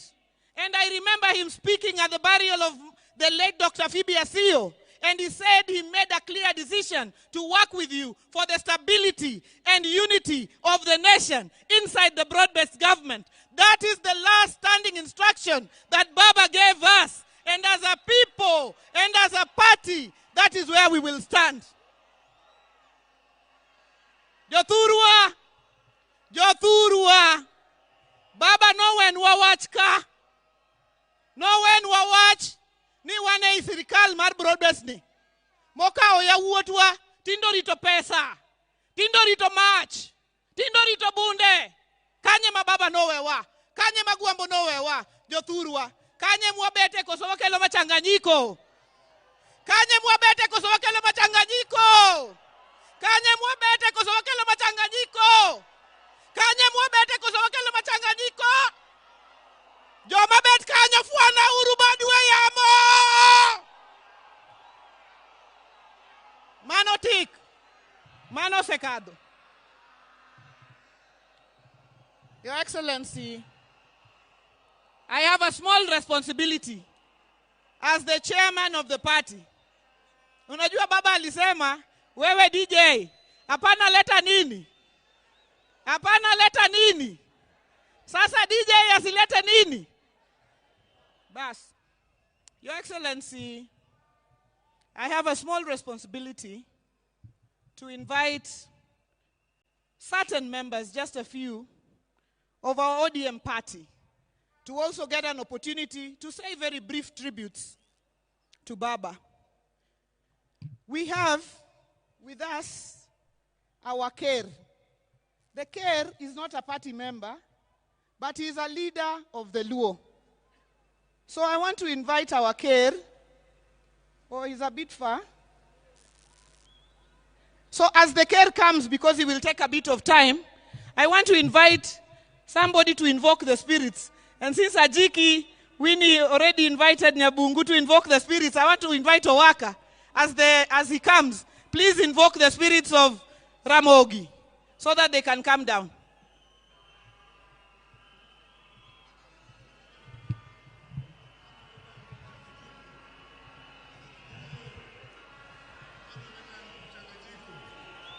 Joey!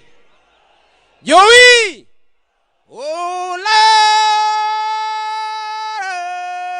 Hola, hola, hola, hola, hola, hola, hola, hola. Joey! Joey! Raila ina tuture, winyo mangongo, akwambo ina tuture, winyo mangongo, winyo majayo akugwen. Raila ina tuture, winyo mangongo, Raila ina tutuni, winyo mangongo, winyo majayo akugwen. Joey! Joey! Luo! Wachuk luo! Luo nigi mare! Siminya ima min yuru tegi nura ukara chuanyore. Olibe namdirio kanyam kudu wudu mari no dukuru mena. Migori usuna kamanura degi wude. Hallelujah! Luo no read pinyingima. Joey! Joey! Joey! Thank you.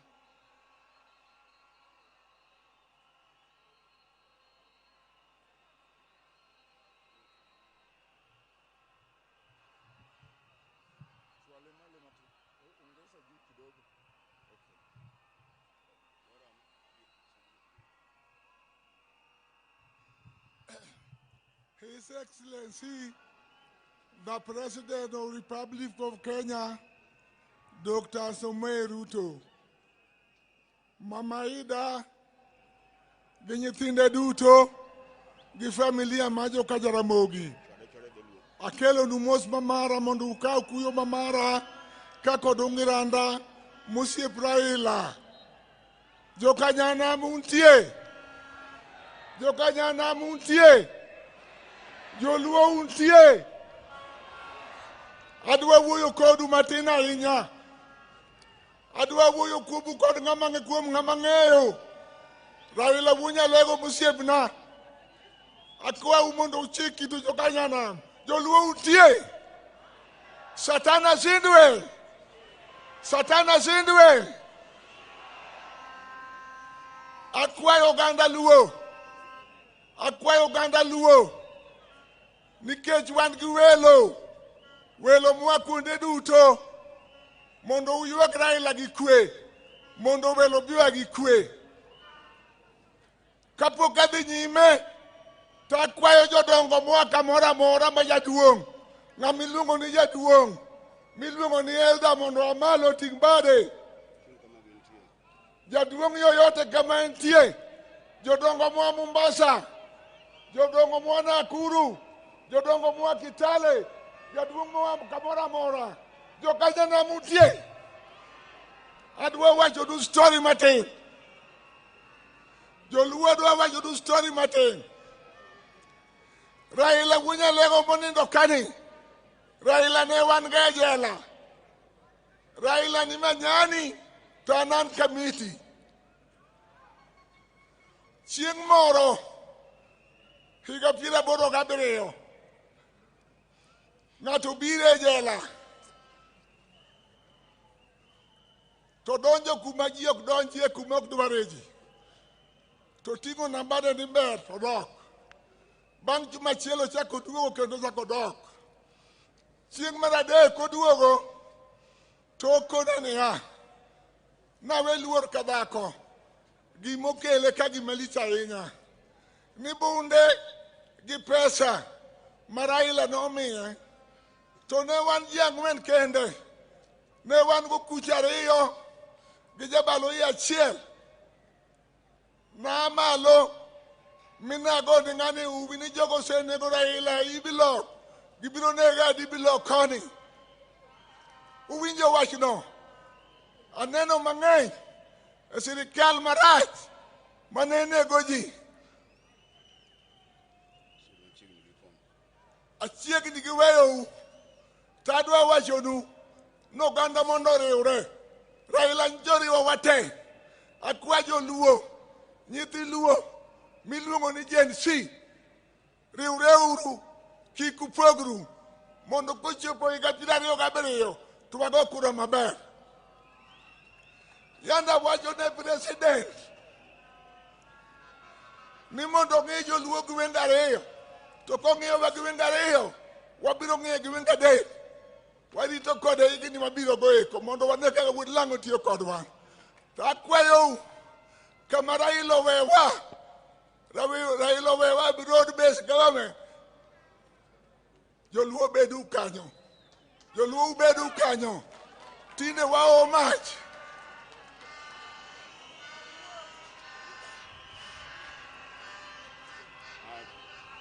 Awacho duka we unia. Nyocha an ga ogudu mar wakoni. Joluo makonge mayando kelo na. To joluo gi openja. Ito bwana ker. Joluo ma ungo gi gin milion adi. Sakone di 1 million ang'wen. To konu utime ng'o gi mon. Uwinjo wachni. Ang'o mono mon nyuol.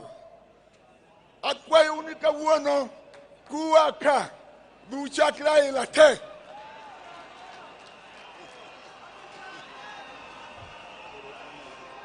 Pero kamano mama.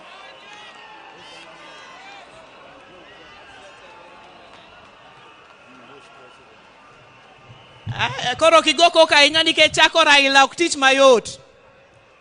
At this juncture, allow me to ask all MCAs, wherever you are, to please rise. MCAs wote, tafadhali muamuke, so that you're recognized. Our speakers of the county assemblies, we recognize you. Asanteni sana. God bless you for coming. Mketi tafadhali.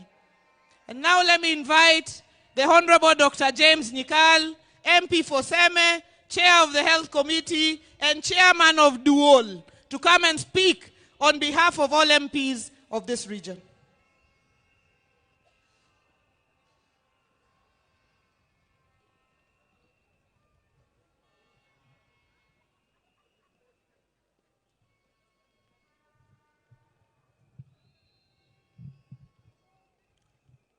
Your Excellency, the President of the Republic of Kenya, Your Excellency, the former President of the Republic of Kenya, President Olusegun Obasanjo, the family of Right Honorable Raila Odinga, Dr. Buru, Mom and the children, all the distinguished guests.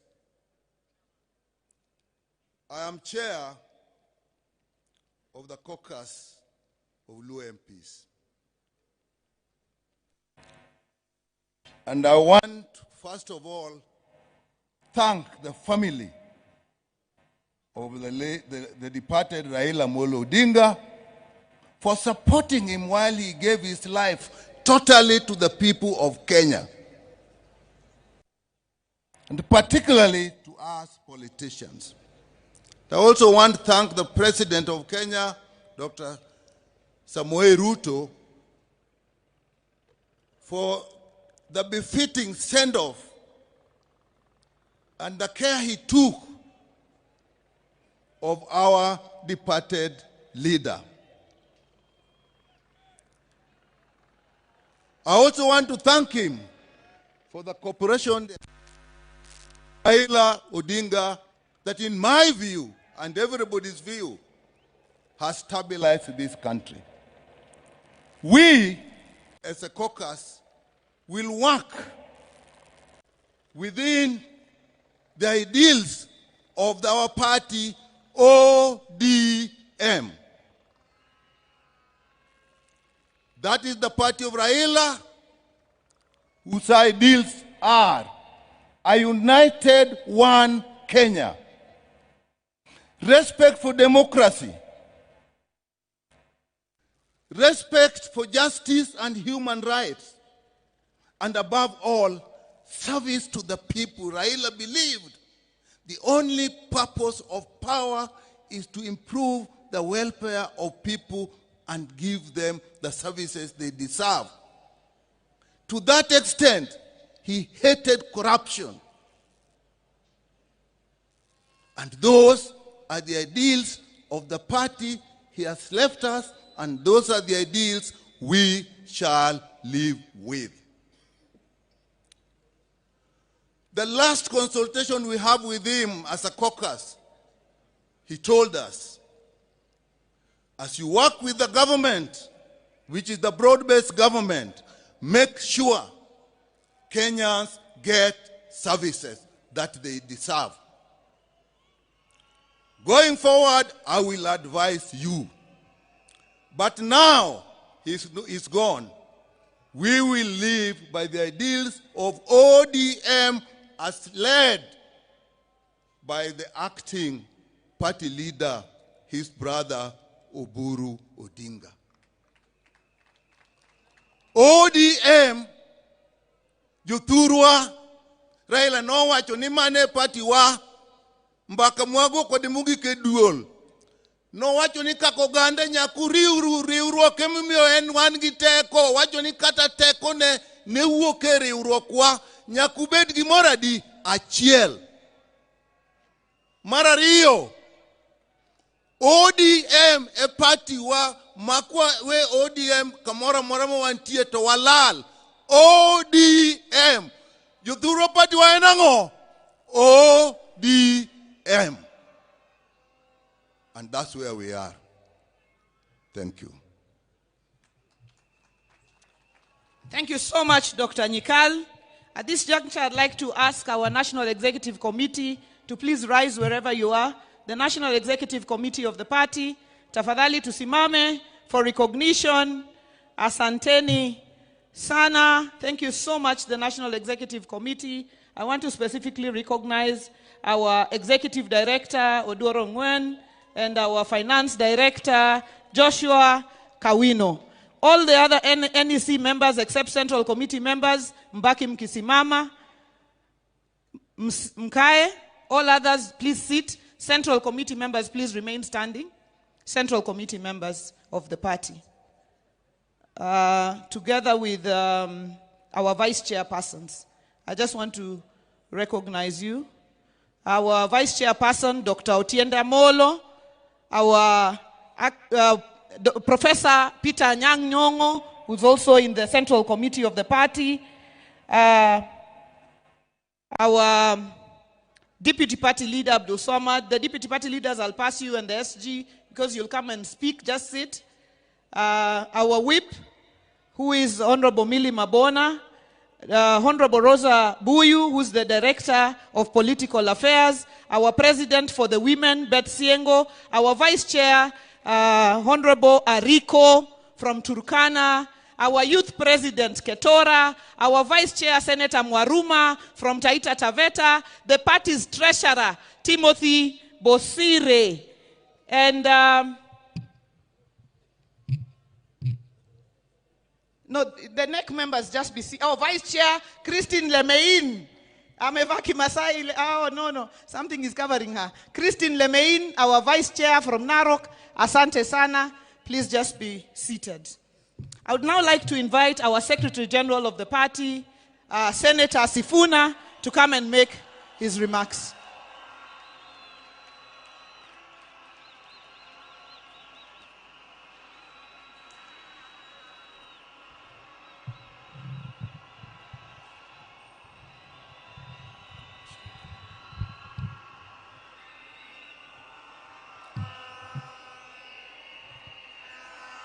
Asante sana. Asante sana kwa familia ya baba yetu, rafiki yetu, kiongozi wetu, rafiki yetu ambaye ametulea sisi vijana katika siasa, wakiongozwa na Mama Aida, ndugu yangu Raila Junior, na dada zangu wawili, Winnie na Rosemary. Mheshimiwa Rais na viongozi wote ambao wamefika hapa, na wasalimu kwa jina la Yesu. Hamjambo. Hamjambo tena. Hebu nipungie mkono kama unaniona, hata wa kanisa. Asante. Asante. Mimi ndio Sifuna, katibu mkuu wa chama cha ODM, seneta wa Nairobi na naibu kiranja wa walio wachache pale kwenye Senate. zaidi ya yote mimi ni kijana wa baba. Waheshimiwa wote ambao wamefika hapa leo, I have been extremely privileged. It is the privilege of my life to have met Baba, to have studied under his feet, to have learned all that I have learned from him, and finally to serve him as his Secretary General for the last 8 years. I will eternally be grateful to you, Jacom, for the opportunity that you gave me. I have never had opportunity to ask why you picked me, Baba. Tumekuwa na wewe katika sherehe kama hizi nyingi sana. Na wakati moja tulikuwa tunaulizana, mimi nilikuwa najua nikifariki Baba atakuwa kwa mazishi yangu. Nilikuwa najiuliza, Baba, if you came to my burial, what would you say about Sifuna? Na nikajiuliza, what will I say on that dreadful day when we have to bury our Baba, our mentor, our leader? Words fail me. Na since Baba akuwe mgonjwa, alipoenda nje kutafuta matibabu, asanteni, nimekuwa nikijiuliza, wherever Baba is, what is it that I can say or do that will actually make him proud? What are the things that we should do as a leadership of the party right now to make Baba smile from wherever he is? And in my view, this is not the time to push divisive narratives in ODM. This is not the time. You all know, nyinyi wote mnajua ya kwamba chama cha ODM ni chama cha kila mtu, si ndio?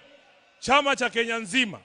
Na lazima sisi kama viongozi wa chama tuonyeshe umoja ili hawa ndugu zetu ambao ni wanachama wafuate mfano wetu. Nataka niseme hapa mbele yako Baba, ya kwamba chama hiki ambacho umetuachia, mimi Sifuna sitakuwa baadhi ya wale ambao watachangia kuangusha chama cha Raila Amolo Odinga.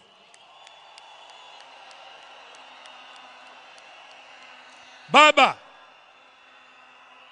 because ODM is one of your biggest legacies, Your Excellency Baba, I as Sifuna will do everything in my power to keep this party united and together. Even in the face of open provocation, Baba, you know what I am talking about. You know why I'm saying that. So, mimi nataka niseme ya kwamba vile Reverend Wesonga ametuambia hapa, Baba alikuwa anasikiza wananchi. Baba alikuwa anasikiza wananchi. Na mimi nataka kuencourage wanachama wa ODM.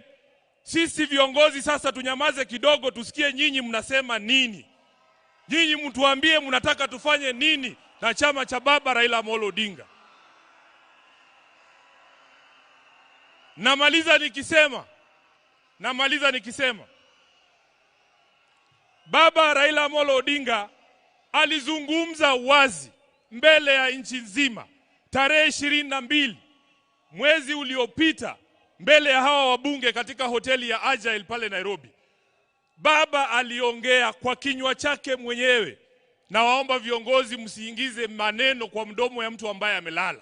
Alisema yeye mwenyewe, akasema kama chama lazima tujiandae kwa ajili ya uchaguzi wa mwaka 2027. Na wale ambao wanaeneza mambo mengine hapa, Baba alisema, who has told you? Who has told you? Who has told you?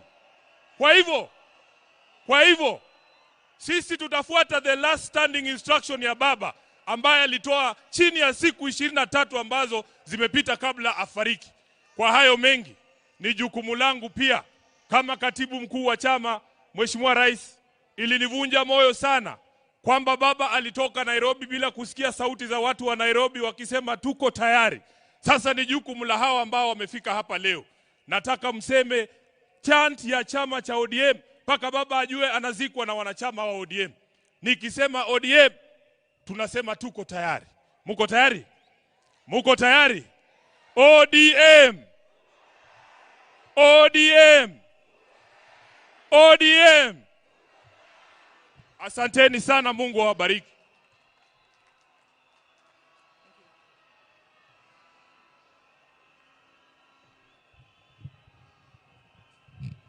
Thank you so much, our SG. Our party leader, when we were saying members of the Central Committee, you did not rise, but I want to recognize you our party leader, who is the chair of the Central Committee, Dr. Oburu Oginga, the chairman of the Central Committee. Wamama wa chama cha ODM, hebu muamke, because Baba alikuwa mtetezi wetu. Baba could fight for us even personally. Please just, please wave tafadhali. Asante sana. Thank you so much. Thank you very much. Now, allow me to invite to speak to us the governor of Migori County, Governor Ochilo Mbogo Ayako.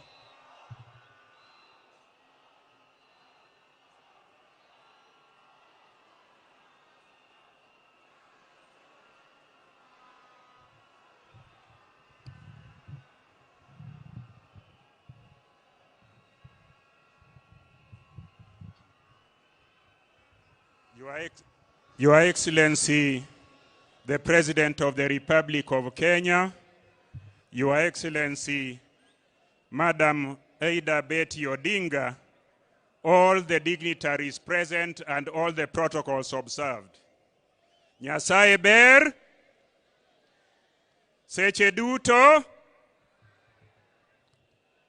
I want to take this opportunity to bring the condolence of the great people of Migori, the condolence of my family, and the condolences of all the living things from Migori County. I want to say that we are so sorry. We have lost our leader, we have lost our mentor, we have lost our alter ego. But I also want to say one thing because I'm cognizant of the time. Not many people are aware of the fact that His Excellency the President Ruto, was a founder member of ODM. Allow me to remind all of us who are here today that in 2005, when there was a movement to bring the new constitution to this nation, that movement was headed by Baba. And in that movement, the current President of the Republic of Kenya, President Ruto, was in that movement. The former President of the Republic of Kenya, Uhuru Kenyatta, was in that movement. Professor Nyong'o was in that movement. Na hata mimi Ochilo Ayako, I was in that movement. I am saying so in remembrance of Baba, because Baba knew how to put teams together. Baba brought everybody as a team and ensured that he was focused that Kenyans were to have a new constitution. And mimi nikiwa mtu wake wa mkono wakati huo, I was a minister and a young one, a one that was very fearful. So I went to Baba and asked him, you are a minister in this new administration. I am the youngest minister in this new administration. And you have said we should take a stand for the people of Kenya. I am saying so to confirm that Baba never betrayed the people of Kenya when the interest of the people of Kenya was ahead of everybody. Baba sacrificed everything he wanted. So I want to say, tukumbuke Baba, tumkumbuke kwa ile msimamo alichukua, na sisi zote tuendelee hivyo. Asanteni sana na Mungu atubariki. Thank you so much. As we remember that we are in the solemn occasion of sending off our father, our leader, our statesman, an occasion being watched from across the world.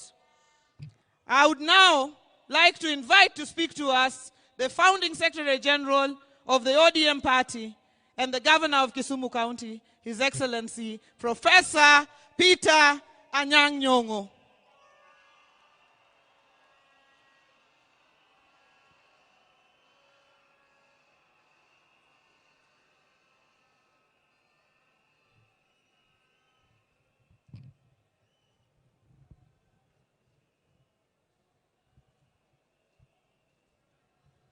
Jothurwa umor.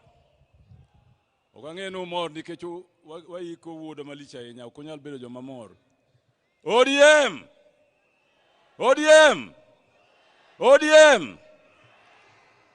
Atimo mos. Ni piny mangima. Kwa biro kaka uono. Nwago riti. Jatendwa mageno. Mose gero piny Kenya ga Afrika mangima.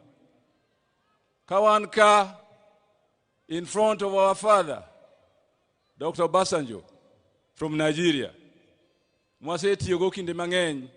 ODM, Raila and myself, we have visited him at his farm, and he gave us strong support in the struggle for the second liberation.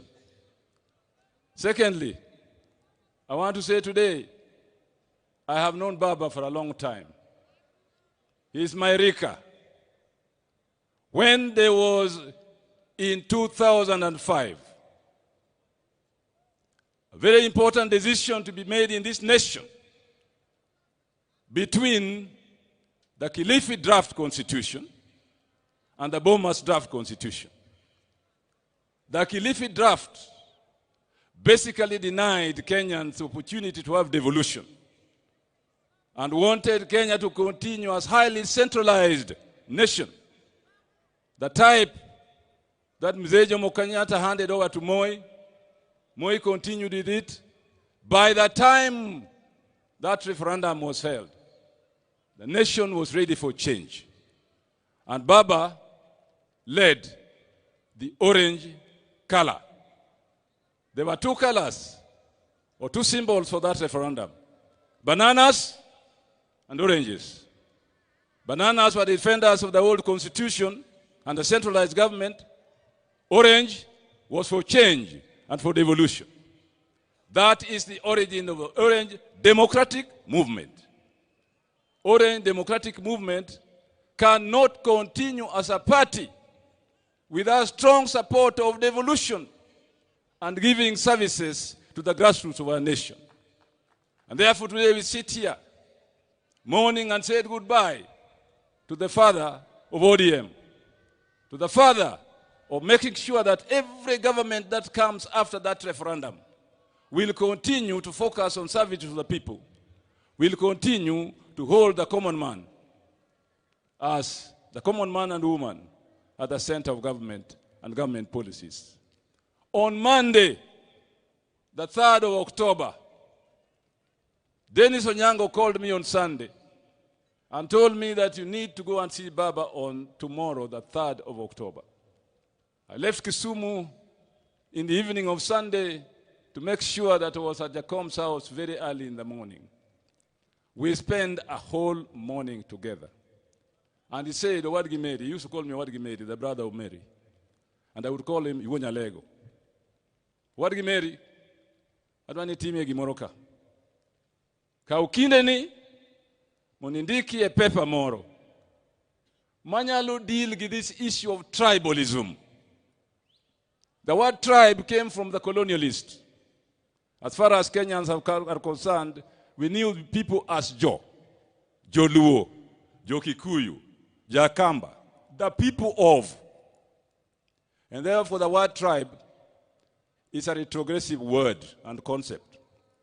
Do a paper on the issue of nationalities and the state, the modern state, so that the central committee of the party can discuss it and put it before the party as the understanding of the people of the party on tribalism and the death of tribalism and the birth of nationalities are the only progressive concept in democratic times.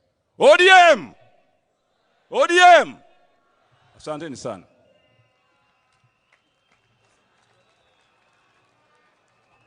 Asante sana, Professor. We now are getting towards the end of this session, and I've gotten to our deputy party leaders. Before I invite the first, let me recognize Honorable Walter Owino, MP Awendo, who is also here with us. Let me now invite Senator Godfrey Osotsi, Senator of Vihiga, and deputy party leader of the ODM party.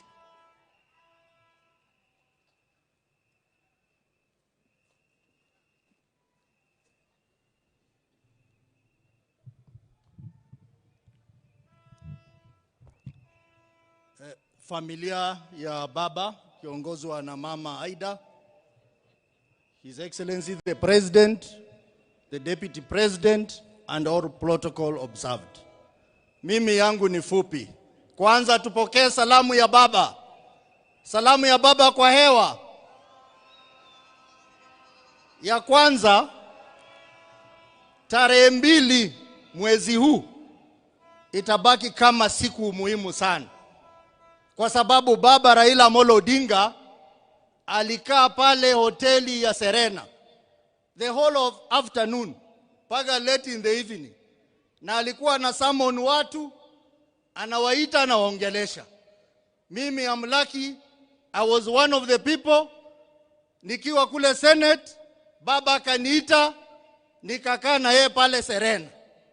Na hiyo siku baba was in high spirit na alifungua roho mambo yake.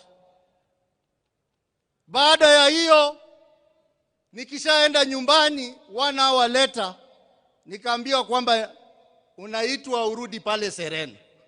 Nikapata pale Serena Mheshimiwa Gladys Wanga, Mheshimiwa Junet Mohamed, Mheshimiwa Rosa Buyu na Mheshimiwa Odoro Ngwen kwa mkutano na baba.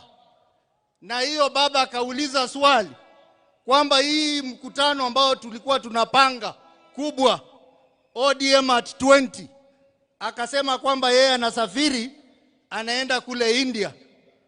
Akatuuliza hii mkutano mnatakaje, iendelee ama isiendelee? Na akatupa nafasi kila mmoja wetu tuseme kama mkutano itaendelea ama haitaendelea. Sisi wote tukasema kwamba baba, wewe ndio mwenyewe. We are not celebrating ODM at 20, but we are celebrating you for the legacy of this country and for the fights you fought for the people of Kenya. Sisi wote tukasema tutaahirisha hiyo mkutano mpaka ile siku baba atarudi. Lakini mimi majonzi yangu ni kwamba kumbe baba alikuwa anajua anaenda.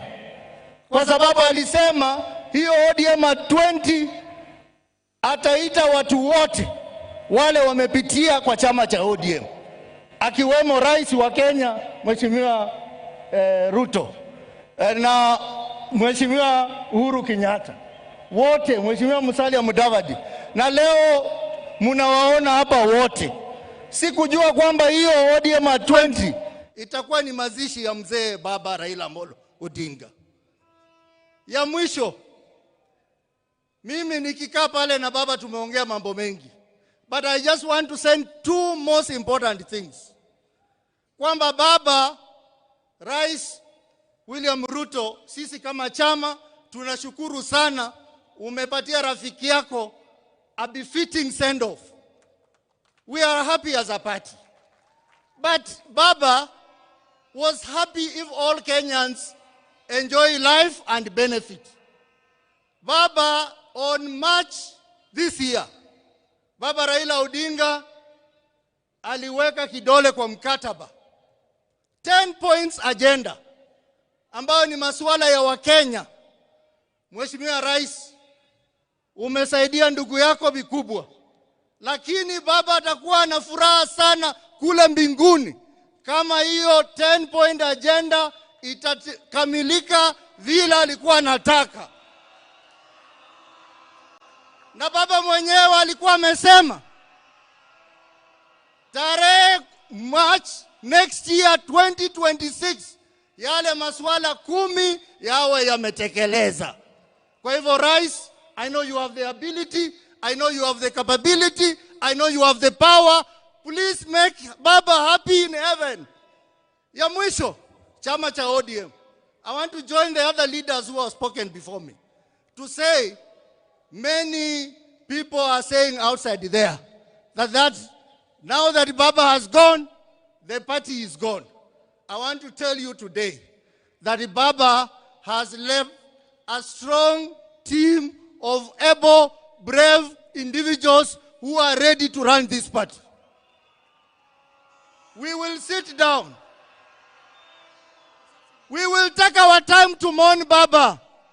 After mourning baba, we will constructively engage internally and then we'll pick our pieces, and ODM will stand strong as a single political party in Kenya that will continue to drive the vision of Baba. Asanteni sana. Wacha tuseme ODM. ODM. Asanteni sana, Mungu awabariki.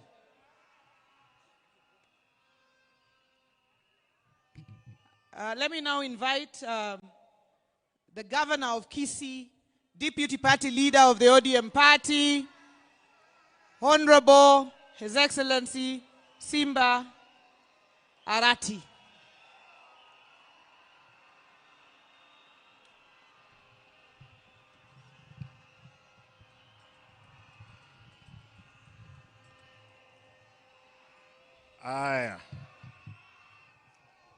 Aya.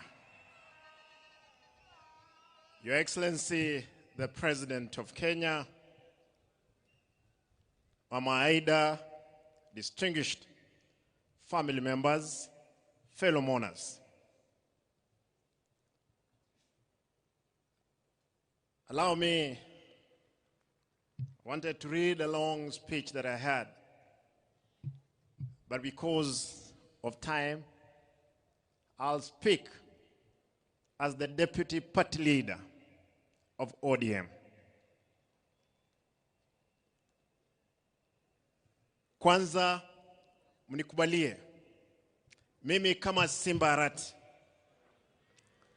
gavana wa Kisii, nilete rambirambi zangu na familia yangu na watu wangu wote wa jamii ya Omogusi. Pili, nataka nirudie, mimi leo hii kuwa gavana. Baba Raila aliniteua kuwa kansela kule Nairobi kwa miaka 5. Baadaye nikiwa nanyanganywa tiketi yangu ya ubunge, baba akaamua anipe tiketi ile. Nikakuwa mbunge wa 2 kule Nairobi kwa tiketi ya chama. Na hata wakati nilikwenda Kisii kusimama kama gavana, hawakuamini kwamba ningechukua. Baba akanipa tiketi ile. Nimesoma katika darasa la baba. Amenipa mtihani. Nimepita mtihani. Baba ananipigia simu akiwa hapa. Mara ya kwanza mwezi uliopita akaniambia nikatoka Nairobi kuja kumuona. Tukaongea. Akaniambia nirudi Nairobi niende kukutana na Rais Ruto. Tuongee mambo ya chama na viongozi wa Kisii kukutana na yeye. Baadaye wiki moja kabla hajaenda kule India, mzee amenitafuta kwa simu. Akaniambia nataka simu ya bibi yangu. Alikuwa anataka amuongeleshe. Nikampea, wakaongea. Wakakubaliana kwamba wiki hiyo angesafiri kule Uchina kwenda kutibiwa. Lakini baadaye nikaondoka Kisii mara moja kuelekea Nairobi kumuona. Nikaenda nyumbani, nikakutana na mama Aida. Nikampata. Mzee alikuwa Serena. Akaniambia, Simba, usije Serena, uje nyumbani. Tukakutana. Mzee akaniambia, Simba, nataka niende Malindi kwa siku 2. Nitarudi nione kama nakwenda India ama naenda Uchina. Tukakubaliana na baba, akaenda Malindi, akarudi. Tukakutana na Mheshimiwa William Ruto, rais wetu. Rais akaniambia, we cannot gamble with the life of our brother Raila Odinga. I'm giving a plane tomorrow to take mzee to India. And Mheshimiwa Rais, nashukuru, asante sana. Nataka niseme, najua kwamba baba amelala, yuko pale. Baba amelala, baba aenda salama. Lakini jua kwamba papa wameamka sasa. Wamesema kwamba kulala kwako chama cha ODM kitalala. Nataka nihakikishie umati huu, chama cha ODM sasa ndio tumeanza mapambano. Mapambano ndio tumeanza. Baba, utafurahia mahali utakuwa, safari ambayo tuko nayo. Nataka niwahakikishie wanachama wa chama. Wanga, nipe dakika moja, mimi nalia. Dakika moja. Nataka niwahakikishie wanachama, wale ambao hapa, wale walikuwa napinga baba, wale walio dhurumu baba, wengine wako hapa ndani.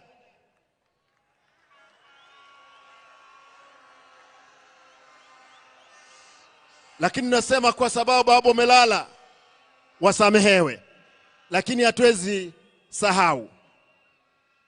Nataka niwahakikishie, mimi kama deputy party leader, siku ya kesho, Mheshimiwa Rais, tafadhali tunaomba kwamba shujaa ambaye tunasherehekea kesho ni baba Raila Amolo Odinga.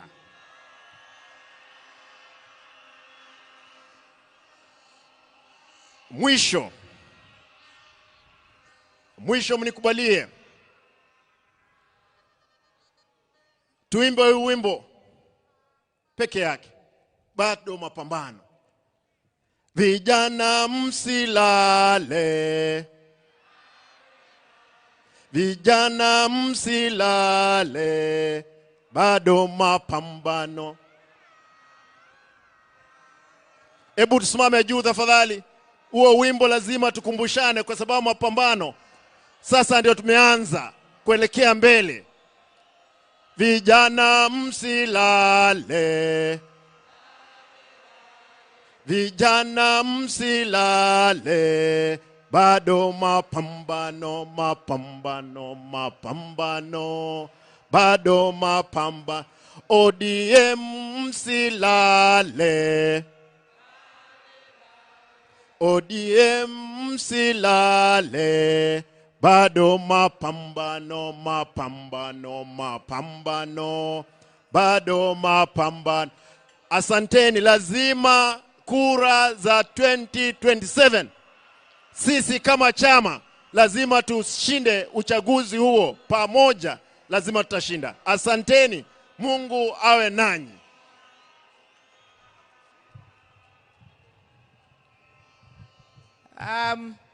Allow me to invite the penultimate speaker under the party.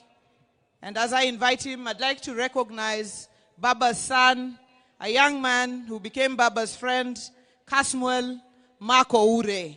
Kasmuel, you are a serious man, you're going places. Even if you're mocked, stay strong. Let me now invite our deputy party leader, Governor of Mombasa, Governor Abdul Swamad Sharif Nasir. Karibu sana, Governor.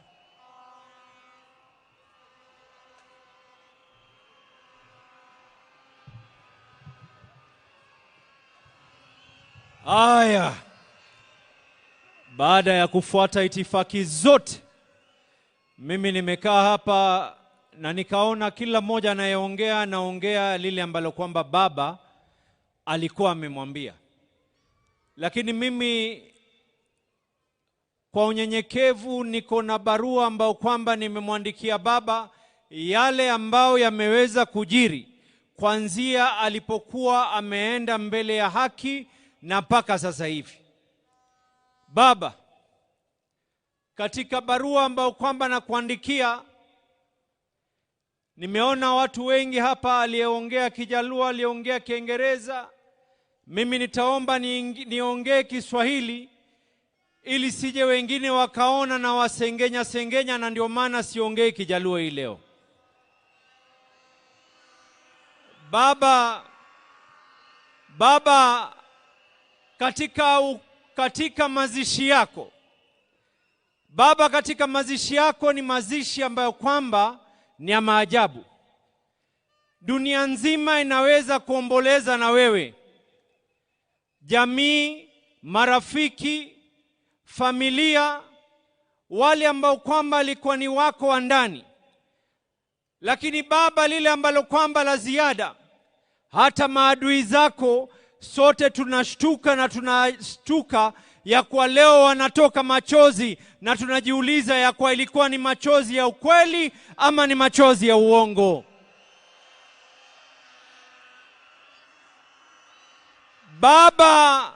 Baba, ulituonesha ya kwa chama cha ODM ni chama ambacho kwamba ni lazima kitetee watu. Baba, katika ile hali ya kupima hali ya maji na unga, chama pale ambao kwamba ulituacha sisi katika uongozi, Baba, tuliamua ya kwa Daktari Oburu aweze kushikilia nafasi yako, tukikaa chini tuweze kuendelea. Na nina imani Baba, pale ulipo ni jambo ambalo kwamba tumelifaa la maana. Baba Agwambo Tinga, Baba, katika hikma yako ulituambia tunaingia katika mambo ya broad based. Baba, tulikaa masaa na wewe tukaulizana, je, tuingie katika broad based ama tusiingie? Na sote tukakubaliana ya kuwa tuingie katika serikali ya broad based. Baba, nakupatia uhakikisho hivi sasa hivi, hatukukusaliti wakati uko hai na hatutakusaliti wakati umefariki. Tutakaa ndani ya serikali ya broad based. Baba, tutakataa kuweza kukusaliti. Baba, jana nilipiga Mama Aida Pambaja, na Mama Aida akaniuliza swali moja baba. Mama Aida akaniuliza, huu umati wote lao ingelikuwa sio serikali kuweza kutusaidia, tungefanya vipi mtoto wangu? Nikamwambia baba, magavana wa ODM pengine tukechukua wale Kanjo Inspectorate wote tukawaleta, pia tusingeweza kucontrol umati ambao kwamba walikuwa wanataka kuzika. Na nikamwambia Mama Aida, na yuko hapa ni shahidi, nikamwambia kesho nikiongea nitakuwa ni mwenye kukosa fadhila nisipoweza kumshukuru William Samoei Ruto, kwa sababu baba ulinifunza tulipokuwa Addis Ababa, wakati ilipokwenda vile ilivyoenda, ukaniambia mshukuru yule aliyekufaa. Niko hapa hii leo. Thank you. Asante Rais William Samoei Ruto. Lao si wewe, sijui tungekuwa vipi tumeweza kumzika. Baba, nikimalizia, baba, leo hii mimi ni shahidi. Tunamuomba Mama Aida kwa unyenyekevu, vile ambavyo kwamba baba alitushika mikono tukaingia katika siasa. Tunamuomba Mama Aida awabariki watoto wake alowazaa, lakini ni ndugu za Wakenya wote. Junior, Rosie na Winnie, musituache mkono. The ODM party needs you and we can be able to songe katika hii safari mbele. Mimi nimesikia wengi wakiongea habari ya mwaka 2027. Nimesikia wengi wakiongea mambo ya mwaka 2027. Gladys, point zangu mbili za mwisho nataka kuweka. Ya kwanza, baba, ulikuwa umetunuku Mombasa na ukaniamini niweze kuweka sherehe za miaka 20. Ikifika Novemba baba, Mombasa inafanya sherehe. Tunasherekea miaka 20 ya ODM na tunasherekea miaka yako yale ambao kwamba uliweza kupeana. Na hata hii leo baba, kuna delegates kutoka Mombasa wako hapa. Kuna MCAs wa Mombasa wako hapa. Kuna assembly na leadership yao yote iko hapa baba. Yote kwa sababu yako. Baba, ikifika mwaka 2027, mambo mawili yatatendeka katika hii Kenya. Wana ODM nisikizeni kwa makini. Mambo mawili yatatendeka katika hii Kenya na kuonesha nguvu zetu. Hii by elections zinazokuja sote hapa tutaingia mashinani kuhakikisha tumeshinda by elections zile ambazo kwamba zilioko katika maeneo ya Kasipul, maeneo ya Ugenya, maeneo ya Magarini. Watu watajitokeza kwa heshima yako baba, na kila mmoja hapa atatoka na kuweza kuhakikisha ataweza kuinua uso wako, ili ikifika mwaka 2027 baba, mambo ni mawili. Umetufunza ya kuwa kuna njia nyingi ya kuwa kanga. Tunasema hivi, mwaka 2027 hatukai katika upinzani. Mwaka 2027 we will not be in the opposition. Mambo mawili yatafanyika. Agosti tunapiga kura, September we are either in government or we are government. Joey! Joey! Joey!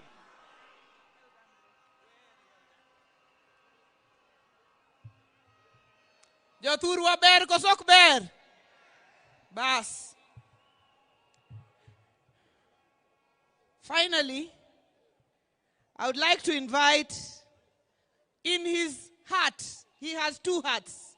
One as the National Organizing Secretary of the ODM party, and the other as the chairman of the Council of Governors. And that is the governor of Wajir County, Governor FCPA Ahmed Abdullahi, to come and speak to us. And when he finishes, call back the official MC, who's the deputy president. Karibu, our chairman.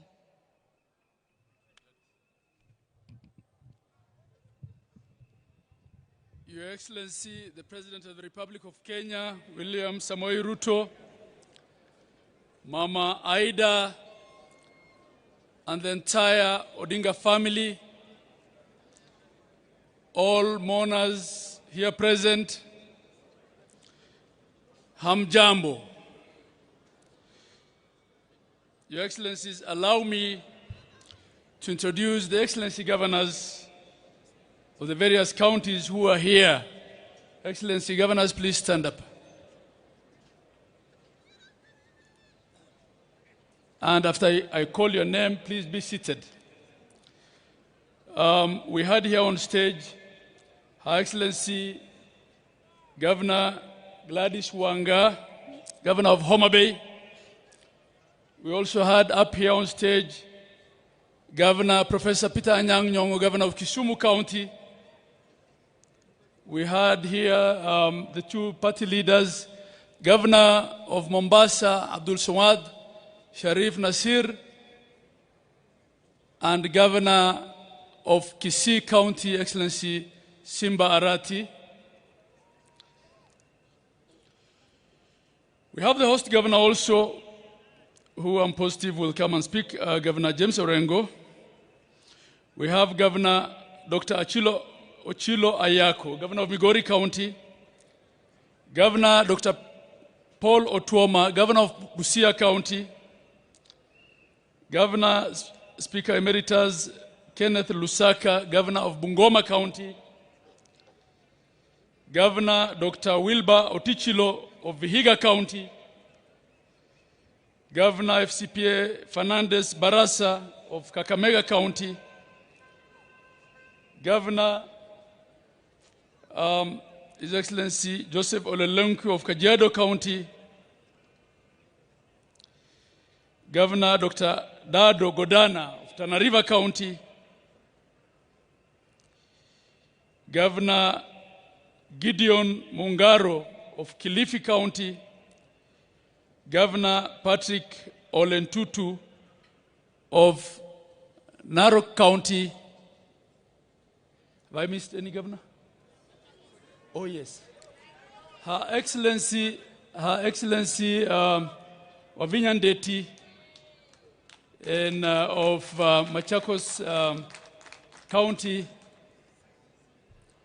His Excellency Governor Kangata Wabarua of Muranga, and His Excellency Johnson Arthur Sakaja of Nairobi County.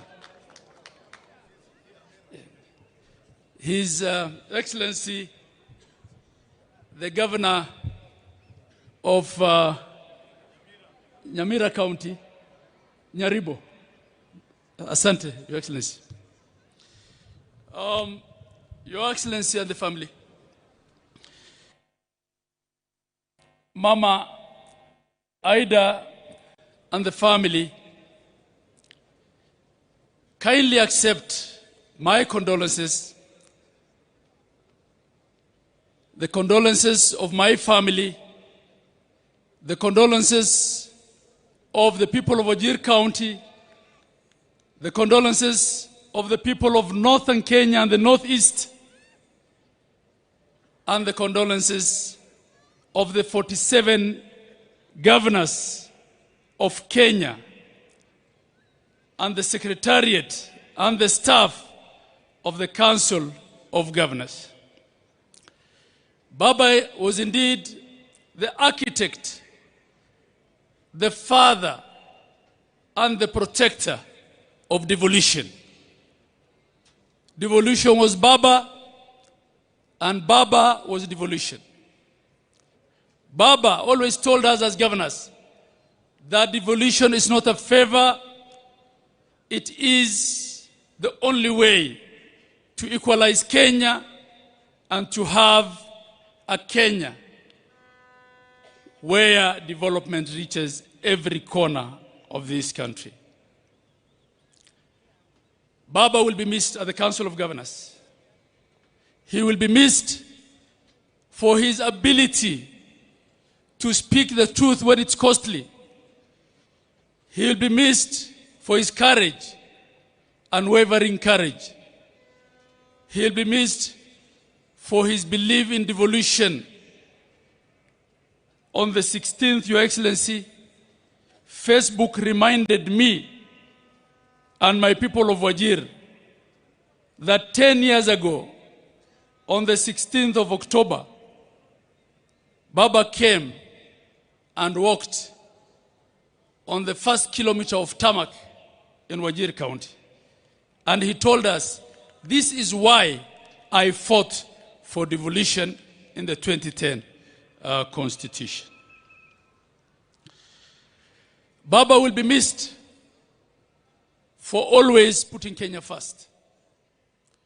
Baba has taught African leaders that whatever political grievances you have, none of them is worthy of burning your country for. He always resolved all political grievances legally and politically. He was the stabilizer in chief in Kenya. He is the one who had guaranteed political peace. So for those of us now left at the platform, under the leadership of His Excellency the President, in honor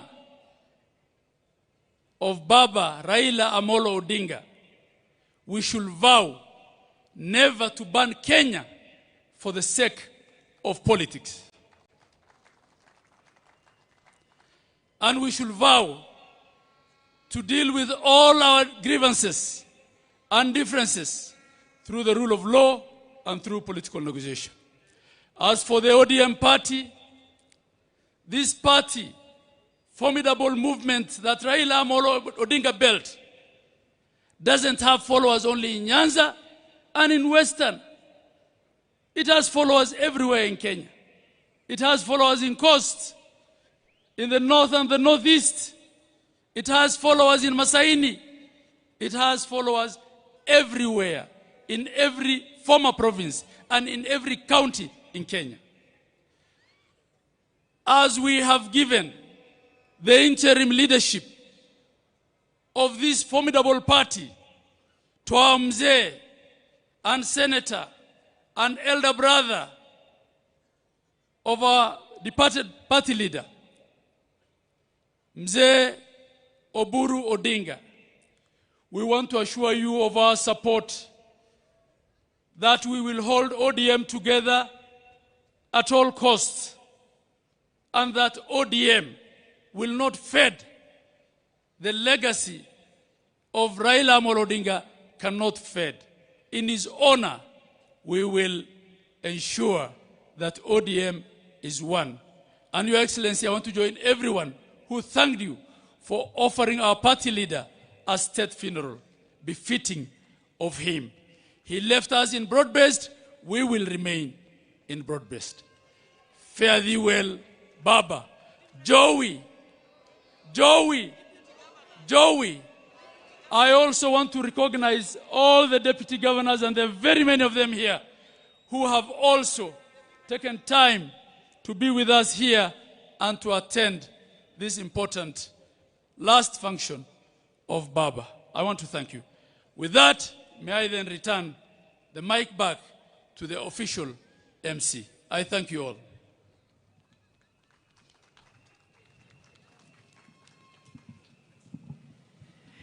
Now, thank you very much. We'll try and hurry up a bit.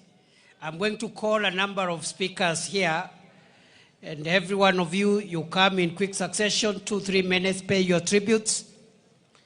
Ngoja Mishi, takuita, I'll call you Mishi, just go back. Let me call Governor James Orengo, and after him, I want to call the experts that Baba donated in the broad-based government. So after James Orengo, I will call Minister Oparanya, Minister Joho, Badi, and Opio Wandai to say one word, 1 minute each, then we go towards completion of this program. Karibu, Governor James Agre Bob Orengo, Senior Counsel, Governor of Siaya.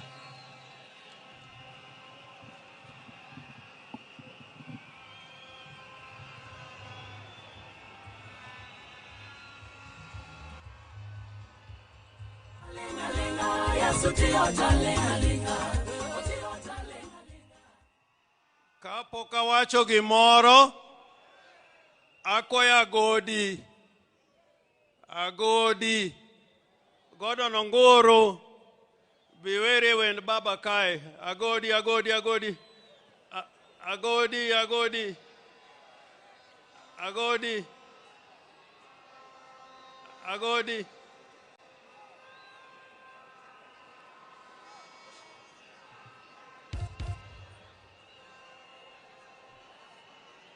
DJ.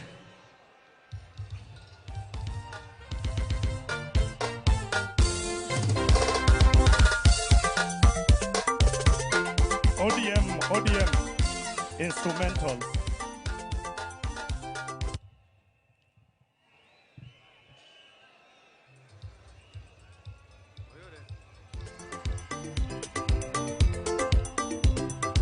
Dia wana nyango huo Josuba nyakwalek. Elakana tuma jawaya, we awe na molo tinga, poke na nuango vipimogo. Ni Raila to poke na nuango vipimogo.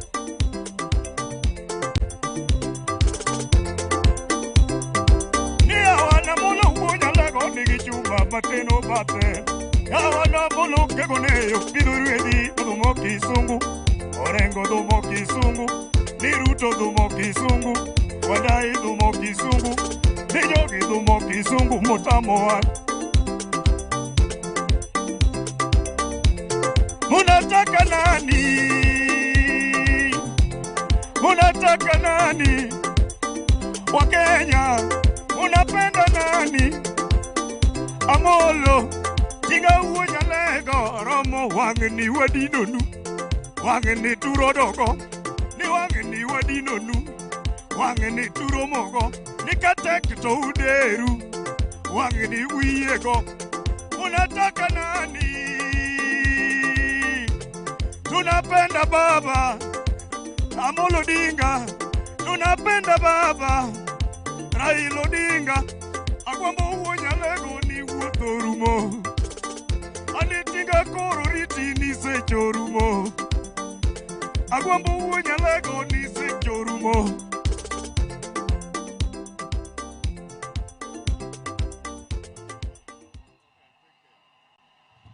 Kamana Godi, Joturo untie,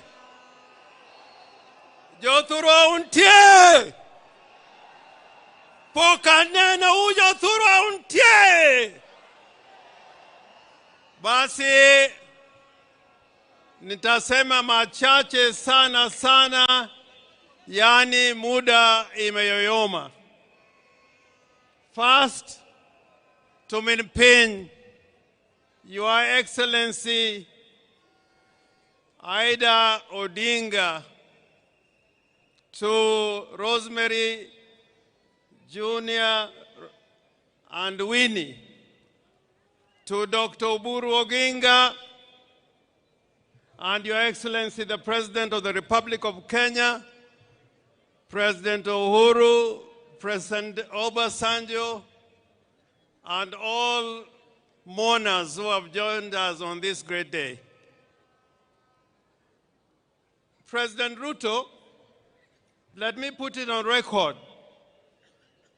Let me put it on record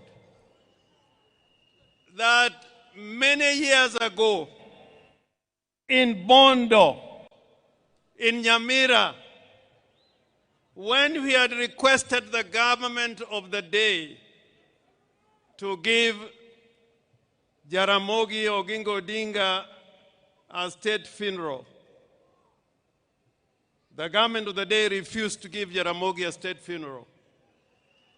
All they did was to offer us one helicopter.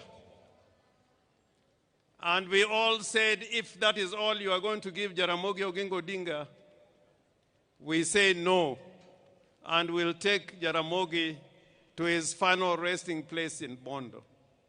So I do not want to take it for granted that you've given Right Honorable Raila Amolo Odinga a state funeral. I do not want to take that for granted. Indeed, this is the first proper state funeral with military colors, with the participation of the military in the whole of Nyanza region. We have lost so many sons in Nyanza. We lost Mboya, we lost Agwingi, we lost Ouko, but this is the first time we have seen a state funeral, and I want to thank you for this and go on record as thanking you.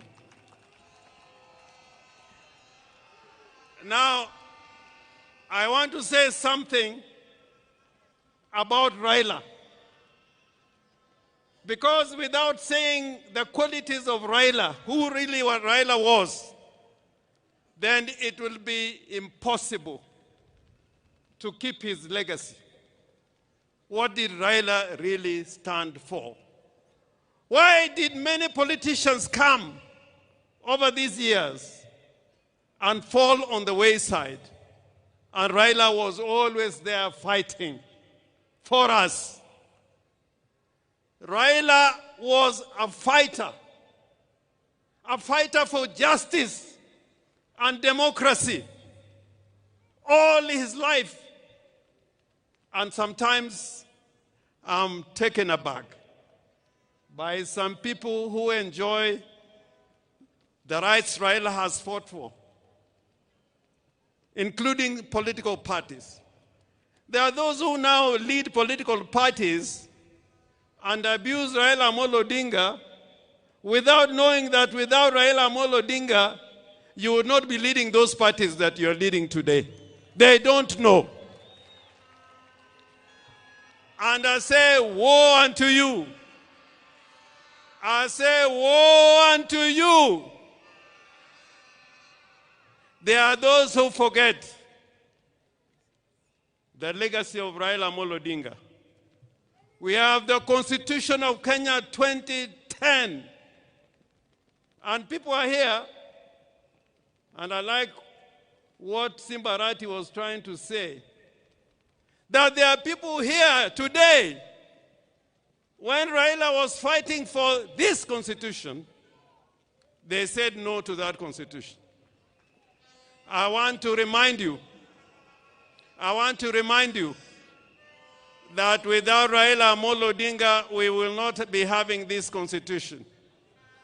So Raila was courageous. He was a brave man. I remember after the elections in 2017, when his votes were stolen, and we must continue to say that, when his votes were stolen,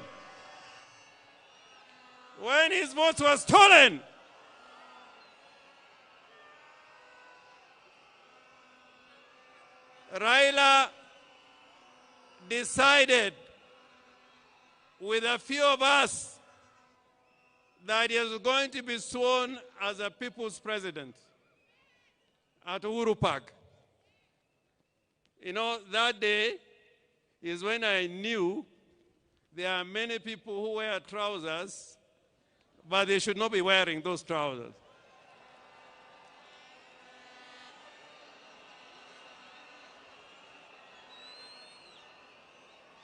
But Raila said,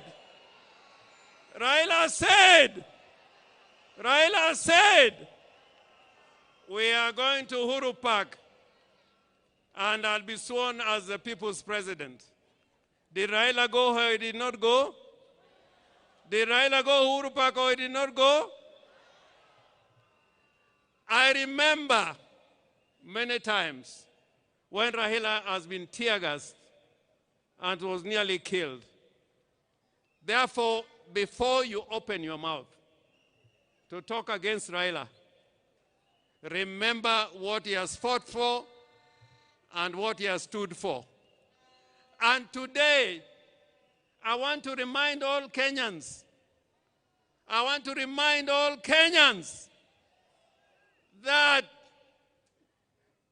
the legacy of Raila Amolo Odinga will not be kept by mere speech.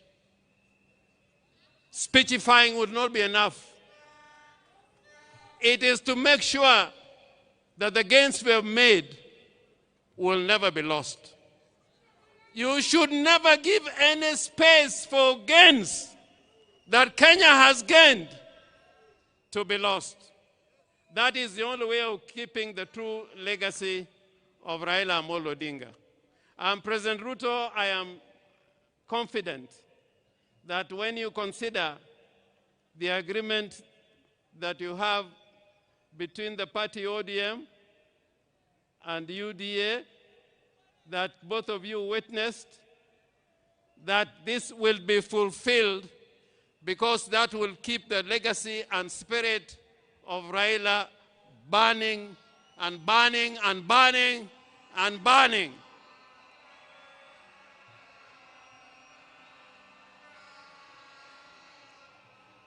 The other character of Raila Amolo Odinga, other than being brave and courageous, was that he was a peacemaker. Raila was a peacemaker. And even today, we can see that Raila can bring Uhuru together, and Ruto is here as president. That was the true spirit of Raila Amolo Odinga, that the nation should keep talking together in unity and as brothers. Finally, I'm one of the people who believe that we must keep the party ODM. You must keep the party ODM. Remember the ideology of the party ODM. There's a huge delegation here, including the governor from Tororo, people from Gulu. My friend Olara Otunu, I think, is also in the house. We welcome you. But Olara Otunu, during Pinluo, when His Excellency the President and President Museveni was here, he spoke in Luo. And I want, if you have anybody near you, to translate what I'm saying. Nijo Luo wangi kitwa Kitwa! Kitwa! Kitwa! Kitwa! In that spirit of the Luo nation, that spirit of Luo nation is like we like speaking the truth. We like speaking the truth. We like living in peace with our brothers. We like inclusivity. We are against those who are trying to tear Kenya apart and speak the language of division and tribalism and ethnicity. Woe unto you! So, President, I urge you, even as we speak about unity, let us not kill political parties. Political parties are the foundation of democracy. Any arrangements we enter into don't kill political parties. In 1963, political parties were killed, and it took us 20 years to fight to revive political parties. So jothurwa awachonuka geno ni wabed gimoro achiel, odu en odu, od meru kataka chwer mane odu, wabed kanyakla, wati kanyakla, mondo Kenya obed gimoro achiel. I thank you so much, Mr. President.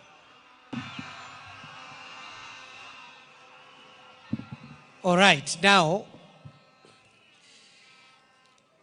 allow me to interrupt the pace at which we are going because the time is spent and we've been here for long. We have senior statesmen in our midst, including our retired president and the retired president of Nigeria, and we've kept them for long. The people that I call to come and speak, please come, and all of you come here. I'll also stand here, say something. We need to bring this to a close because we also want to respect the church. I have seen very senior bishops here who have been with us since 9 o'clock. CS Oparanya, if you're here, CS Joho, CS Badi, and CS Wandai. 1 minute each, just eulogize, and then we go to the next step. And this time round, I'm not going back to my seat.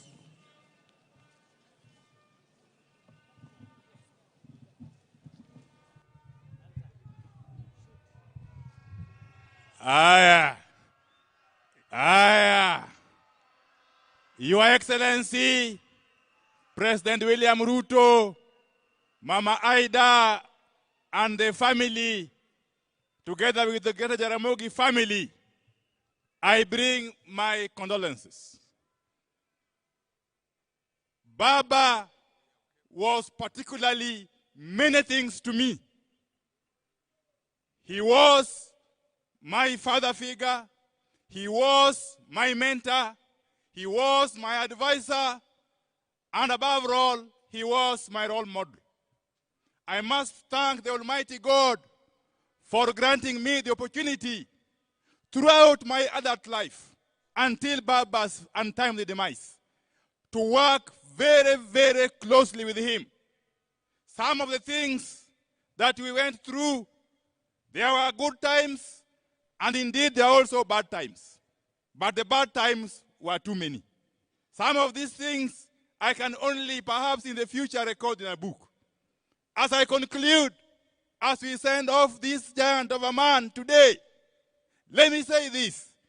Early this year, Your Excellency, Baba Raila Odinga did pay me a visit in my office at the ministry. And he told me that work for your country selflessly, that support your government fully. He concluded by telling me, Your Excellency, that he has been in many political arrangements. He has been in many political partnerships, but he has come to learn that, Your Excellency President William Ruto, you are sincere. He also told me that you have demonstrated to him utmost goodwill. And therefore, as I conclude, one lasting tribute, the only lasting tribute we can pay to Baba and to perpetuate his legacy is to enhance and continue with the partnership that he started with President William Ruto. There are people, Your Excellency, who have worked before with Baba, but all that time, Baba ended up with the short end of the stick. Baba ended up with a raw deal. We must applaud you, Your Excellency, on this day when we send off Baba, that you have done us proud as a community of this region. Thank you very much, and may God bless you.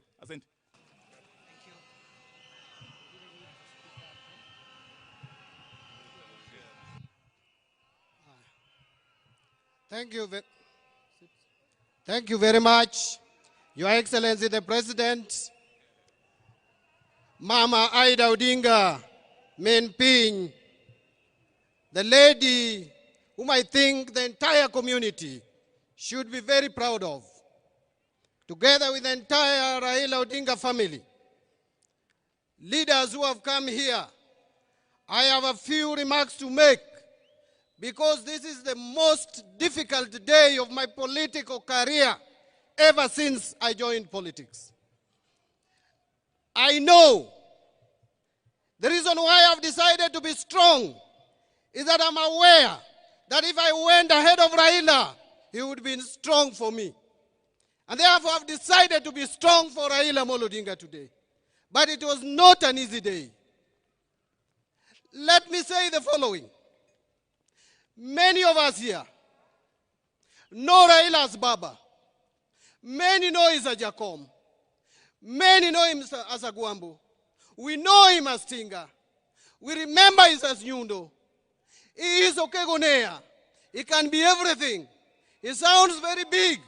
But we must remember, for some of us, that Raila started small. Raila worked hard. Raila remained resilient. Raila remained patient to reach where he is. I remember in 1992, 33 years ago, when I was a student at the University of Nairobi, Raila was running for Lang'ata parliamentary seat. He could come to my room, Block J, room 19. Later, Block B, in Malindi, Block B, room number 2. Planning on how to win Lang'ata. That time, the politics of Nairobi was volatile and violent. There was Jeshi la Mzee, led by Fredo Mulogumo. There was in Embakasi, David Mwenje. In Kibra, in Lang'ata, we had Kimani Rugendo over Fodasili. Very violent campaigns. All the university students from main campus, Parkland and Chiromo, were in the payroll of Mulogumo. He had to come to Lower Kabete, where I was leading the student leadership, to get support to win his seat in Lang'ata parliamentary seats. That is how Raila started. Raila is a patient man. That is why he has reached where he has reached. But let me say the second. Raila was a forgiving man. Many people here betrayed Raila in one way or the other. Betrayed Raila in one way or the other. I remember in 1996, when Raila took on Wamalwa Kijana for Ford Kenya chairmanship, all the leaders of the Luo community, members of parliament, Raila only remained with Dr. Buru Odinga, his brother.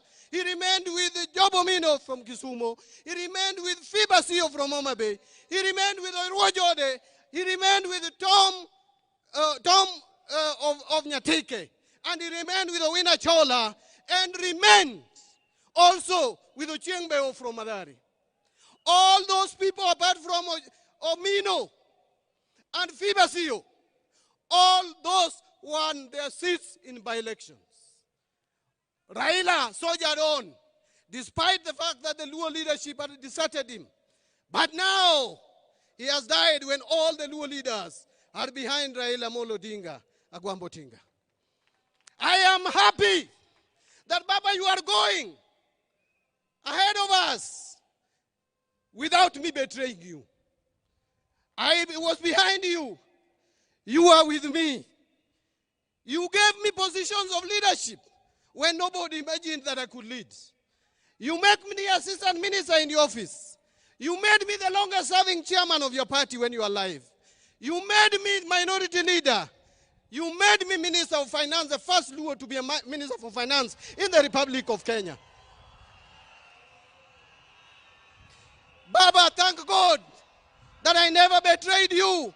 Even when you gave me the sad news that I was not going to be the governor for Homa Bay County, I still stood behind you because I know why you made that decision. Baba, will not disappoint you. I will not betray you. The only place where we disagreed and you allowed it is that you are supporting Arsenal and I'm supporting Manchester United. Allow me to say the last word, my brother in Kijaluo.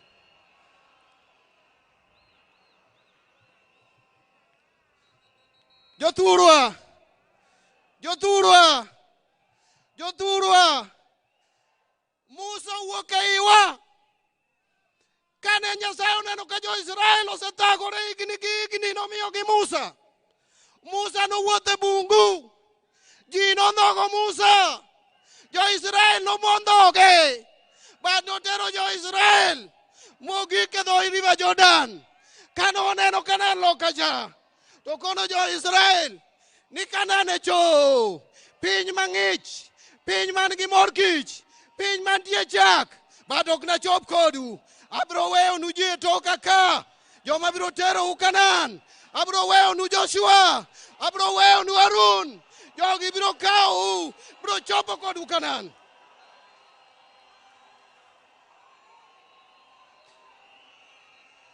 Budho ma wantiere ni. Raila osedhi. Awa Musa osedhi. Ang'eyo ni Joshua ni ka. Harun ni ka. Kisomo Deuteronomy chapter 34 verse 8. Tijakisomo Numbers chapter 20 verse 29. Jo Israel kane Musa to.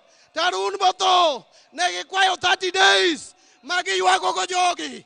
Wakwayo 30 days kako ganda. Mono wa mon Raila. Bang 30 days. Wabiro miyo direction. Kamo ganda luodhi ye. My last word. My last word. My last word. As a community, Your Excellency, and I want to tell you this. Don't be shaken. As a community, there is something we believe in. That a leader, before he dies, a leader knows his death, but he doesn't talk about his death. He will show his people, before he dies, what he wants to be done. He will show his people where to take everything that he has. Raila showed us. Raila showed us before he died that he wanted us to be in government. As a community, as a party, we will be in broad-based government. We will support broad-based government. We will work with you.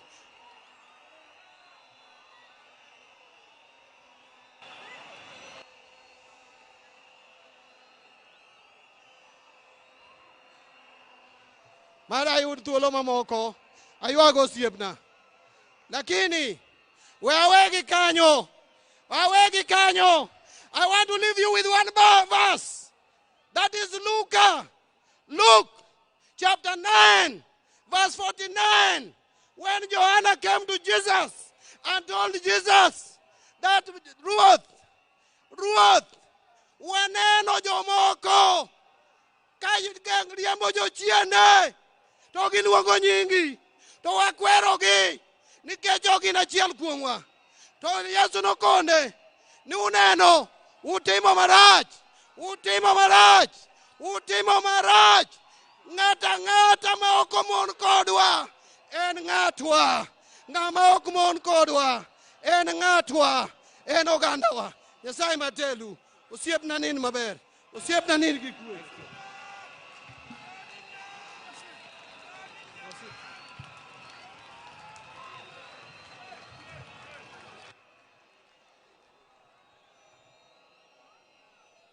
Your Excellency, the President of the Republic of Kenya, Mamangu Mama Aida, and the Odinga family. Your Excellency, let me confess that kwa muda mrefu, I have never been in a situation where I have struggled to think of what I'm going to say about someone. And I will not be, Your Excellency, nimeona kama kuna ka contest of some sort. Who was called last? Who spoke about what? Who was assured what? Who was informed of the unknown? But for me, Your Excellency, I want to take this opportunity. Number one, to pray for Raila Amolo Odinga. May his soul rest in eternal peace. Your Excellency, I was a very young man. I was a very young man from Kisauni, where nobody knew me or had an idea of who I am. When I developed the ambition of wanting to become a leader, Your Excellency, there's a guy called John Maya Ndiwo. He was living in Mombasa, nikamwendea nipeleke kwa Raila. Babangu hajakuwa kwa siasa, mamangu hajakuwa kwa siasa, shangazi yangu hajakuwa kwa siasa, Hassan Joho hajulikani na mtu yoyote. I walked to see Raila na akanibeba mkono. Nikawa mbunge, nikawa governor, na sasa mimi ni waziri. Na mimi, Your Excellency, nataka tuchukue fursa hii mimi mwenyewe kibinafsi. Nimwombee Mwenyezi Mungu Raila aende apumzike na kutana na wazee wetu mbele ya haki. Na lile la muhimu, Mbadi said here that he has never betrayed Raila. I want to tell Mbadi, you're not on your own. Mimi, I have never betrayed Raila. Akiwa hai, and I assure you, I will not betray his cause hata akienda mbele ya haki. I assure you. And some of us, mimi, siwezi kuwa mahali ambaye Raila kunipeleka. Tuelewane? Siwezi kuwa mahali ambaye Raila hakunipeleka. And I must say it today here, I was taken to government of William Ruto by Raila Amolo Odinga. And Your Excellency, that is where I belong, and that is where I shall stay. La mwisho, what you are ODM, many speakers have heard you, munasema, we want to assure you, chama haiendi mahali, chama isambaratiki, chama haiwezi vunjika. Mimi, the values of the party, the values and the principles of the party, zimewekwa katika roho yangu na baba Raila Amolo Odinga. And I want to tell you, whoever imagines that anaweza kuvunja chama cha ODM, yeye ndio tutamfukuza, my friend, na ahame, chama kitabaki. Tuelewane namna hiyo. Ukijaribu kugawanya chama, ukijaribu kuvunja chama, wewe ndio utafanya nini? Utahama. Atafanya nini? Atafanya nini? The party will be here to do what? To stay. Mwenyezi Mungu awalinde na wabariki. Asanteni sana.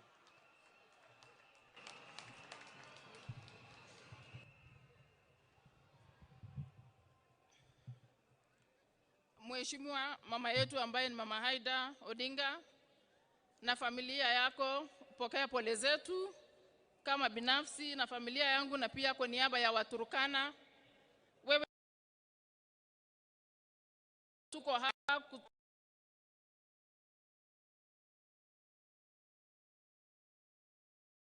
It was in my early 20s. Mama wa kwanza aliyeni introduce kwa siasa juu aliona talenta niliyokuwa nayo ni Mama Daktari Aida Odinga, akiwa mpatron wakati huo wa League of Women Voters. Hapo ndio aliona talenta niliyokuwa nayo. Baadaye hapo baba akanipata. Wacha nikwambie Mheshimiwa Rais, kuanzia 2002 wakati nilianza kupiga kura, sijawahi piga kura nje ya Raila Amolo Odinga. Kwa yale majukumu baba amenipa katika uongozi wa chama na hata yale mengine amenipa nje ya chama, sijawahi piga kinyume, nimedeliver sote. Wacha tu niseme kwa upana, wakati baba aliniweka kwa mambo ya BBI, nilivote yote kati ya gavana aliyokuwa wakati huo alikuwa hataki, sisi tulikuwa tunataka, na kwa sababu nilipewa hiyo majukumu nilideliver hicho kitu almost 90%. Kwa mambo ya kura nimekuanga agent wa baba, na Turkana is very clear. Tuna voting zaidi ya 70% kwa baba. Kwa yale mengine baba alinipa ni kusimamia kura ya ODM kama commissioner. Hiyo yote nilifanya wakati huo. Na ya mwisho ni wakati aliniambia nimchaguliwe running mate wake katika Azimio. Nilideliver wish ambaye ilikuwa baina ile mbili alikuwa ameniweka. Nikiwa mama wa kike peke yake katika hiyo jukumu. Na hata wakati ya mawaziri, wakati alinipigia simu akaniambia anataka wewe ujumuike na watu fulani hapa huwe mawaziri, niliamua nikasema baba upendavyo ndio nitatenda. Na hata wakati nilikuwa waziri ambaye nimeingia kwenye mamlaka ya cabinet secretary kwa mara ya kwanza, wacha niseme leo wasi baba mwenyewe amekuwa akinishauri vile nitaelekeza na nitafanya mambo ya community integration. Kwa hivyo mimi nakwambia Mheshimiwa Rais, wakati ulikuwa unafanya campaign, hata wewe mwenyewe ukija Turkana ulikuwa unaniona vizuri na msimamo, na huo msimamo wakati wa mwisho baba siku moja ndio akaenda kwenye dunia hii ya pili, aliniambia nyinyi mkae serikalini kwa sababu hapo ndio nimewaachia. Kwa hivyo Mheshimiwa Rais, wewe unajua tu tutawacha mambo yote, lakini yale baba alituachia hivyo hivyo. Na kwa wenye wanasema hao ni ODM tucheseni hapa Nyanza, lakini jueni ODM iko Kenya mzima. Na sisi tutafanya vile tumekuwa tukifanya. So ile ya Western na Luo mcheze tu, lakini kwetu kwingine tuko penye tumekuwa. Asante sana, tuko kazi.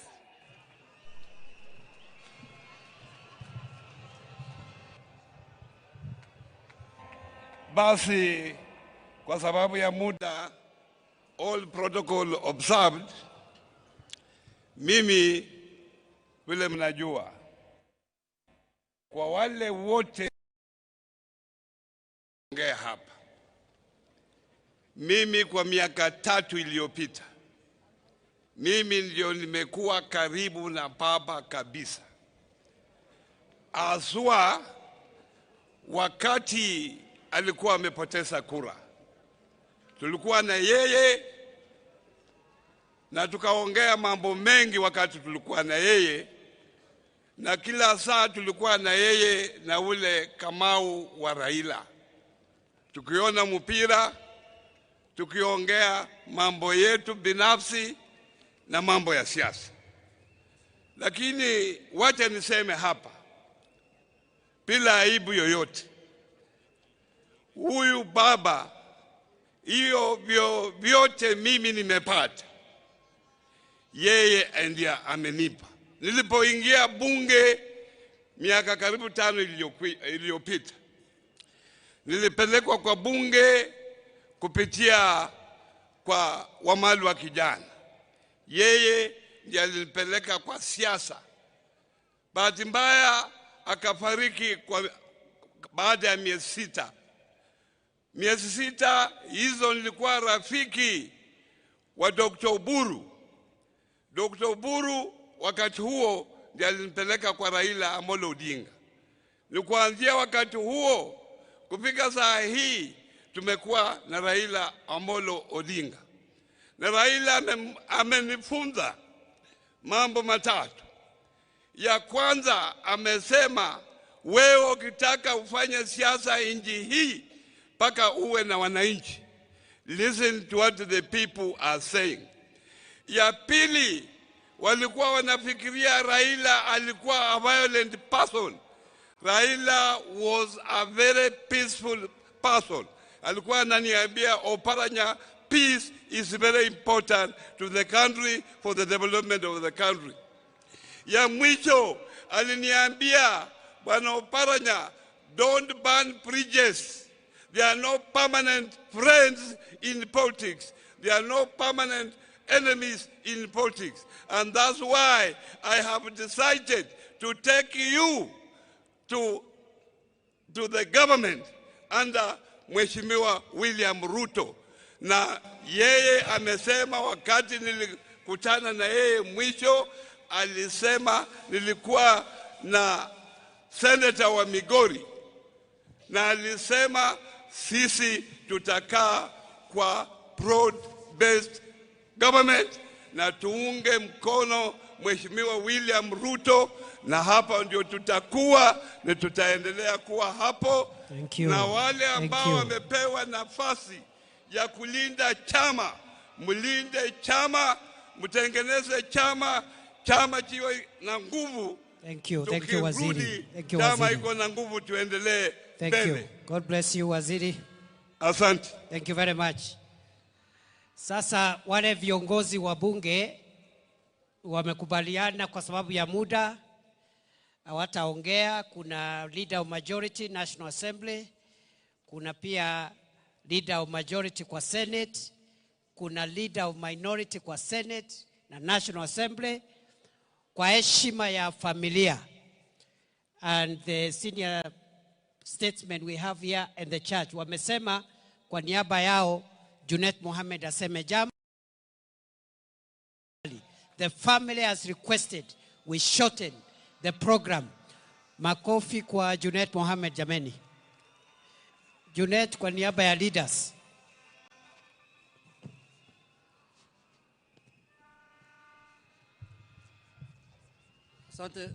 Asante sana Mheshimiwa Deputy President. Mimi nitakuwa fupi kwa maneno. Mama Aida Odinga ambaye ni mama yangu na madada zangu na mandugu, His Excellency the President. Mimi leo ni ngumu sana roho yangu kutoa rambirambi kwa baba. Mimi baba alikuwa kwa mambo mingi kwangu. Mimi nilikutana na baba nikiwa na miaka 24, the year 2001. Miaka 23 na 4 ingine sijaona kiongozi ingine, sijaona chama ingine. Chama yangu ilikuwa baba na baba ndiye alikuwa baba yangu. Baba alinifanya meya ya Migori nikiwa na miaka 25. Aliniwekelea hapo. Akanifanya mbunge miaka mingi mpaka nikakuwa minority leader kupitia baba. Mimi nina huzuni sana kwa sababu wale wanajua vile mimi na baba tulikuwa karibu. Lakini yote tunasema tunawachia Mungu. Nimeona mitandao wanashapiga bimbo, wanasema sasa huyu ni political orphan, huyu amekwisha. Lakini nimeona hapa orphans wako wengi sana. Wale wameongea hapa yote wamelia. Sasa nitasanya hawa yote nikuwe chairman yao. Orphans ziko mingi hapa hata roho yangu ikarudi nilipoona orphans vile wamelia hapa. Mimi nilikuwa na huzuni peke yangu, nilisema nimekwisha. Kumbe tuko wengi. Tuko wengi hapa. Hiyo nimefurahi sana. Lakini mimi nataka kusema hivi jambo la mwisho. Baba alikuwa mtu ajabu sana. And for us, he was our leader, he was our father, and he was everything to us. Baba is the only leader who knew when to fight and when to lay arms down. Baba had fire on one hand and water on the other hand. I will miss his telephone calls. Baba alikuwa engineer ya siasa na alikuwa anatunga siasa usiku, na nilikuwa napata simu yake saa 12 asubuhi. Nikiona simu yangu imelia saa 12, na sasa mimi kama fundi navaa abro niko kasi.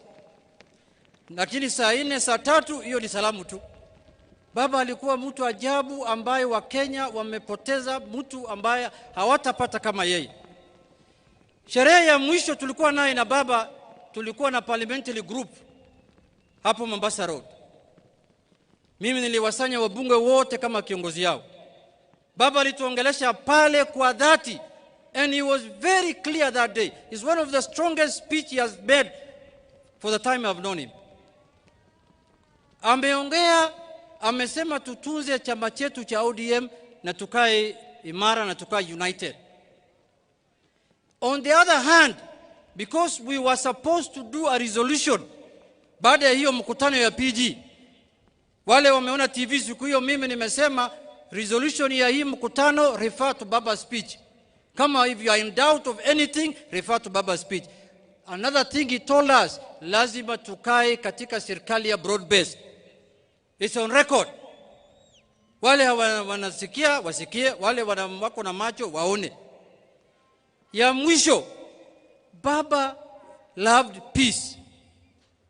Unajua mara mingi Baba makes very serious, important, fundamental, monumental decisions for the country.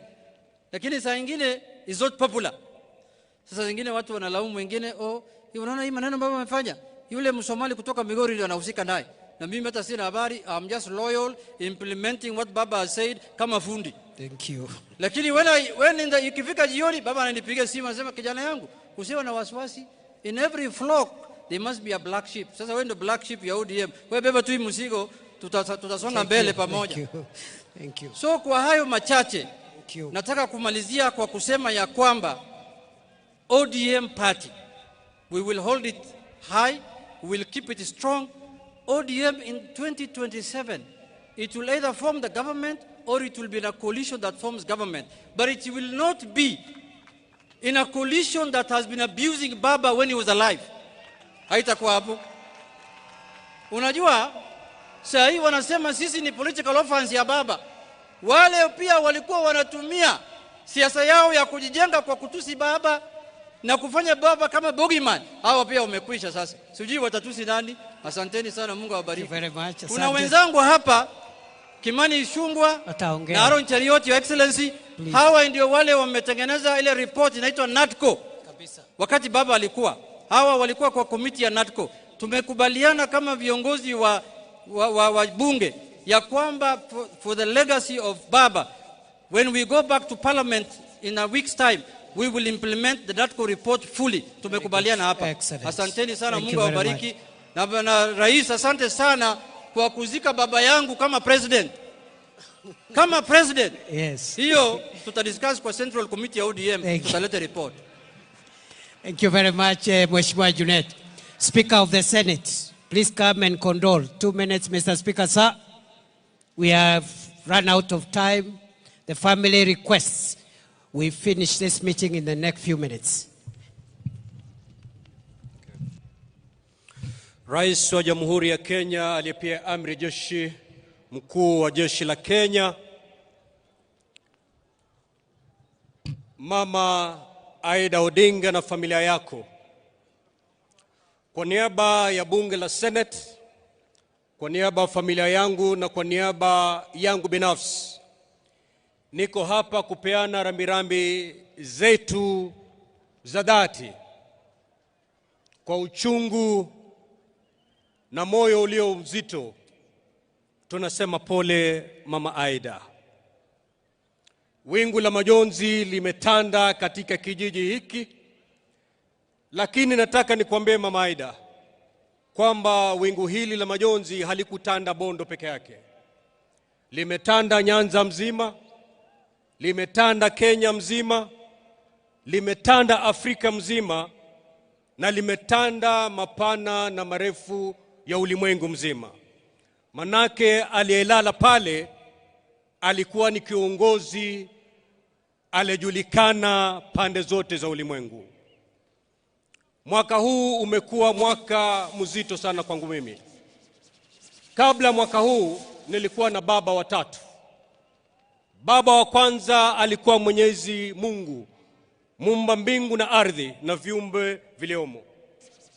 Baba wa pili akawa Mzee Kingi, na baba wa tatu ni babangu mlezi wa kisiasa ambaye amelala pale. Mwanzo wa mwaka huu nikapoteza babangu mzazi. Leo hii nazika baba mlezi wangu wa kisiasa. Nimebaki na baba Mungu peke yake. Lakini kitu ambacho kinanipatia motisha ni kwamba yale yote mafunzo alimpatia Mheshimiwa Raila Amolo Odinga imenipatia nguvu ya kwamba as I speak to you, I know I can face the world.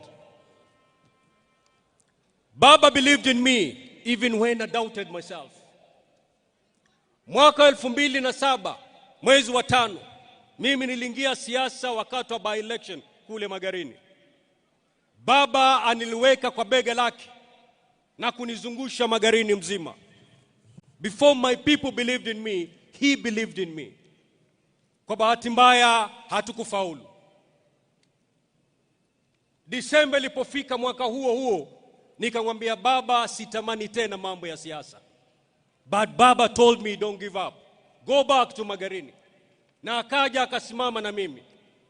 Na nikashinda. La maajabu, the only dream I had as a young man then was to be the MP of Magarini to represent my people. But Raila had big dreams for me. He had bigger plans for me. Wakati machafuko yalimalizika, walipokuja pamoja na Mwai Kibaki rais wetu kuunda serikali. Wakati walipokuwa wanataja baraza la mawaziri, mimi sikushughulika because I knew I can never be a cabinet minister. Lakini la ajabu, wakati niko kwangu nyumbani naangalia runinga, wakati mawaziri wanatajwa, my name popped up. To my shock. Why? Because Raila believed in me and I doubted myself. Na hilo halikutosha. Kama mjuavyo, serikali ya nusu mkate ilikuwa na mawaziri 40. 20 wa Mheshimiwa Raila Odinga na 20 ya Mwai Kibaki. 40 ministers. The youngest was me.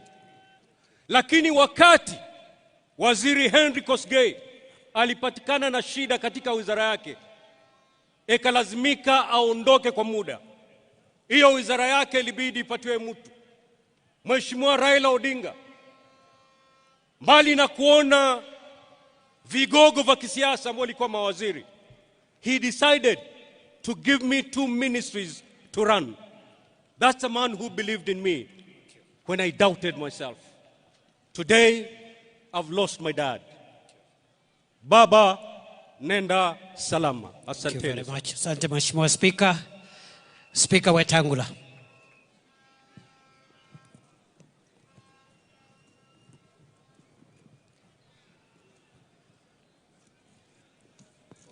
Pole for the pressure.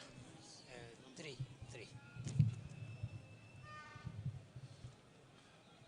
Rais wetu Dr. William Samoei Ruto, Rais mstaafu wa Kenya, Rais mstaafu wa Nigeria, Mama Aida na familia ya ndugu yetu baba, waheshimiwa wote mlioko hapa, waheshimiwa wananchi na kanisa letu. Yangu itakuwa mafupi sana. Nimekuja kuomboleza huyu shujaa ndugu yangu, baba wa taifa la Kenya. Mheshimiwa Raila is one of the greatest sons of our soil. He goes to his maker as a public guarantor and a public trustee kwa uongozi wa nchi yetu. Amekuwa katika kila nafasi ya kuleta uwiano katika nchi yetu, na mwandishi wa vitabu vingi vya Kiswahili kutoka Tanzania anaitwa Shaban bin Robert, katika kitabu kinaitwa Kusadikika, alisema mara mingi nchi huficha mashujaa wake mpaka janga kuu litokee. Mnamo mwaka wa 2007 janga kuu litokea Kenya. Kenya ikawa karibu kupasuka mara 2 mara 3. Hardliners wakasema we want secession. Ndiyo nchi ikafichua ushujaa wa baba. Akaketi na mpinzani wake mkuu Mheshimiwa Mwai Kibaki, na wakaleta amani ambayo imedumu nchi yetu. He fought a strong fight, but he remained loyal to this country.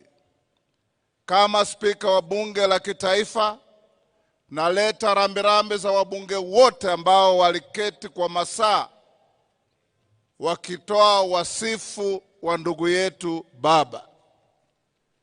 Pia nimetoa stakabadhi zake za bunge. I've extracted from the Hansard Honorable Raila's contributions in parliament to this country. Nimeziweka pamoja na nakala za zile wabunge walisema kutokea viongozi wetu Juneti na Ichungwa na wabunge wote. Nimeletea Mama Aida na familia ili katika library yao wajue huyu shujaa mwenye walituletea nchi yetu alisema maneno ya kujenga nchi yetu. Nikimalizia ni kuwarai wa Kenya na rais wetu William Ruto, vile muliketi na mheshimiwa baba mukasema Kenya ni kubwa kuliko mtu binafsi, hapo ndio shikilia, na sisi tutashikilia hapo.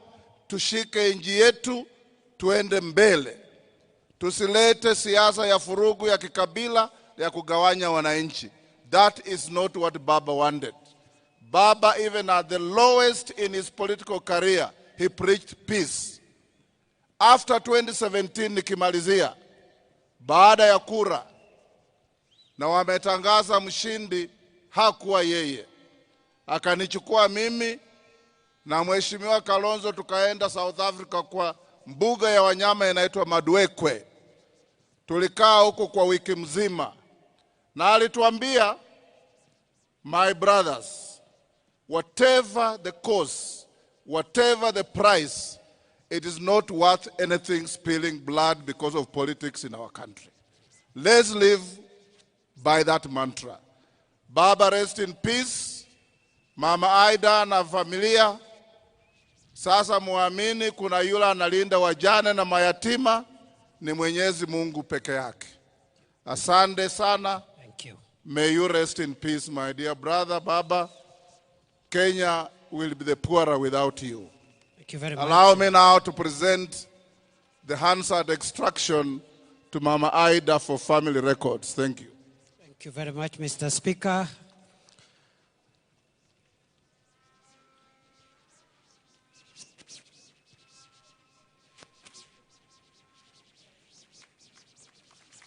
Thank you. Asante Mheshimiwa Speaker. I now want to invite former Vice President Kalonzo Musyoka to come and greet the congregation.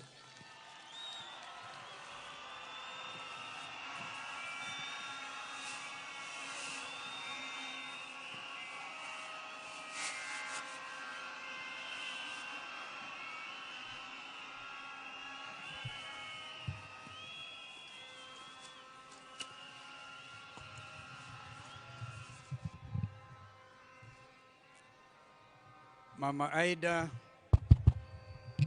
Aida na jamii yote ya ndugu yetu Raila Amolo Odinga, Your Excellency President William Ruto, former President, the fourth President of the Republic, Brother Uhuru Kenyatta, Mzee Olusegun Obasanjo, whom I know to have really been close to our friend, waombolezaji wenzangu, Jaturo Onte, mimi nimekuja kusema kwaheri kwa ndugu yangu, my brother Owadwa Raila Odinga, my osiepna. Sijui kama hiyo ni lugha sahihi. My brother. All the names were given about our brother. When we listen to our daughter Winnie, all the names that our brother has been given over time. But to me, he was a brother. The pain of it all, the struggle for justice and truth, and the fight against corruption. Huyu ndugu alale. But you know, my brother, allow me to talk to Raila my friends. For just 1 minute, and I'll hand over Professor Kindiki. Thank you for the opportunity. I want to talk to Raila, because I never get this time again. You know, we called you Joshua. We never got to Canaan. There were indeed crocodiles across the river Jordan, as we used to say. Lakini, I've seen in the printed program, you even paraphrase the late Martin Luther King. You've been to the mountaintop. You've seen the promised land. And you know, you may never get there with us. But we have to get there on your behalf. I give you my pledge. Those values you stood for. The tears, the pain of a stolen election, as my brother Jim Orengo has said, elaborated. That pain will not be in vain. The nation is gathered together. And I must stop there. I've done the rest of my speech on X because I had to rush quickly back from Heathrow in order to come and be with Mama Aida and Watoto. But allow me to recognize, if perchance they don't get that opportunity, my sister, my twin sister, Mother Karua, was Raila's running mate in 2022. She's around here. If we had time, I'm sure Mother would have wanted to eulogize her. I have my other friends here. In fact, Eugene Wamalo had a poem, but I saw he brought many cows yesterday. And we also have a friend, our other brother, Fred Matiang'i here. I saw the Chief Justice Emeritus, our brother, who made that historic ruling in 2017. Kwa hivyo, Mungu alaze roho ya ndugu yetu vyema. You deserve a rest. May God be with you.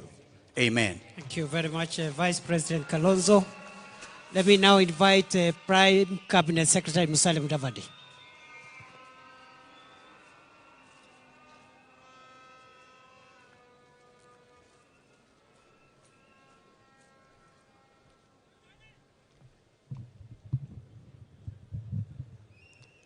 Your Excellency, the President of the Republic of Kenya, the Honorable William Samoei Ruto, Mama Aida Odinga and her family,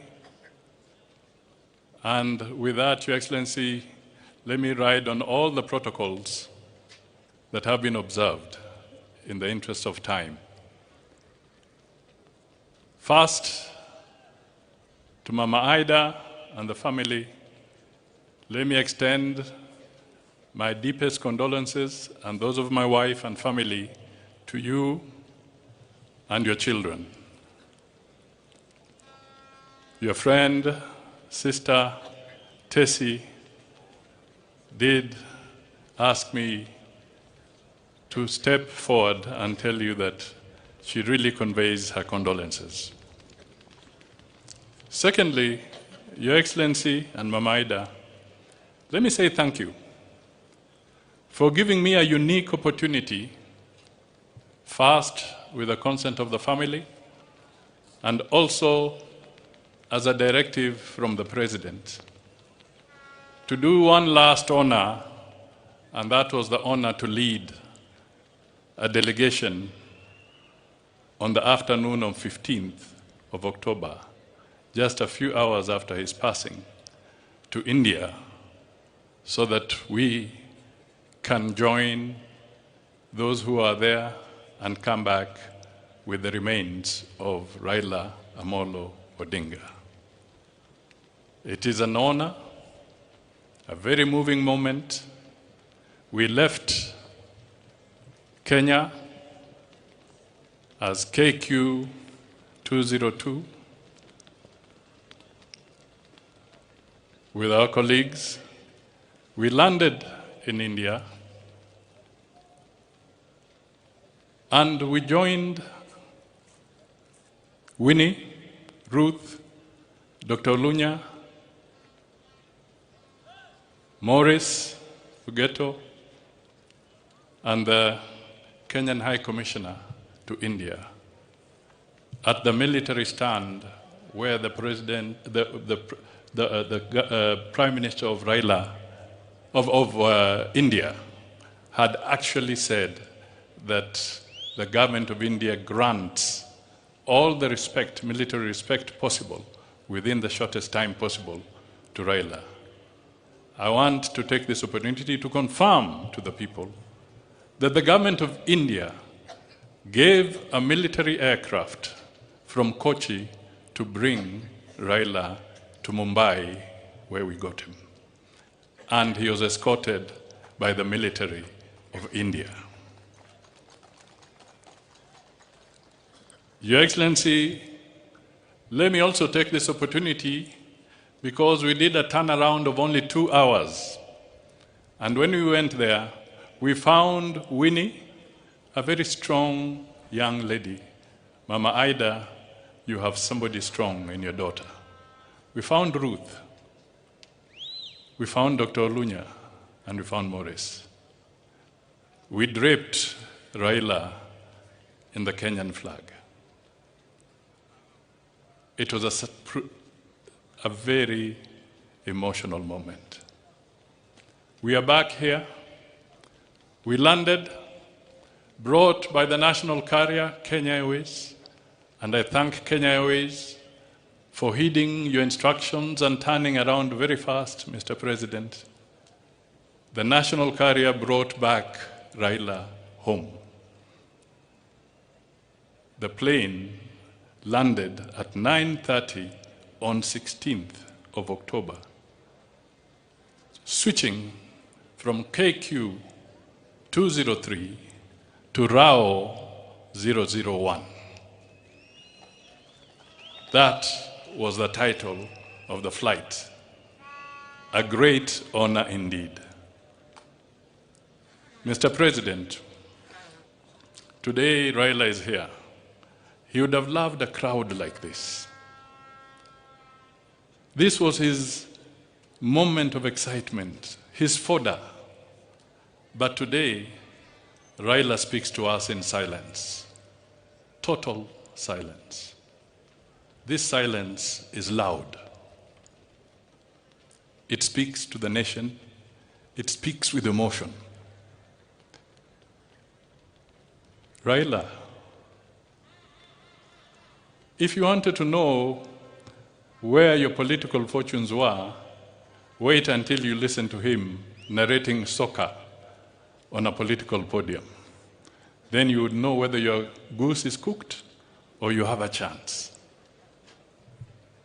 You would want to listen to Raila in Kiswahili proverbs, and he would explain very complex things with simple words. Ata mukia ni nyama. Raila would come up and he would say, ikiwa mtu amekuwa hivyo, tuwe kama siafu, tutatoa nyoka pangoni. This was Raila explaining himself. He stood for a lot of things. His spirit is unbogable. Raila suffered. He had a checkered career. But one thing, Raila never allowed the history to hold him prisoner. He never took his challenges as a life sentence. He stood up, walked, and moved further. We are here because Raila lived in this country. Mama Ida, you have spoken. Your speech was so deep and powerful. I can only request Kenyans, please listen to what Mama said. There's nobody who would be able to understand Mama better than Raila. She has told you what needed to be said. Nind Kigwok, Jacom,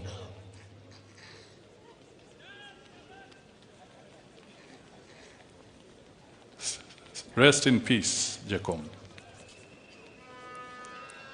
Nind gi kwe. Nind gi kwe. Nind gi kwe, Jakom. Ward Mary. Nind gi kwe. I have utilized. And in better times, Mr. Deputy President, I worked with Raila. And I remember when he brought fire into my belly, and I would go there saying, Nasa Hawa. We would say, Nasa Uhuru, Nasa Ruto. But today, while Raila lies there, I'm at Nasa Sisi Wote. May his soul rest in eternal peace. Thank you. Thank you. Asante sana, Prime Cabinet Secretary. I don't know whether this mic is loud enough. Thank you very much, Honorable Musalia Mudavadi. I am extremely sorry for the many people who wanted to speak, but they couldn't speak because of time. Allow me to report that we have received the condolences of President Yoweri Kaguta Museveni formally, and those condolences are with the President. And also, he has sent a delegation which is present here, consisting of the Right Honorable Dr. Ruhakana Rugunda, former Prime Minister of Uganda, and the Honorable John Mulimba, State Minister for Foreign Affairs. I also want to confirm what Stephen Kalonzo Musyoka said here, former Vice President, that we have other guests, but I assume we just recognize them for now. Kalonzo spoke on their behalf. Even me, I'm not going to make a speech. I've just been emceeing, and I want to end this role so that we can move and do the other ceremony, which is getting late. I therefore want to request now that very briefly we go presidential. We start with the condolences of His Excellency Uhuru Muigai Kenyatta, former President of Kenya, and the fourth President of Kenya.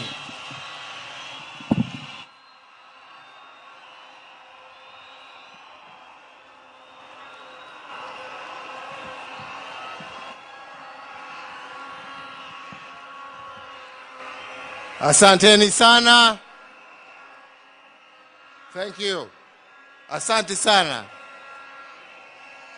Mama wetu, Mama Aida Odinga na familia,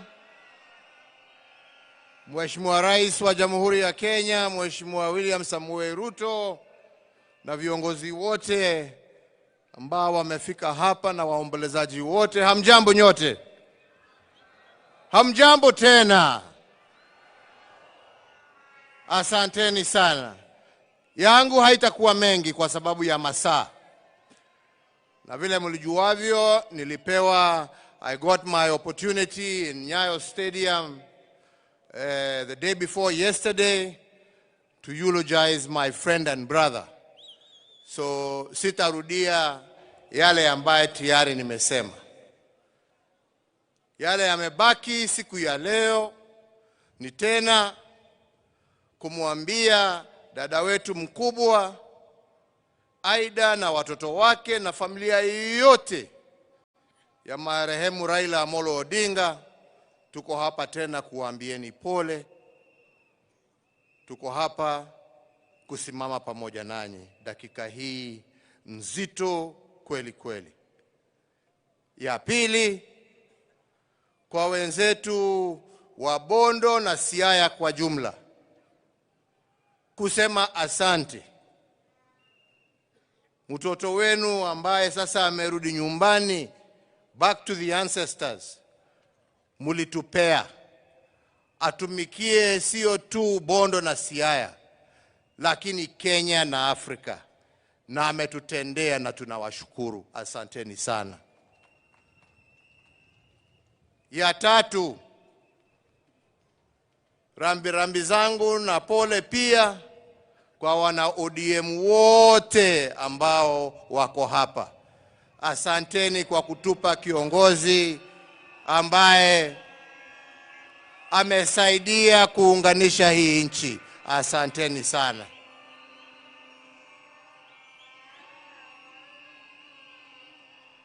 La mwisho ni kuombea ndugu yetu atembee safari ya amani. Mungu amuongoze.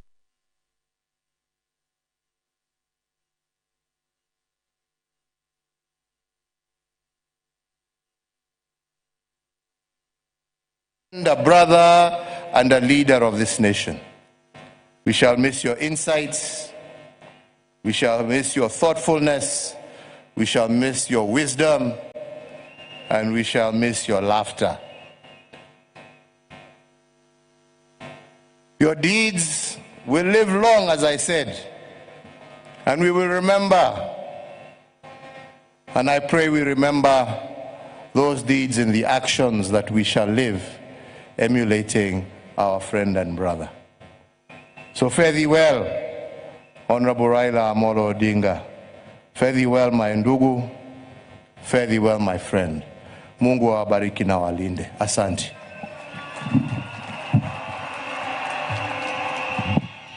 Asante Mheshimiwa Rais Uhuru Kenyatta.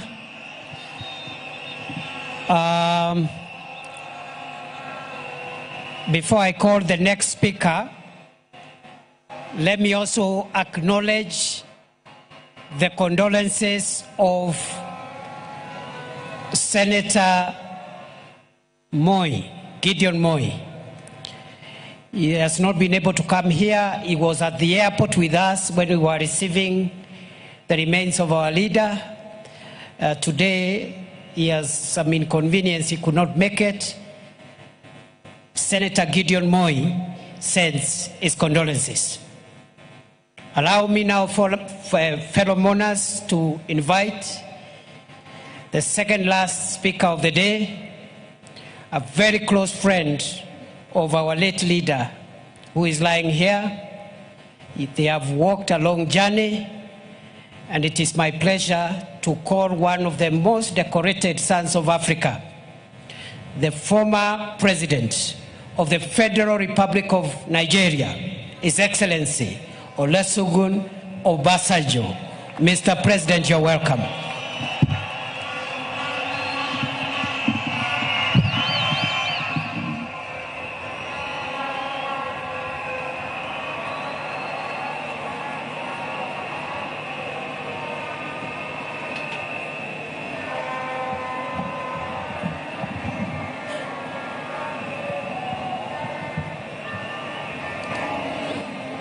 Your Excellency, the President of the Republic of Kenya, my dear brother, Dr. Ruto, my dear sister, Your Excellency, Ida Odinga,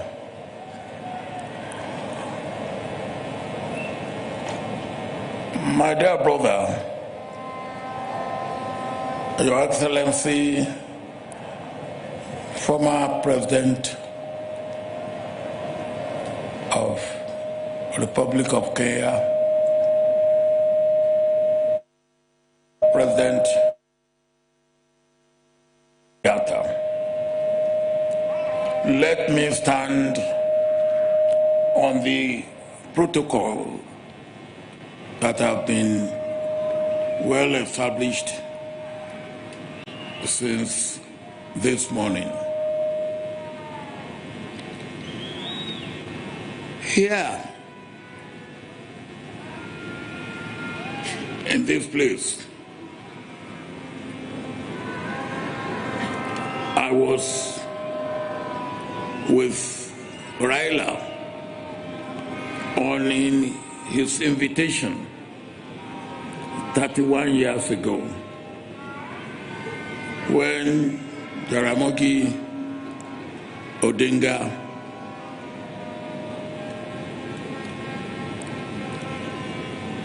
was buried in this place. I was the special guest of honor on that occasion. And the person who made it happen was Raila Odinga. Since that time, we have deepened our friendship, our brotherhood, our working together for our two countries,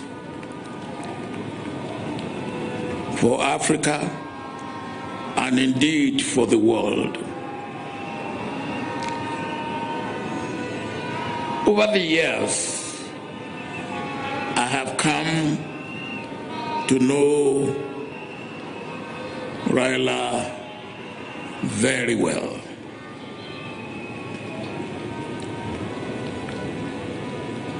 One thing that you could not take away from Raila is his love, passionate love for his country and for Africa. And that is what made our relationship to continue to grow from strength to strength. At this juncture, Mr. President, I want to thank you most sincerely for all that you have done to make this day a great day that it has been for our brother Raila Odinga, for the Odinga family, for the government of Kenya, for the people of Kenya, and indeed for Africa. Mr. President,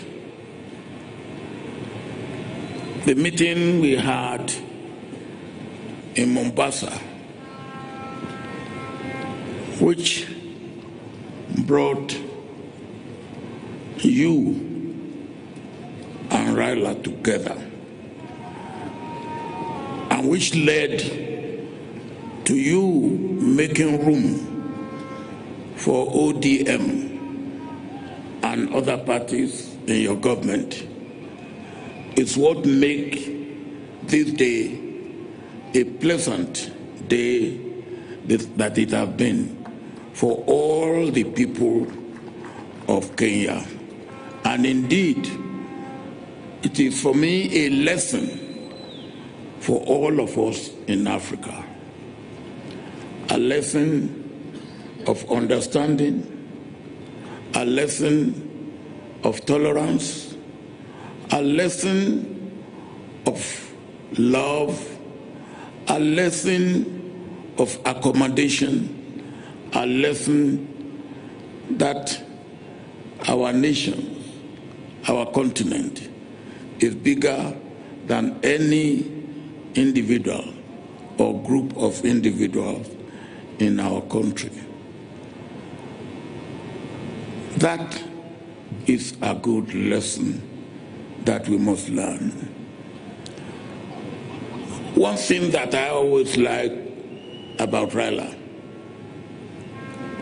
is his sense of humor. Anytime we met, no matter how serious the situation may be, you can be sure that Raila will turn the tension to something to laugh about. And for me, I've lost a brother, I've lost a friend, I've lost a confidant, I've lost a co-worker in the vineyard of Africa. Sleep in the bosom of your Creator. Adieu, Raila Odinga.